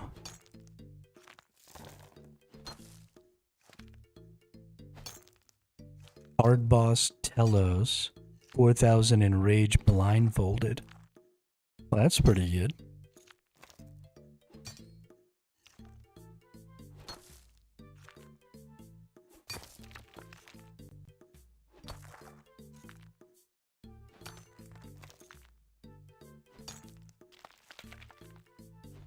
I wonder how you beat one of the bosses blindfolded. I mean, I guess if there isn't like a specific spot you have to stand, maybe I could figure it out. But if I had to like stand in a specific spot, that'd be game over. Game over, man.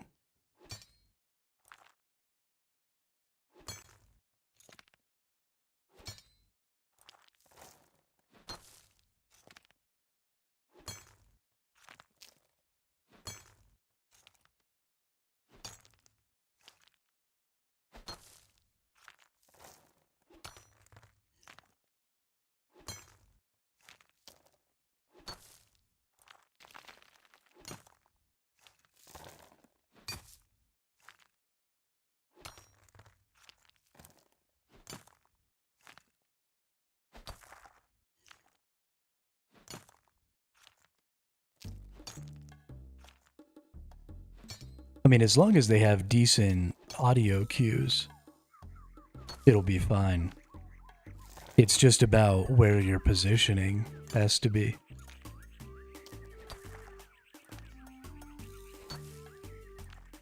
The biggest problem for me would be knowing where to click and knowing where my mouse was. I don't know if I could keep up with that. That'd be pretty hard.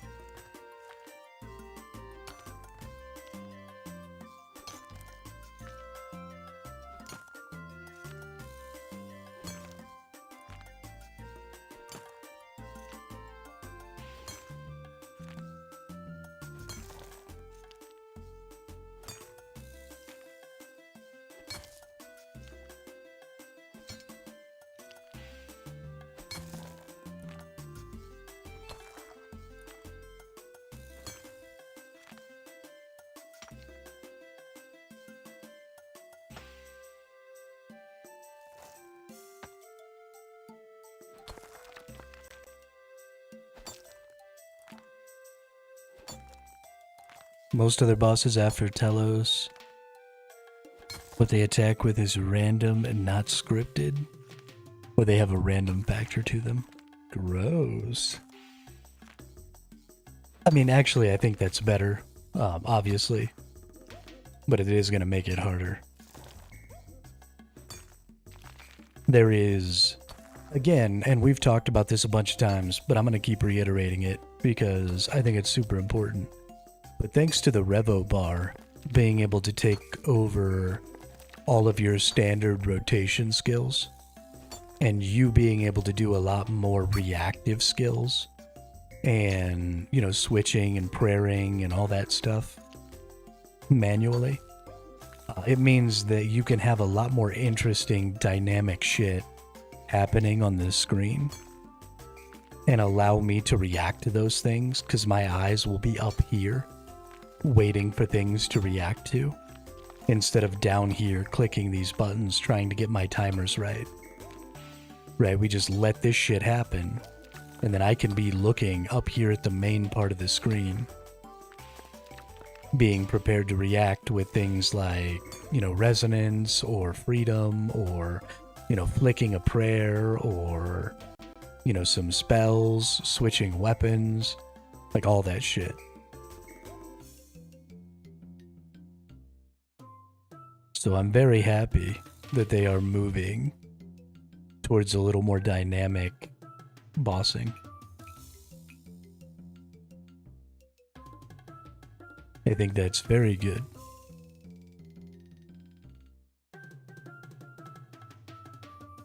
Muy bien.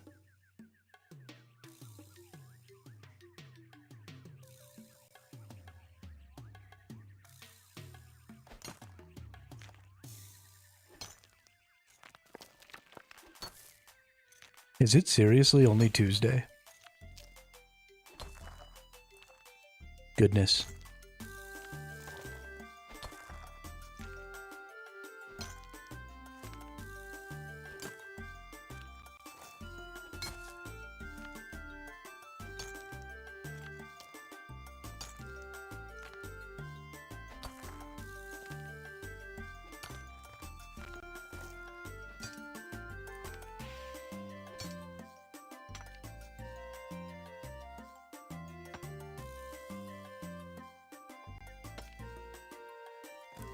Maybe for you it's Wednesday.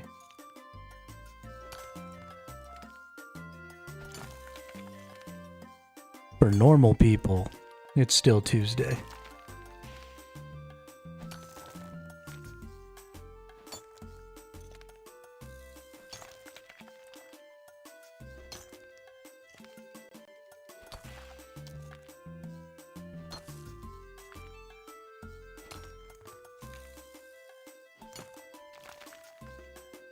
It is a heck of a good Tuesday, though.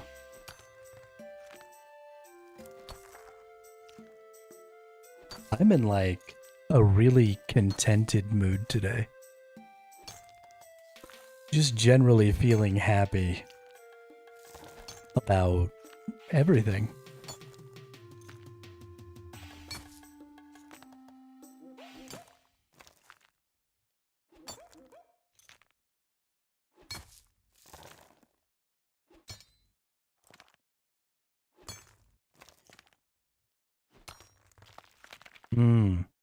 You know what it is? I'm having a really good joint pain day. So I have psoriasis and psoriatic arthritis. And it always takes me a really long time to notice. But normally I'm very aware of the fact that my body exists because it always hurts.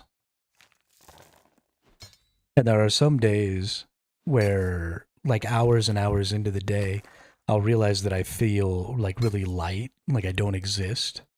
And it's because my joints aren't hurting that day.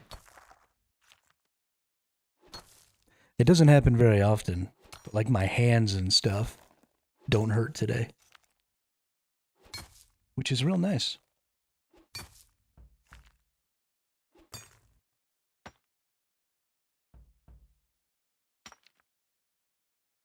When I said 650 Elder Rune bars, I was wrong. That was rune bars. Oh, you have almost 100 or 1K Elder bars. Nice. That's even better. Congratulations.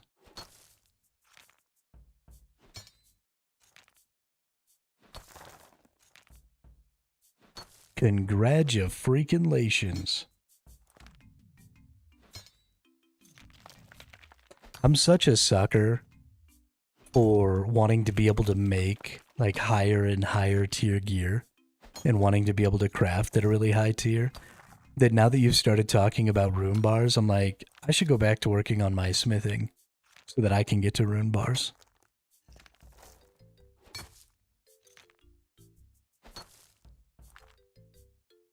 I really, really love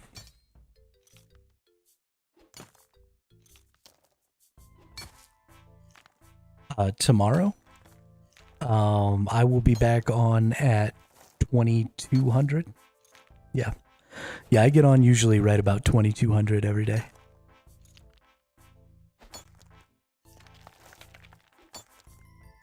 And then I play until about 04. Well, stream until about 04.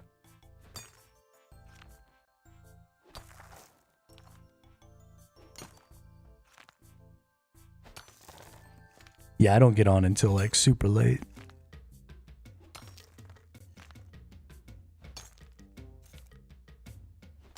All you European nerds.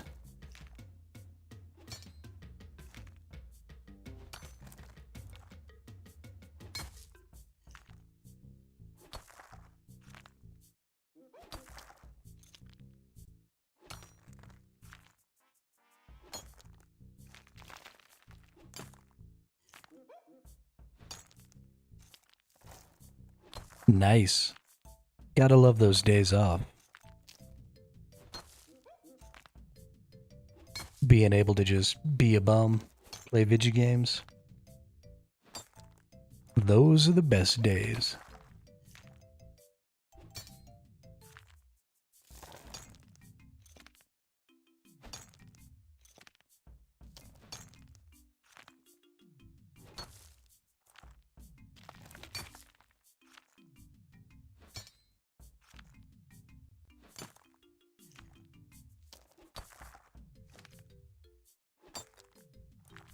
Need to have another fishing day.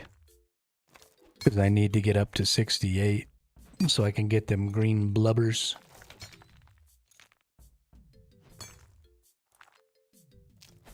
Blubber.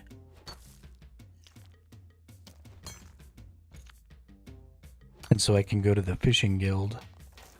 See what that's all about. Maybe we'll take a day off of this invention grind and go see about that.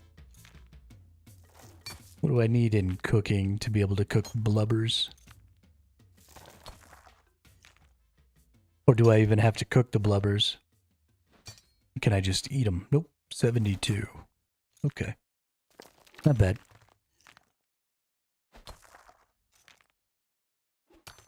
Bye-bye, Dean. Have a good day. Or a good night. Or whatever it is.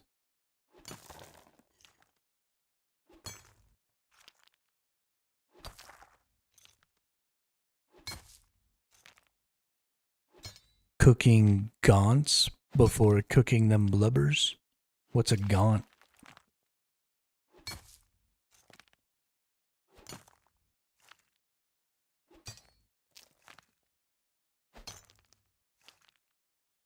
Juju gumbo. Oh shit.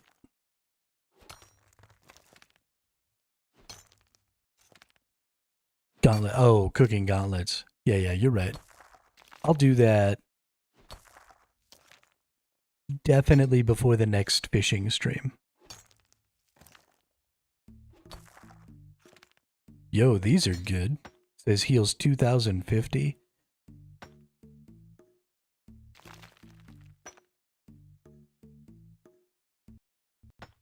Is it 2 effects? So is it heals 2050 and gives 50 health over 13.2 seconds? So 50 times what, 10? 11? 50 times 11. So another 550. Yo, that's actually really cool. I want some of those. Some Juju gumbos.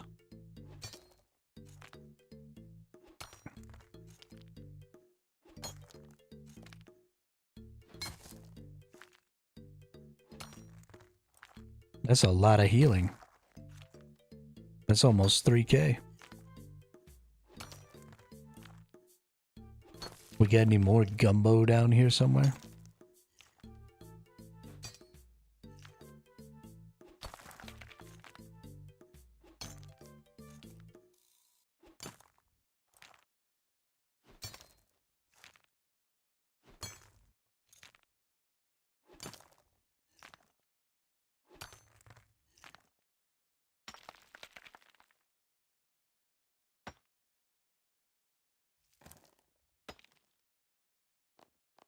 I thought that said water pie there for a second.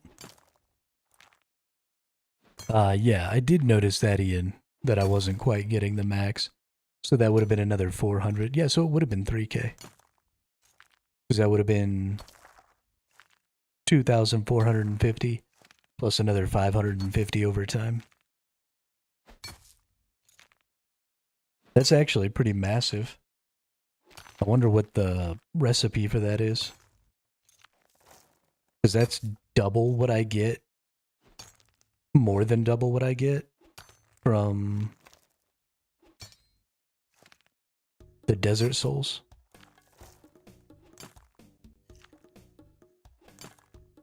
Almost double what I get from this. I mean, that's fucking massive.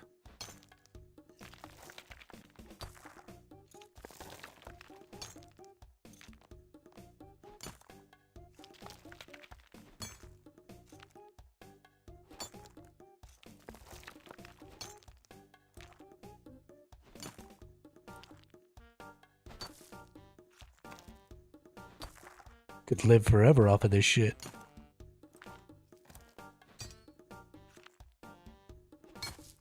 I want to make these so bad. Let's go look this shit up. Juju Gumbo. Juju Gumbo is a food that can be made by using a potion from the herb lore habitat activity. When cooked, this heals 2,250 life points immediately, with the extra benefit of healing 50 life points a second for 10 seconds. But that's wrong.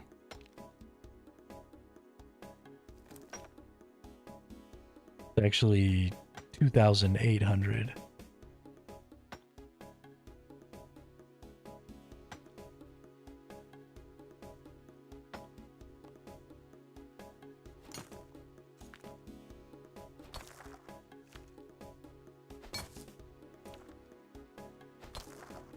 So I need a strange potato and a tuna and corn.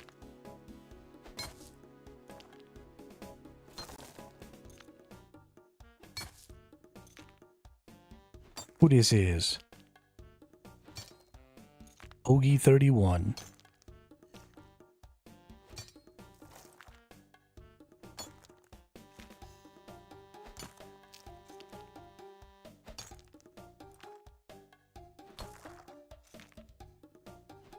So we need to make, so it says to use a Juju cooking potion on a baked potato to make a strange potato, and then use a bowl on tuna with a knife in the inventory or the tool belt. Use a chopped tuna on a cooked sweet corn, and then use the strange potato on the tuna and corn. Okay, that's really complicated.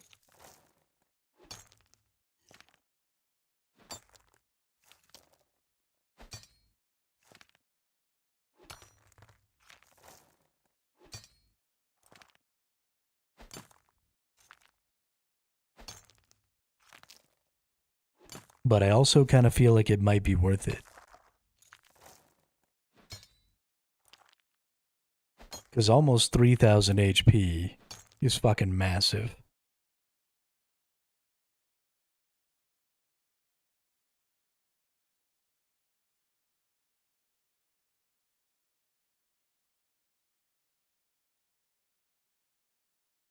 And I want it.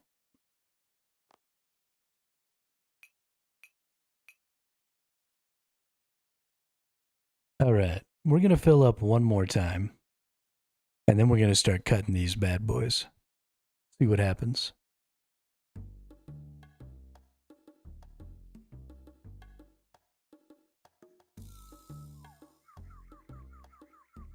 See how much XP we get.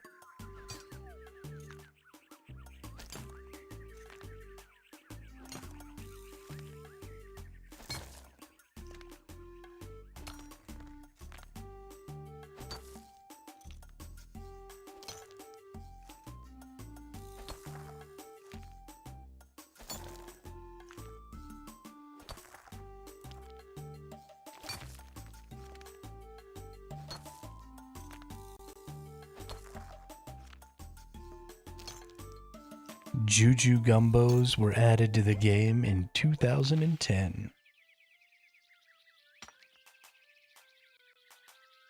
Yeah, just in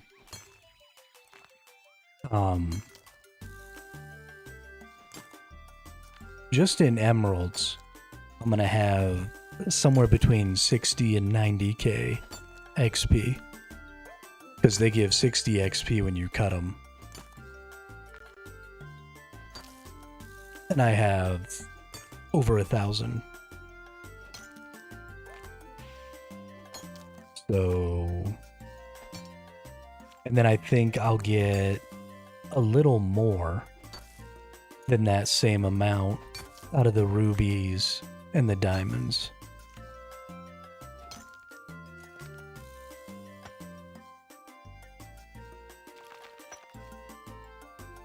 You get more rocks per hour at the uncommon Z-Fall, but I did the math on it the other day.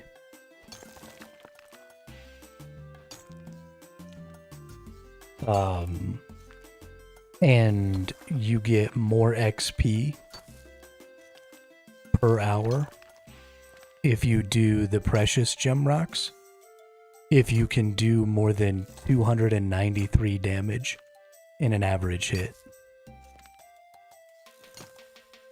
which is guaranteed once you're using the level 90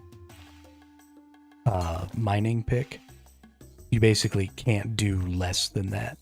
So if you have 90 mining, precious gems are more crafting XP and more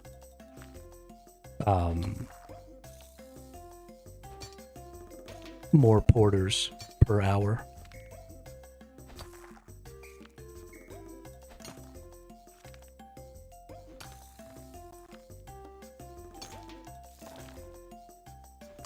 And if you can do through 380 a swing, then you can get just as many gems at precious as you can at an uncommon, which probably requires primal in order to be able to do. But then you'll get the same number of gems. But because you're getting higher tier gems here, you don't have to get the same number of gems to get the same XP. So even if you get a little less gems per hour, because your average XP per gem is higher, you'll still ultimately make more XP.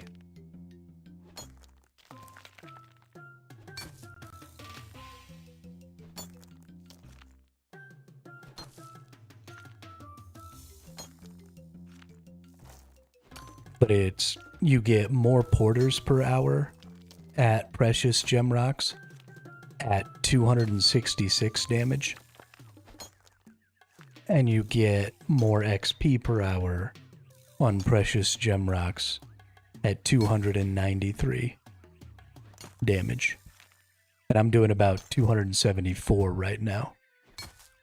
So I'm kind of right in the middle. But I decided that more porters was more important than more XP.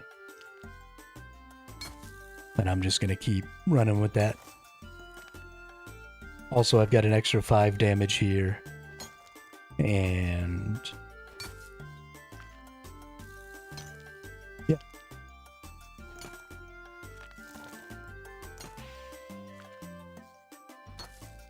So I'm actually doing almost 280.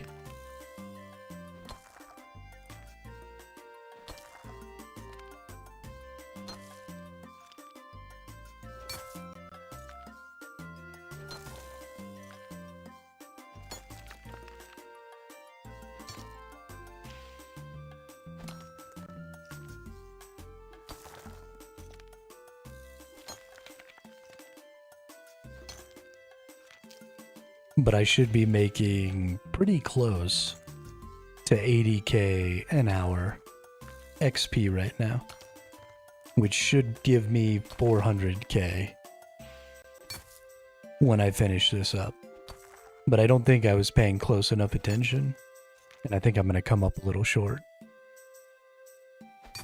Because there have been times where, like, my stamina goes all the way down or, you know, something like that. So we'll see.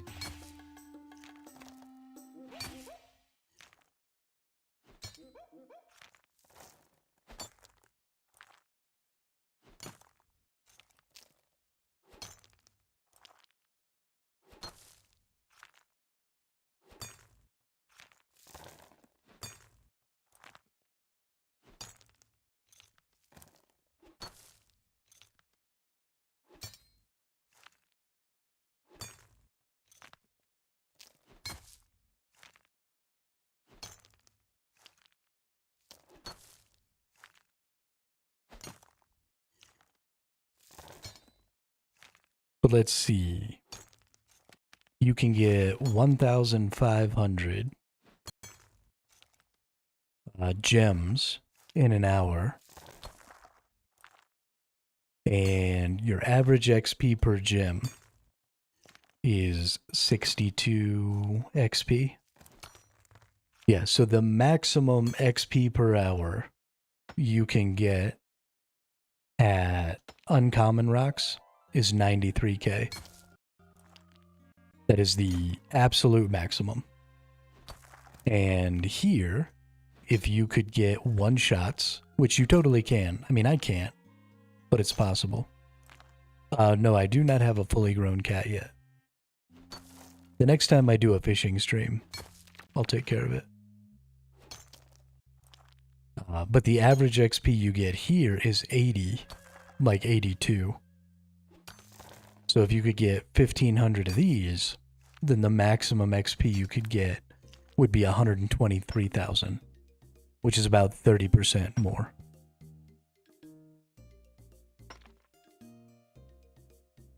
So if you ever get to a point where you can do one-shots on these precious rocks, then you can get yourself 30% more XP.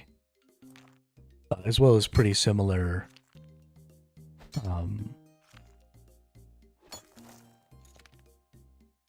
extra porters.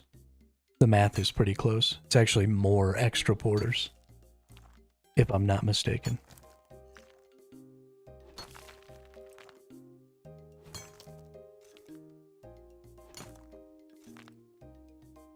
Hey, we're up to 50k. Only 4k more to go.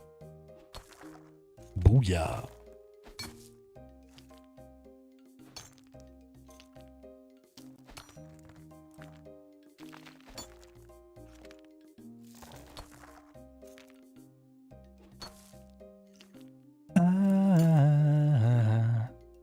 I'm hooked on a feeling. I'm high on believing that you're in love with me. Does anyone know a good way to look range? What do you mean look range? You mean like look like a ranger?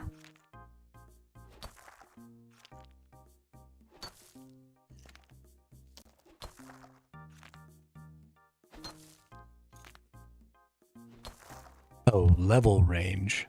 Kill stuff?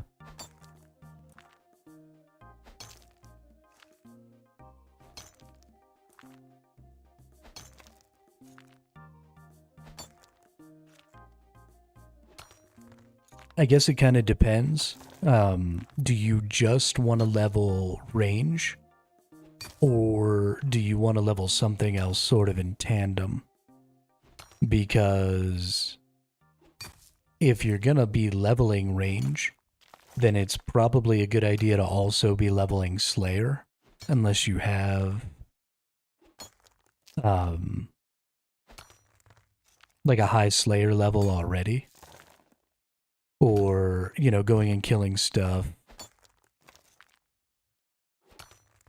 Just range and defense. Let's see, RS3 range XP. The wiki definitely has some good spots here. What level is your range at currently?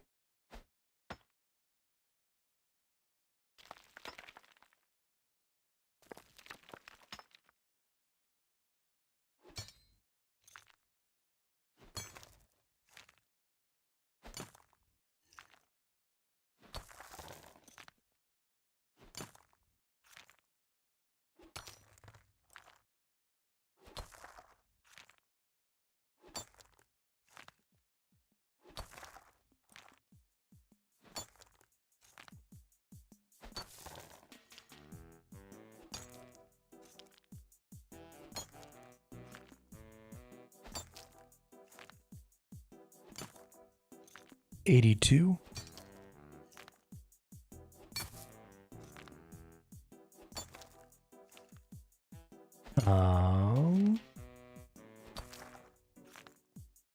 Come back here, thing.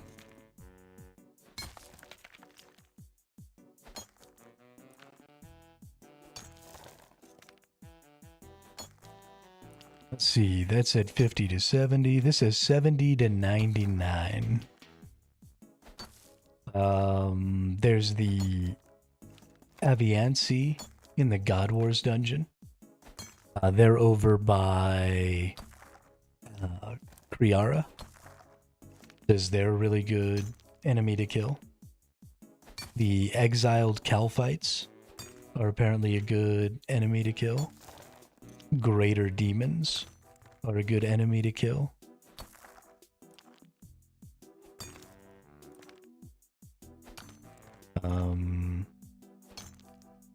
Grotworms, the mature grotworms in the grotworm layer. There's actually tons of grotworms down there. That's probably a pretty easy one.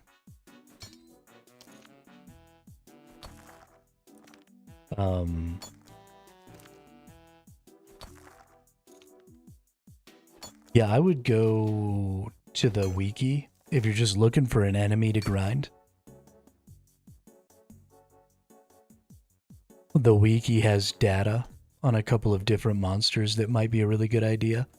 So you've got some important things though, like if you kill the Aviancies in the God Wars dungeon, then you'll drop pieces of God swords.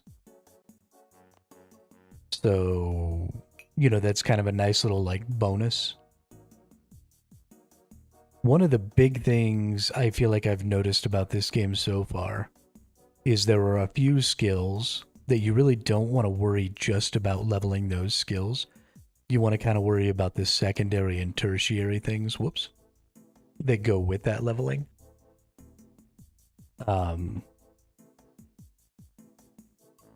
Like when you're thieving, you know, you want to consider what items are you getting. The same is kind of true when you're leveling up the combat skills. I think you want to consider a little bit like how much currency am I making while I do this? Or am I getting stuff that I can disassemble for invention or, you know, all kinds of stuff like that. Especially because you're 82. If you don't have invention yet, I just learned about this, but you can siphon levels off of augmented weapons. So since you're level 82, there are ranged weapons that you can augment. So if you're going to be spending a bunch of time just killing a shitload of enemies, you should probably get your invention up so you can augment a weapon so that you can then also be leveling your invention by siphoning those levels.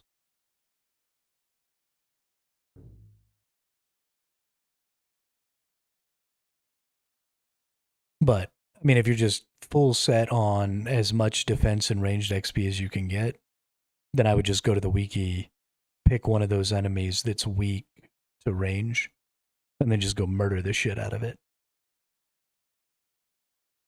And just not worry about anything else.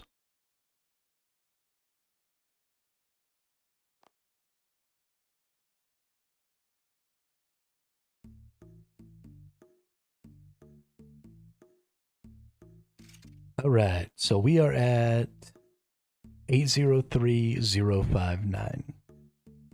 So let's go over here, 803059. And then we'll cut all these gems.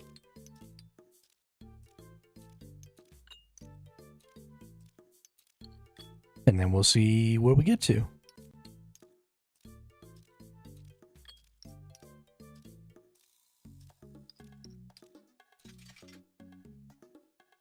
Load less. Boop.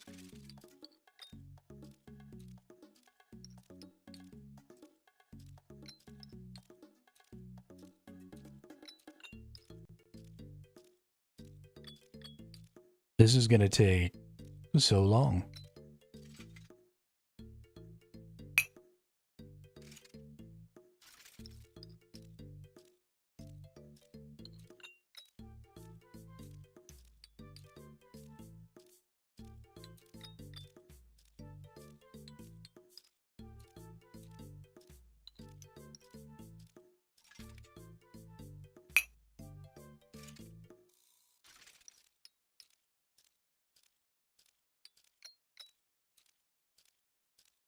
Doom, doom, doom, doom, doom, doom, doom.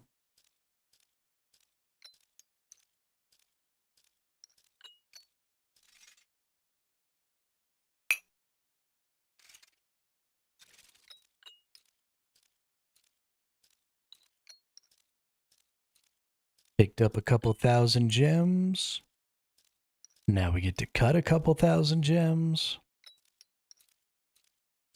This is really where you lose a lot of XP. So most of the information that talks about how much XP per hour you can get for crafting with gems doesn't take into account the fact that you gotta cut them.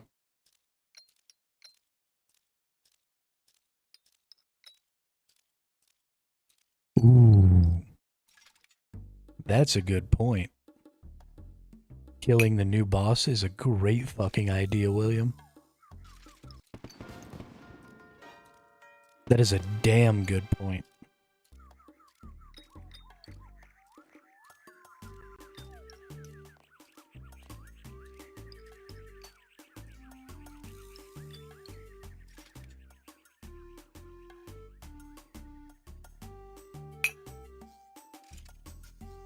The flesh hatcher.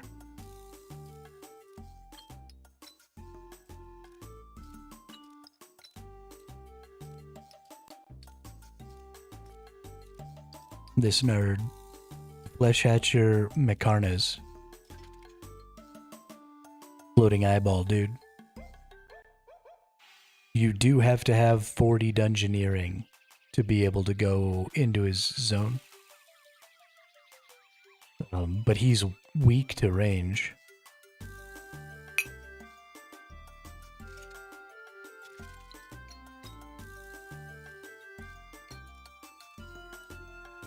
And yeah, just make sure you bring some good AoE abilities in there to take care of the ad phase. If you can't kill him within the first minute and a half.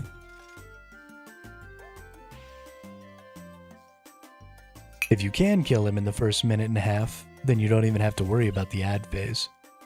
You can just nuke him down. And call it a day. But he's got quite a bit of hit points, so that's pretty hard.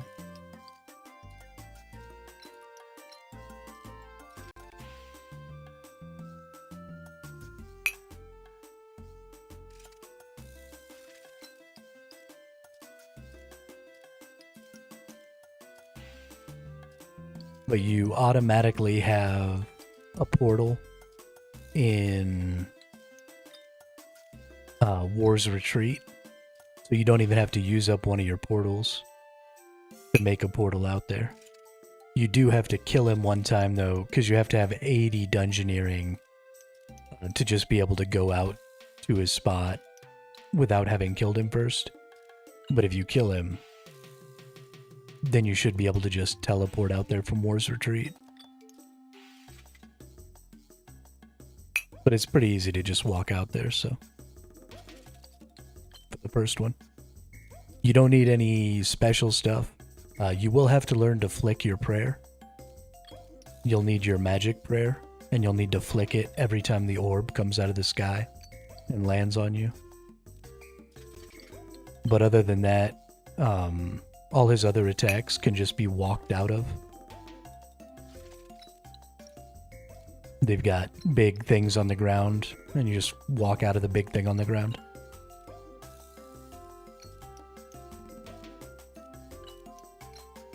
But you shouldn't need prayer potions, and you get a bunch of prayer potions from him. And you should just need food. And if you want to bring, like, ranged potions,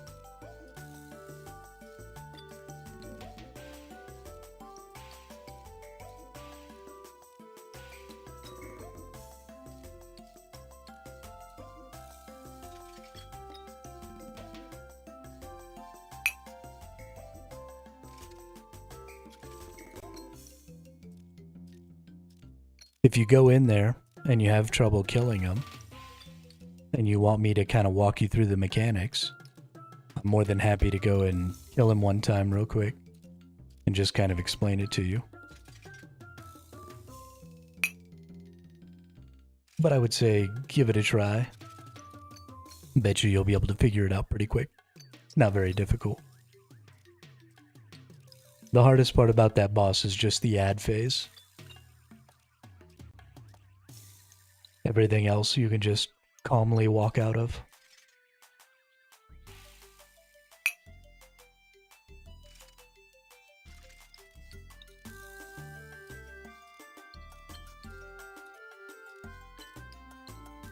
Yo, what's up, Pickle Pike?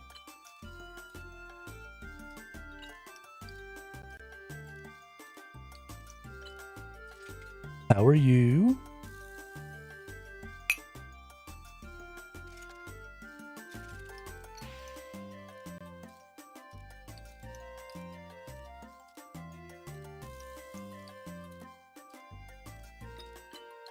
Yeah, that's true. I will definitely kill it way faster if I go back. Be pickling pike. I don't know how it is. I've never pickled a pike in my entire life. Not even one time.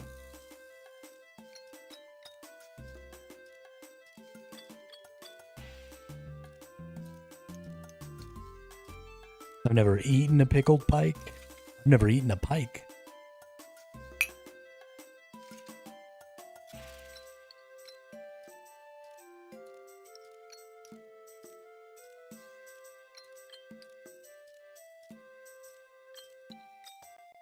I know, right? Fucking killing the game.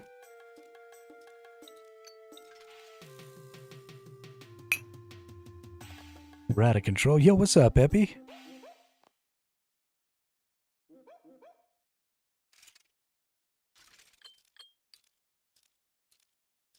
We're discussing the Flesh Hatcher, Epi. Josh is trying to decide what the best way to level range is.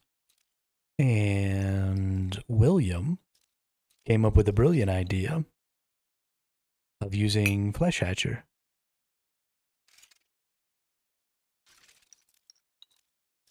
Oh, damn, that was quick. Good job. We're working on my attack, Pickled Pike, because I want to get the inverted attack cape untrimmed, because it'll be flat yellow. And I really want a yellow cape. So I'm working on it. It's a lot. You still haven't killed the Flesh Hatcher? It's because you're too strong. It's not fun. Throw on some level like 60 gear and go kill it. It'll be hilarious.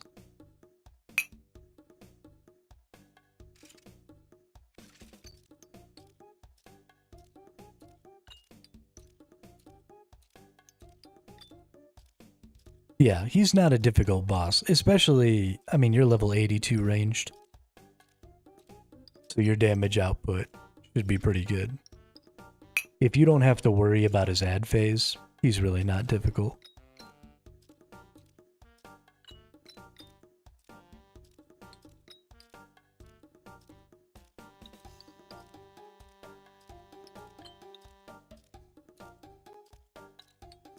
If I can kill Rax and Bronze, I think tier 60s is going to be too strong.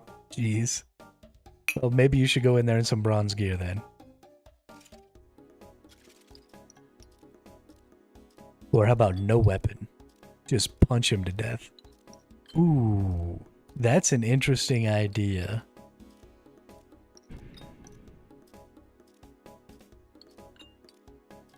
The only thing that would get in my way with that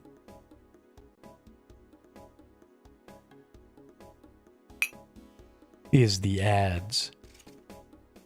But if I could find a way to consistently kill those ads, I might be able to punch that guy to death. Because I can use resonance. So if I went in there in mage gear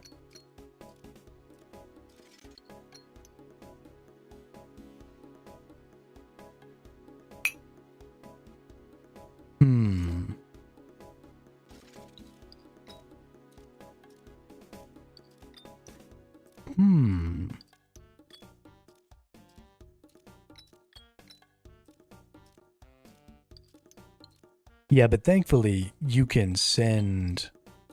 so you don't have to run back, Ian. You should get teleported right back into the arena.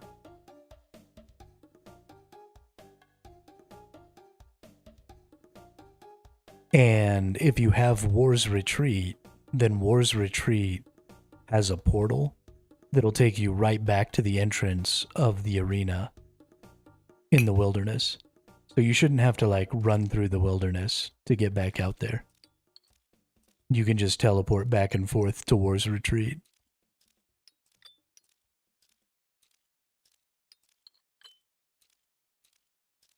No, I wouldn't use familiars. I would use potions. I think potions is fine. But I wouldn't use familiars.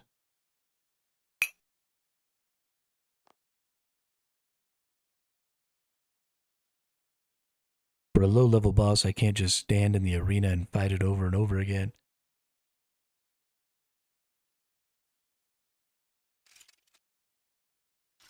Yeah, I mean, you've got to, like, go through a couple of quick little steps.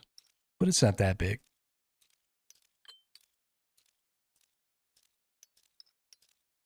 Especially because you don't have to wait for the boss to respawn. You just go back and, like, jump down that little cliff or whatever. And then he's there again.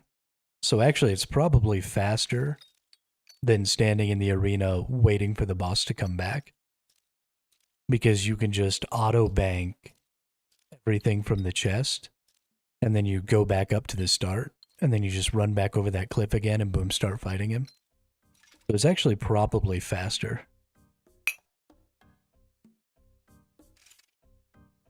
Because it takes like 15 to 30 seconds for bosses to respawn normally. Yeah, I use fastest spawns too. I still think it's faster.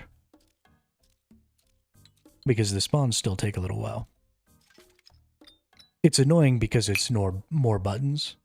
And that's, I think, where the trade-off is, right? You get the bosses happen a little faster, but then you gotta click more buttons. Which is most of the trade-offs in this game. It's always more buttons for faster stuff, less buttons for slower stuff.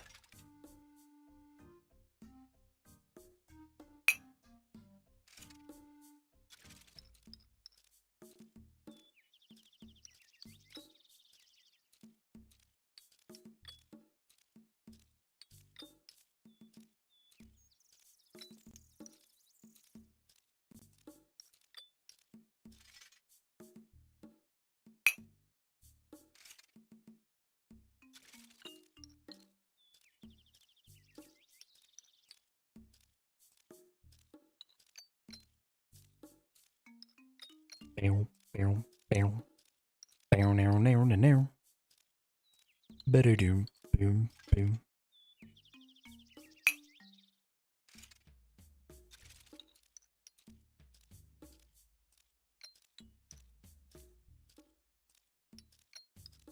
This is a butt ton of emeralds.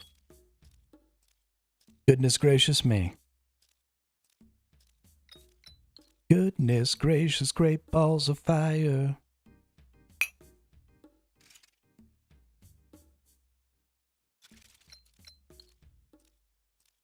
Just glad the log is done. What log did you get done?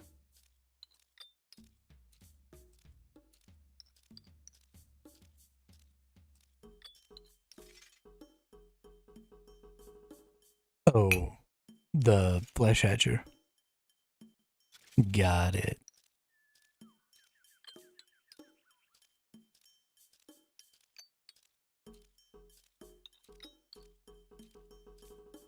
I think I've only done like 10 flesh hatcher kills. I've been trying to get my stupid repriser to go fight the flesh hatcher with the repriser, but I haven't gotten it yet, and so I've just been like leveling and leveling and leveling, getting better and better gear without being able to go fight him. But that's fine. I'm actually still pretty concerned about killing him with my ranged gear because I can't kill his stupid ads and it annoys me.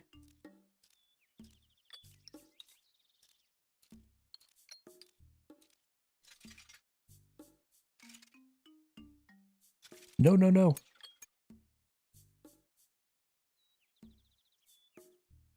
Boy, I just almost started turning my emeralds into fucking bolts. 174 and 242 it took for the logs. That's not bad at all. That's not bad at all. Oh, I have 20 kills. I do want the dragon harpoon. Pretty bad.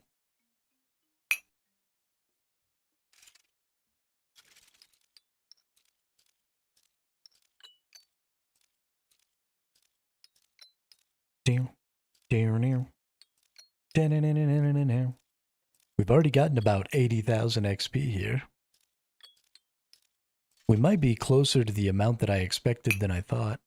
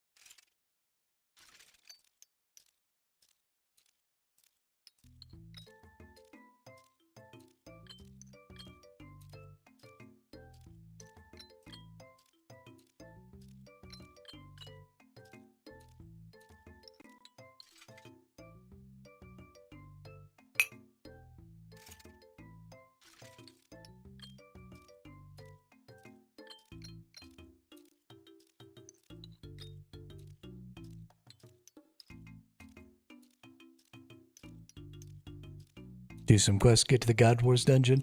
God Wars dungeon has a lot of really good drops for right around the level that you're at. So, yeah, I think the God Wars dungeon is a good one. I've defeated one flesh hatcher. Nice. Good job, Epi.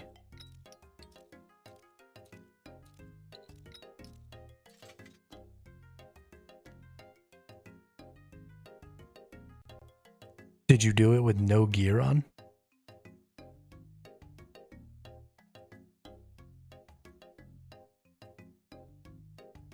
Did you just kill the flesh hatcher with no armor and no weapon? Wow. That's fucking hilarious. Good for you. Now I want to do it.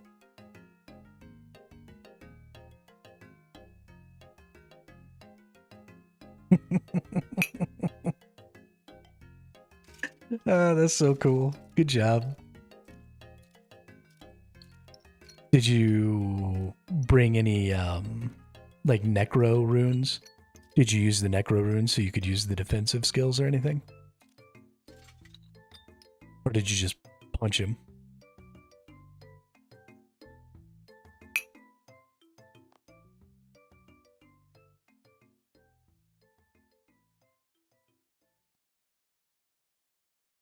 No food, one overload, and I did use necro runes for the defense. Okay. See, that was what I was thinking, was you were going to need the necro runes so that you could use resonance for the big heals every time he drops that bomb on you. And as long as you were hitting the heals right, then you'd probably be all right.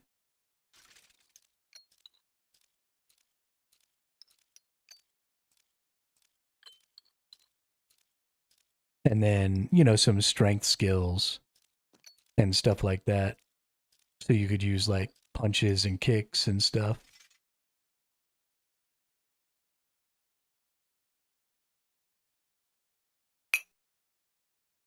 Res and Reprisal were a lifesaver. Yeah. Yeah, that's super dope, Epi. Super dope. Now I'm going to have to do it.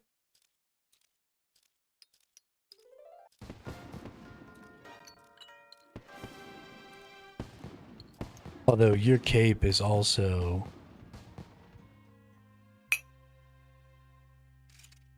adds significantly more damage than my best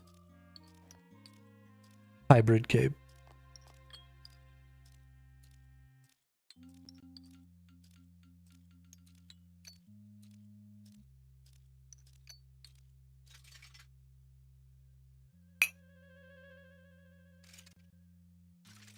I might be able to find like a good melee cape that I could bring in there. That'll be easier than trying to get such a high-end hybrid cape. I wonder if you could do it even without the cape, though. I mean, that's a huge chunk of damage, so probably it would take a really long time.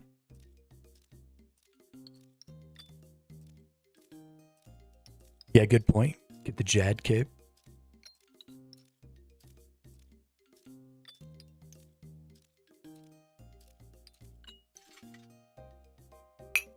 That's interesting. I might just have to do it capeless, just to one-up you a little bit.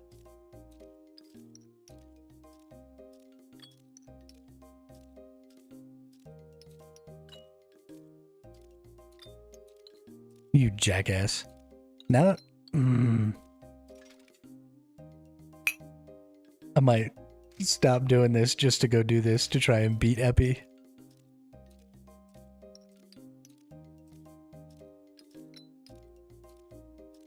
Motherfucker.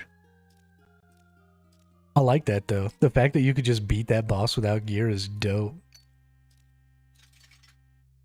What'd you do when it came to the ad phase? Did you just, like, punch the ads until they died? Because that sounds rough.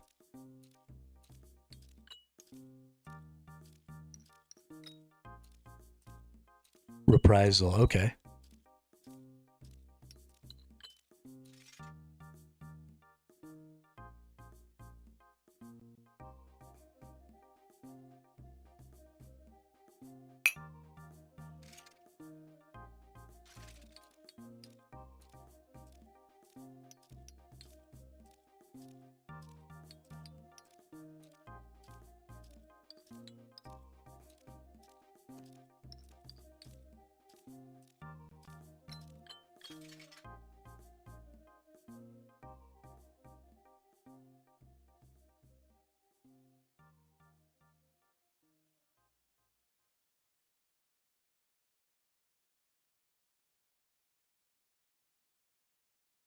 Why don't I have this reprisal?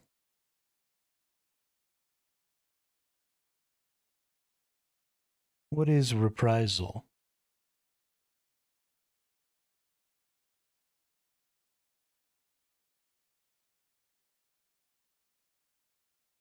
Oh, there it is.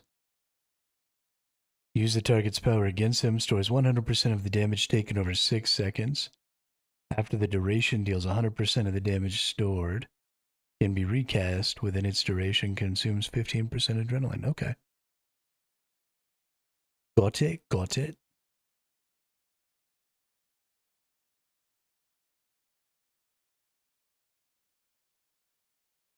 So it'll do the damage to everybody that hits you during its timer? Is that...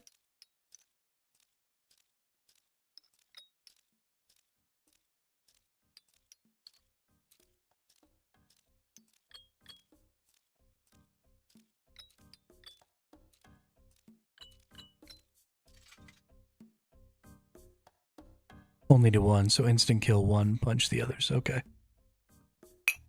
Got it. That's actually probably a really good way to do some extra damage to the boss as well. You could take one of his big slams with it and then smack him up a little bit for a couple thousand damage. You wouldn't be able to do both. You'd have to pick. Either do it to the boss or do it to one of the little guys. But it'd be interesting. Alright, next challenge is killing that boss with nothing but the Revo bar.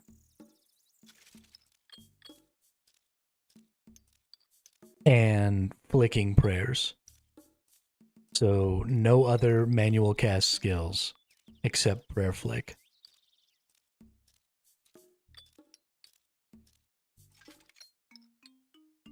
Yeah, full Revo. And no gear. Punch him to death with the Revo bar. No manual cast.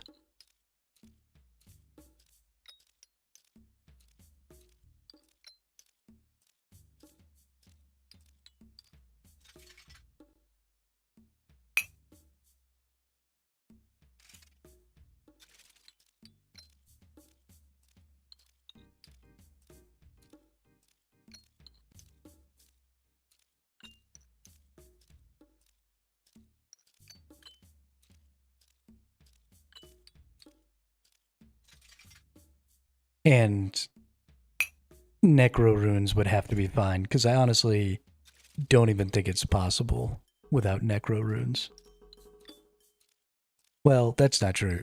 If you have the ancient prayers, it might be. Did you beat him capeless? Nice. Good job. That's awesome. That's really awesome.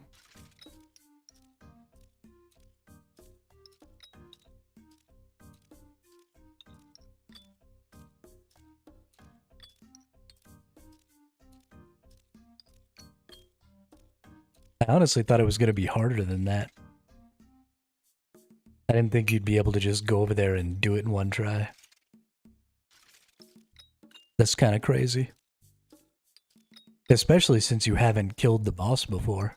That's really crazy.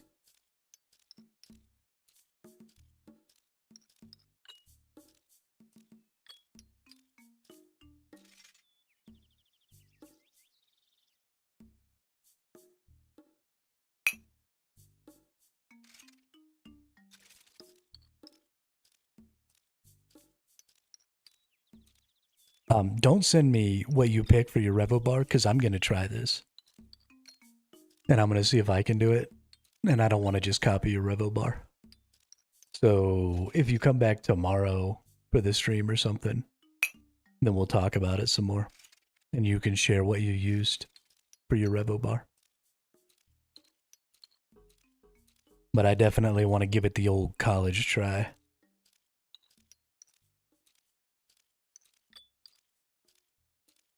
Got it. Got it.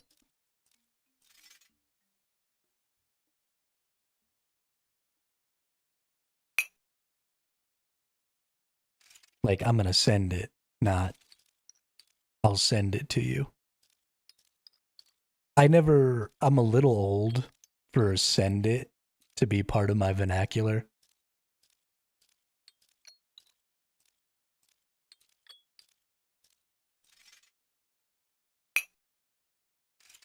It usually catches me off guard.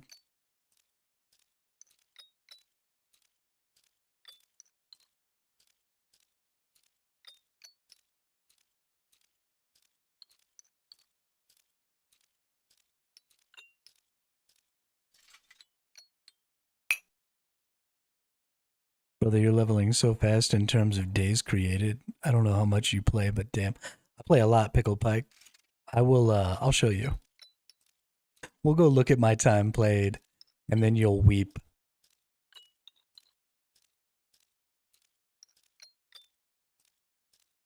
Yeah, I have a younger brother, but he's only 2 years younger than me.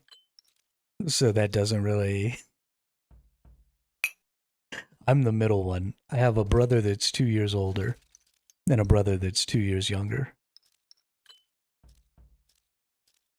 And our birthdays lined up so that we were actually all in high school at the same time. When my older brother was a senior, I was a sophomore, and my little brother was a freshman. And my mom was a teacher at the high school we went to. So just my whole family was just living at the high school at the same time.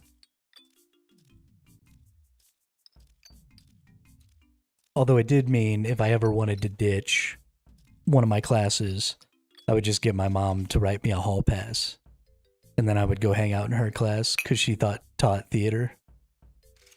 And I was a huge theater nerd. So I would just go hang out in her theater class. Which is maybe part of the reason I didn't graduate.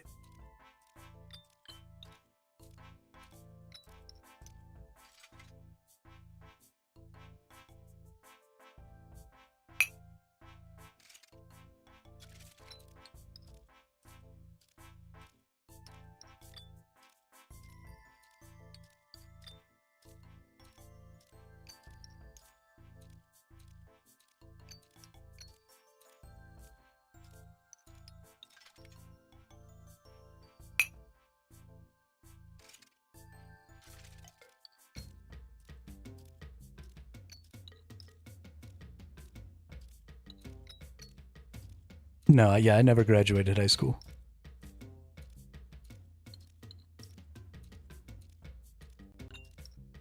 I dropped out with a 1.2 GPA at the end of my junior year. Hey, welcome back, Ryan.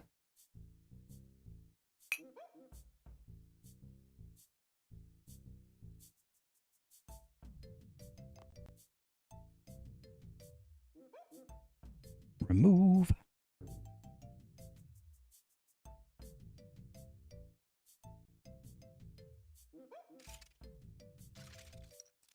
Scarabs in Menopause. That's too far away.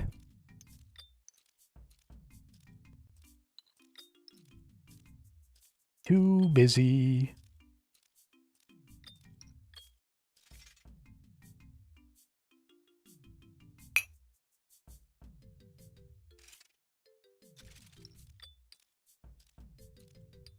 Yeah.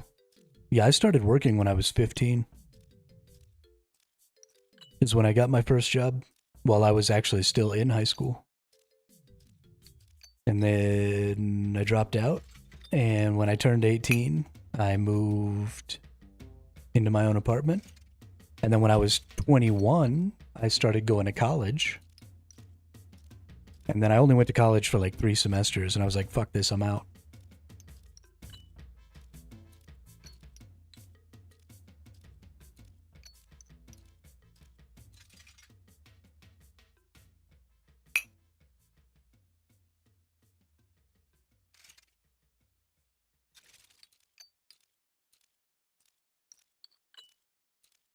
Me and formal education don't really get along.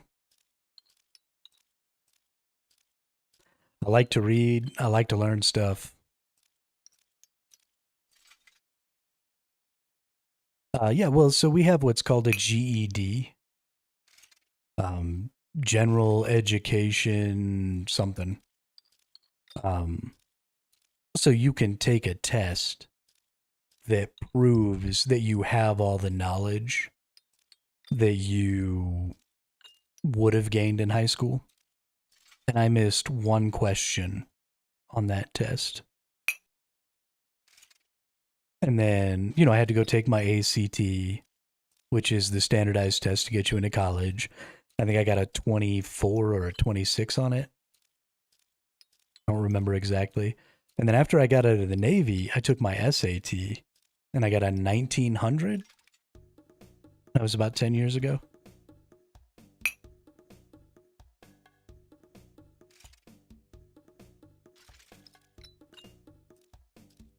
Never made it to college. Love owning my flooring company though instead. Yeah, I mean, if you just start working and do something for yourself like that, that's great. Not that I don't think that formal education has value. There are just some people who don't want that system. Yeah, of course. Or who can't necessarily learn in that system. Sometimes you've got to get out there and just put your hands in it and see what happens. Some people do well with a book and a desk.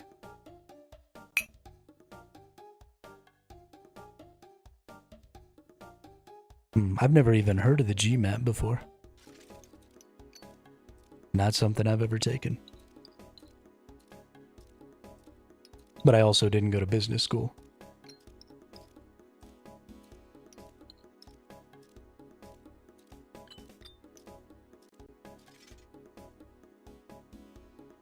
Damn, I'm only going to end up getting like half as much XP as I expected.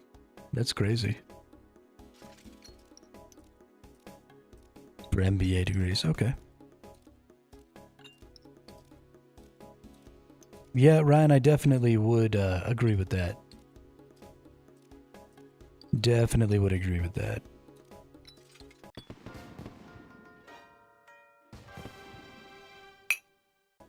Not that the knowledge that's available there isn't valuable, but there are certainly things that could be integrated.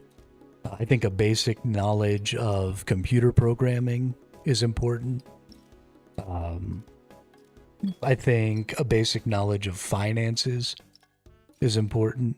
We don't really get those things in our school system.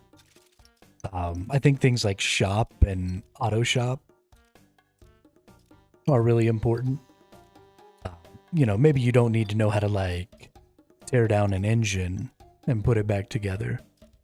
But obviously there are things, replacing tires, changing oil, brake pads, you know, just really basic car maintenance shit. But even beyond that, house maintenance stuff, right? Cleaning gutters, doing maintenance on your washing machine, doing maintenance on, you know, the heater, the water heater. Like there are a lot of things in your life that require pretty consistent maintenance. And it's not complicated maintenance, but you can't know that you need to do it if you've never been taught that you need to do those things. And like specifically when you might need to do them, or where you might look up what sort of cycle you need to be doing that maintenance on for your specific unit. And so that stuff, I think, really needs to be taken a look at. Hey, thank you. Yeah, 73. It looks like, I forgot who said it, but somebody guessed I was going to make it to about 73. I think it was Ian. It looks like they're going to be right. I don't think we're quite going to make it to 74. Which means I actually only made like 200k today. I thought I was going to make 400k. So either I was not paying attention very well, or I'm not making as much XP as I thought. But it was about 5 hours of gems. So we'll see. It was a little less than 5 hours, but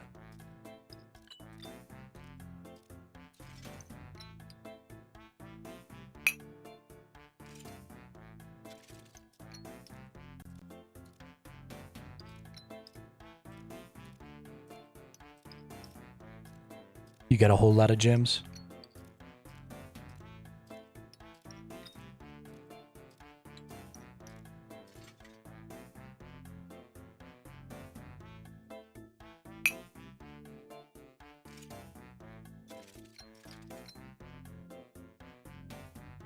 All right, so we got 1,017,199.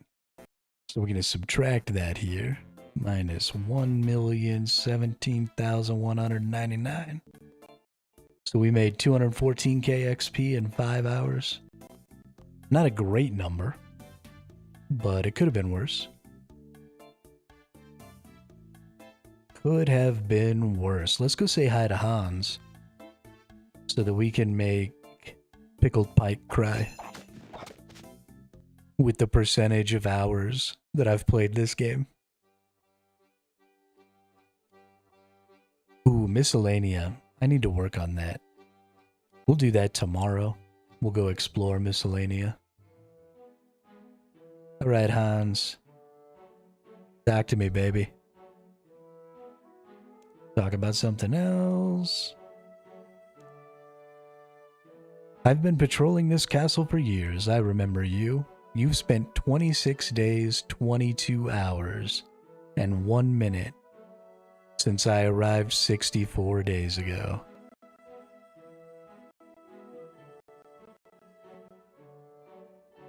So 64 divided by 26. So I've spent almost 40% of the hours that have existed since I started playing 2 months ago.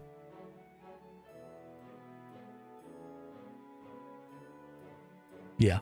And that doesn't even include for the first like 3 weeks that I was playing. When I would get off stream, I wouldn't play this account. I would play another account on a main because I was trying to make enough currency to pay for my membership instead of having to actually buy the membership. So I've got probably 2 days worth of hours on a totally different account. Yeah. Yeah, I stream every day for 6 hours. At least. And then I play the game outside of that as well. But I don't have a job. I consider streaming my job. And I'm trying to turn it into a full-time income. So I stream 36 to 40 hours a week.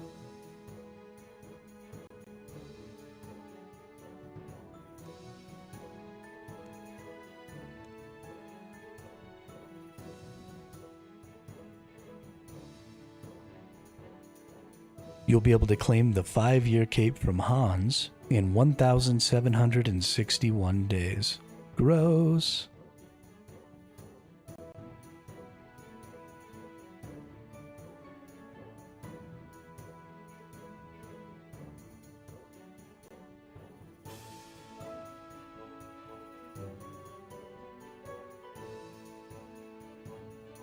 All right. Well, I think that's probably going to be it, ladies and gentlemen. We got some serious gem gathering here.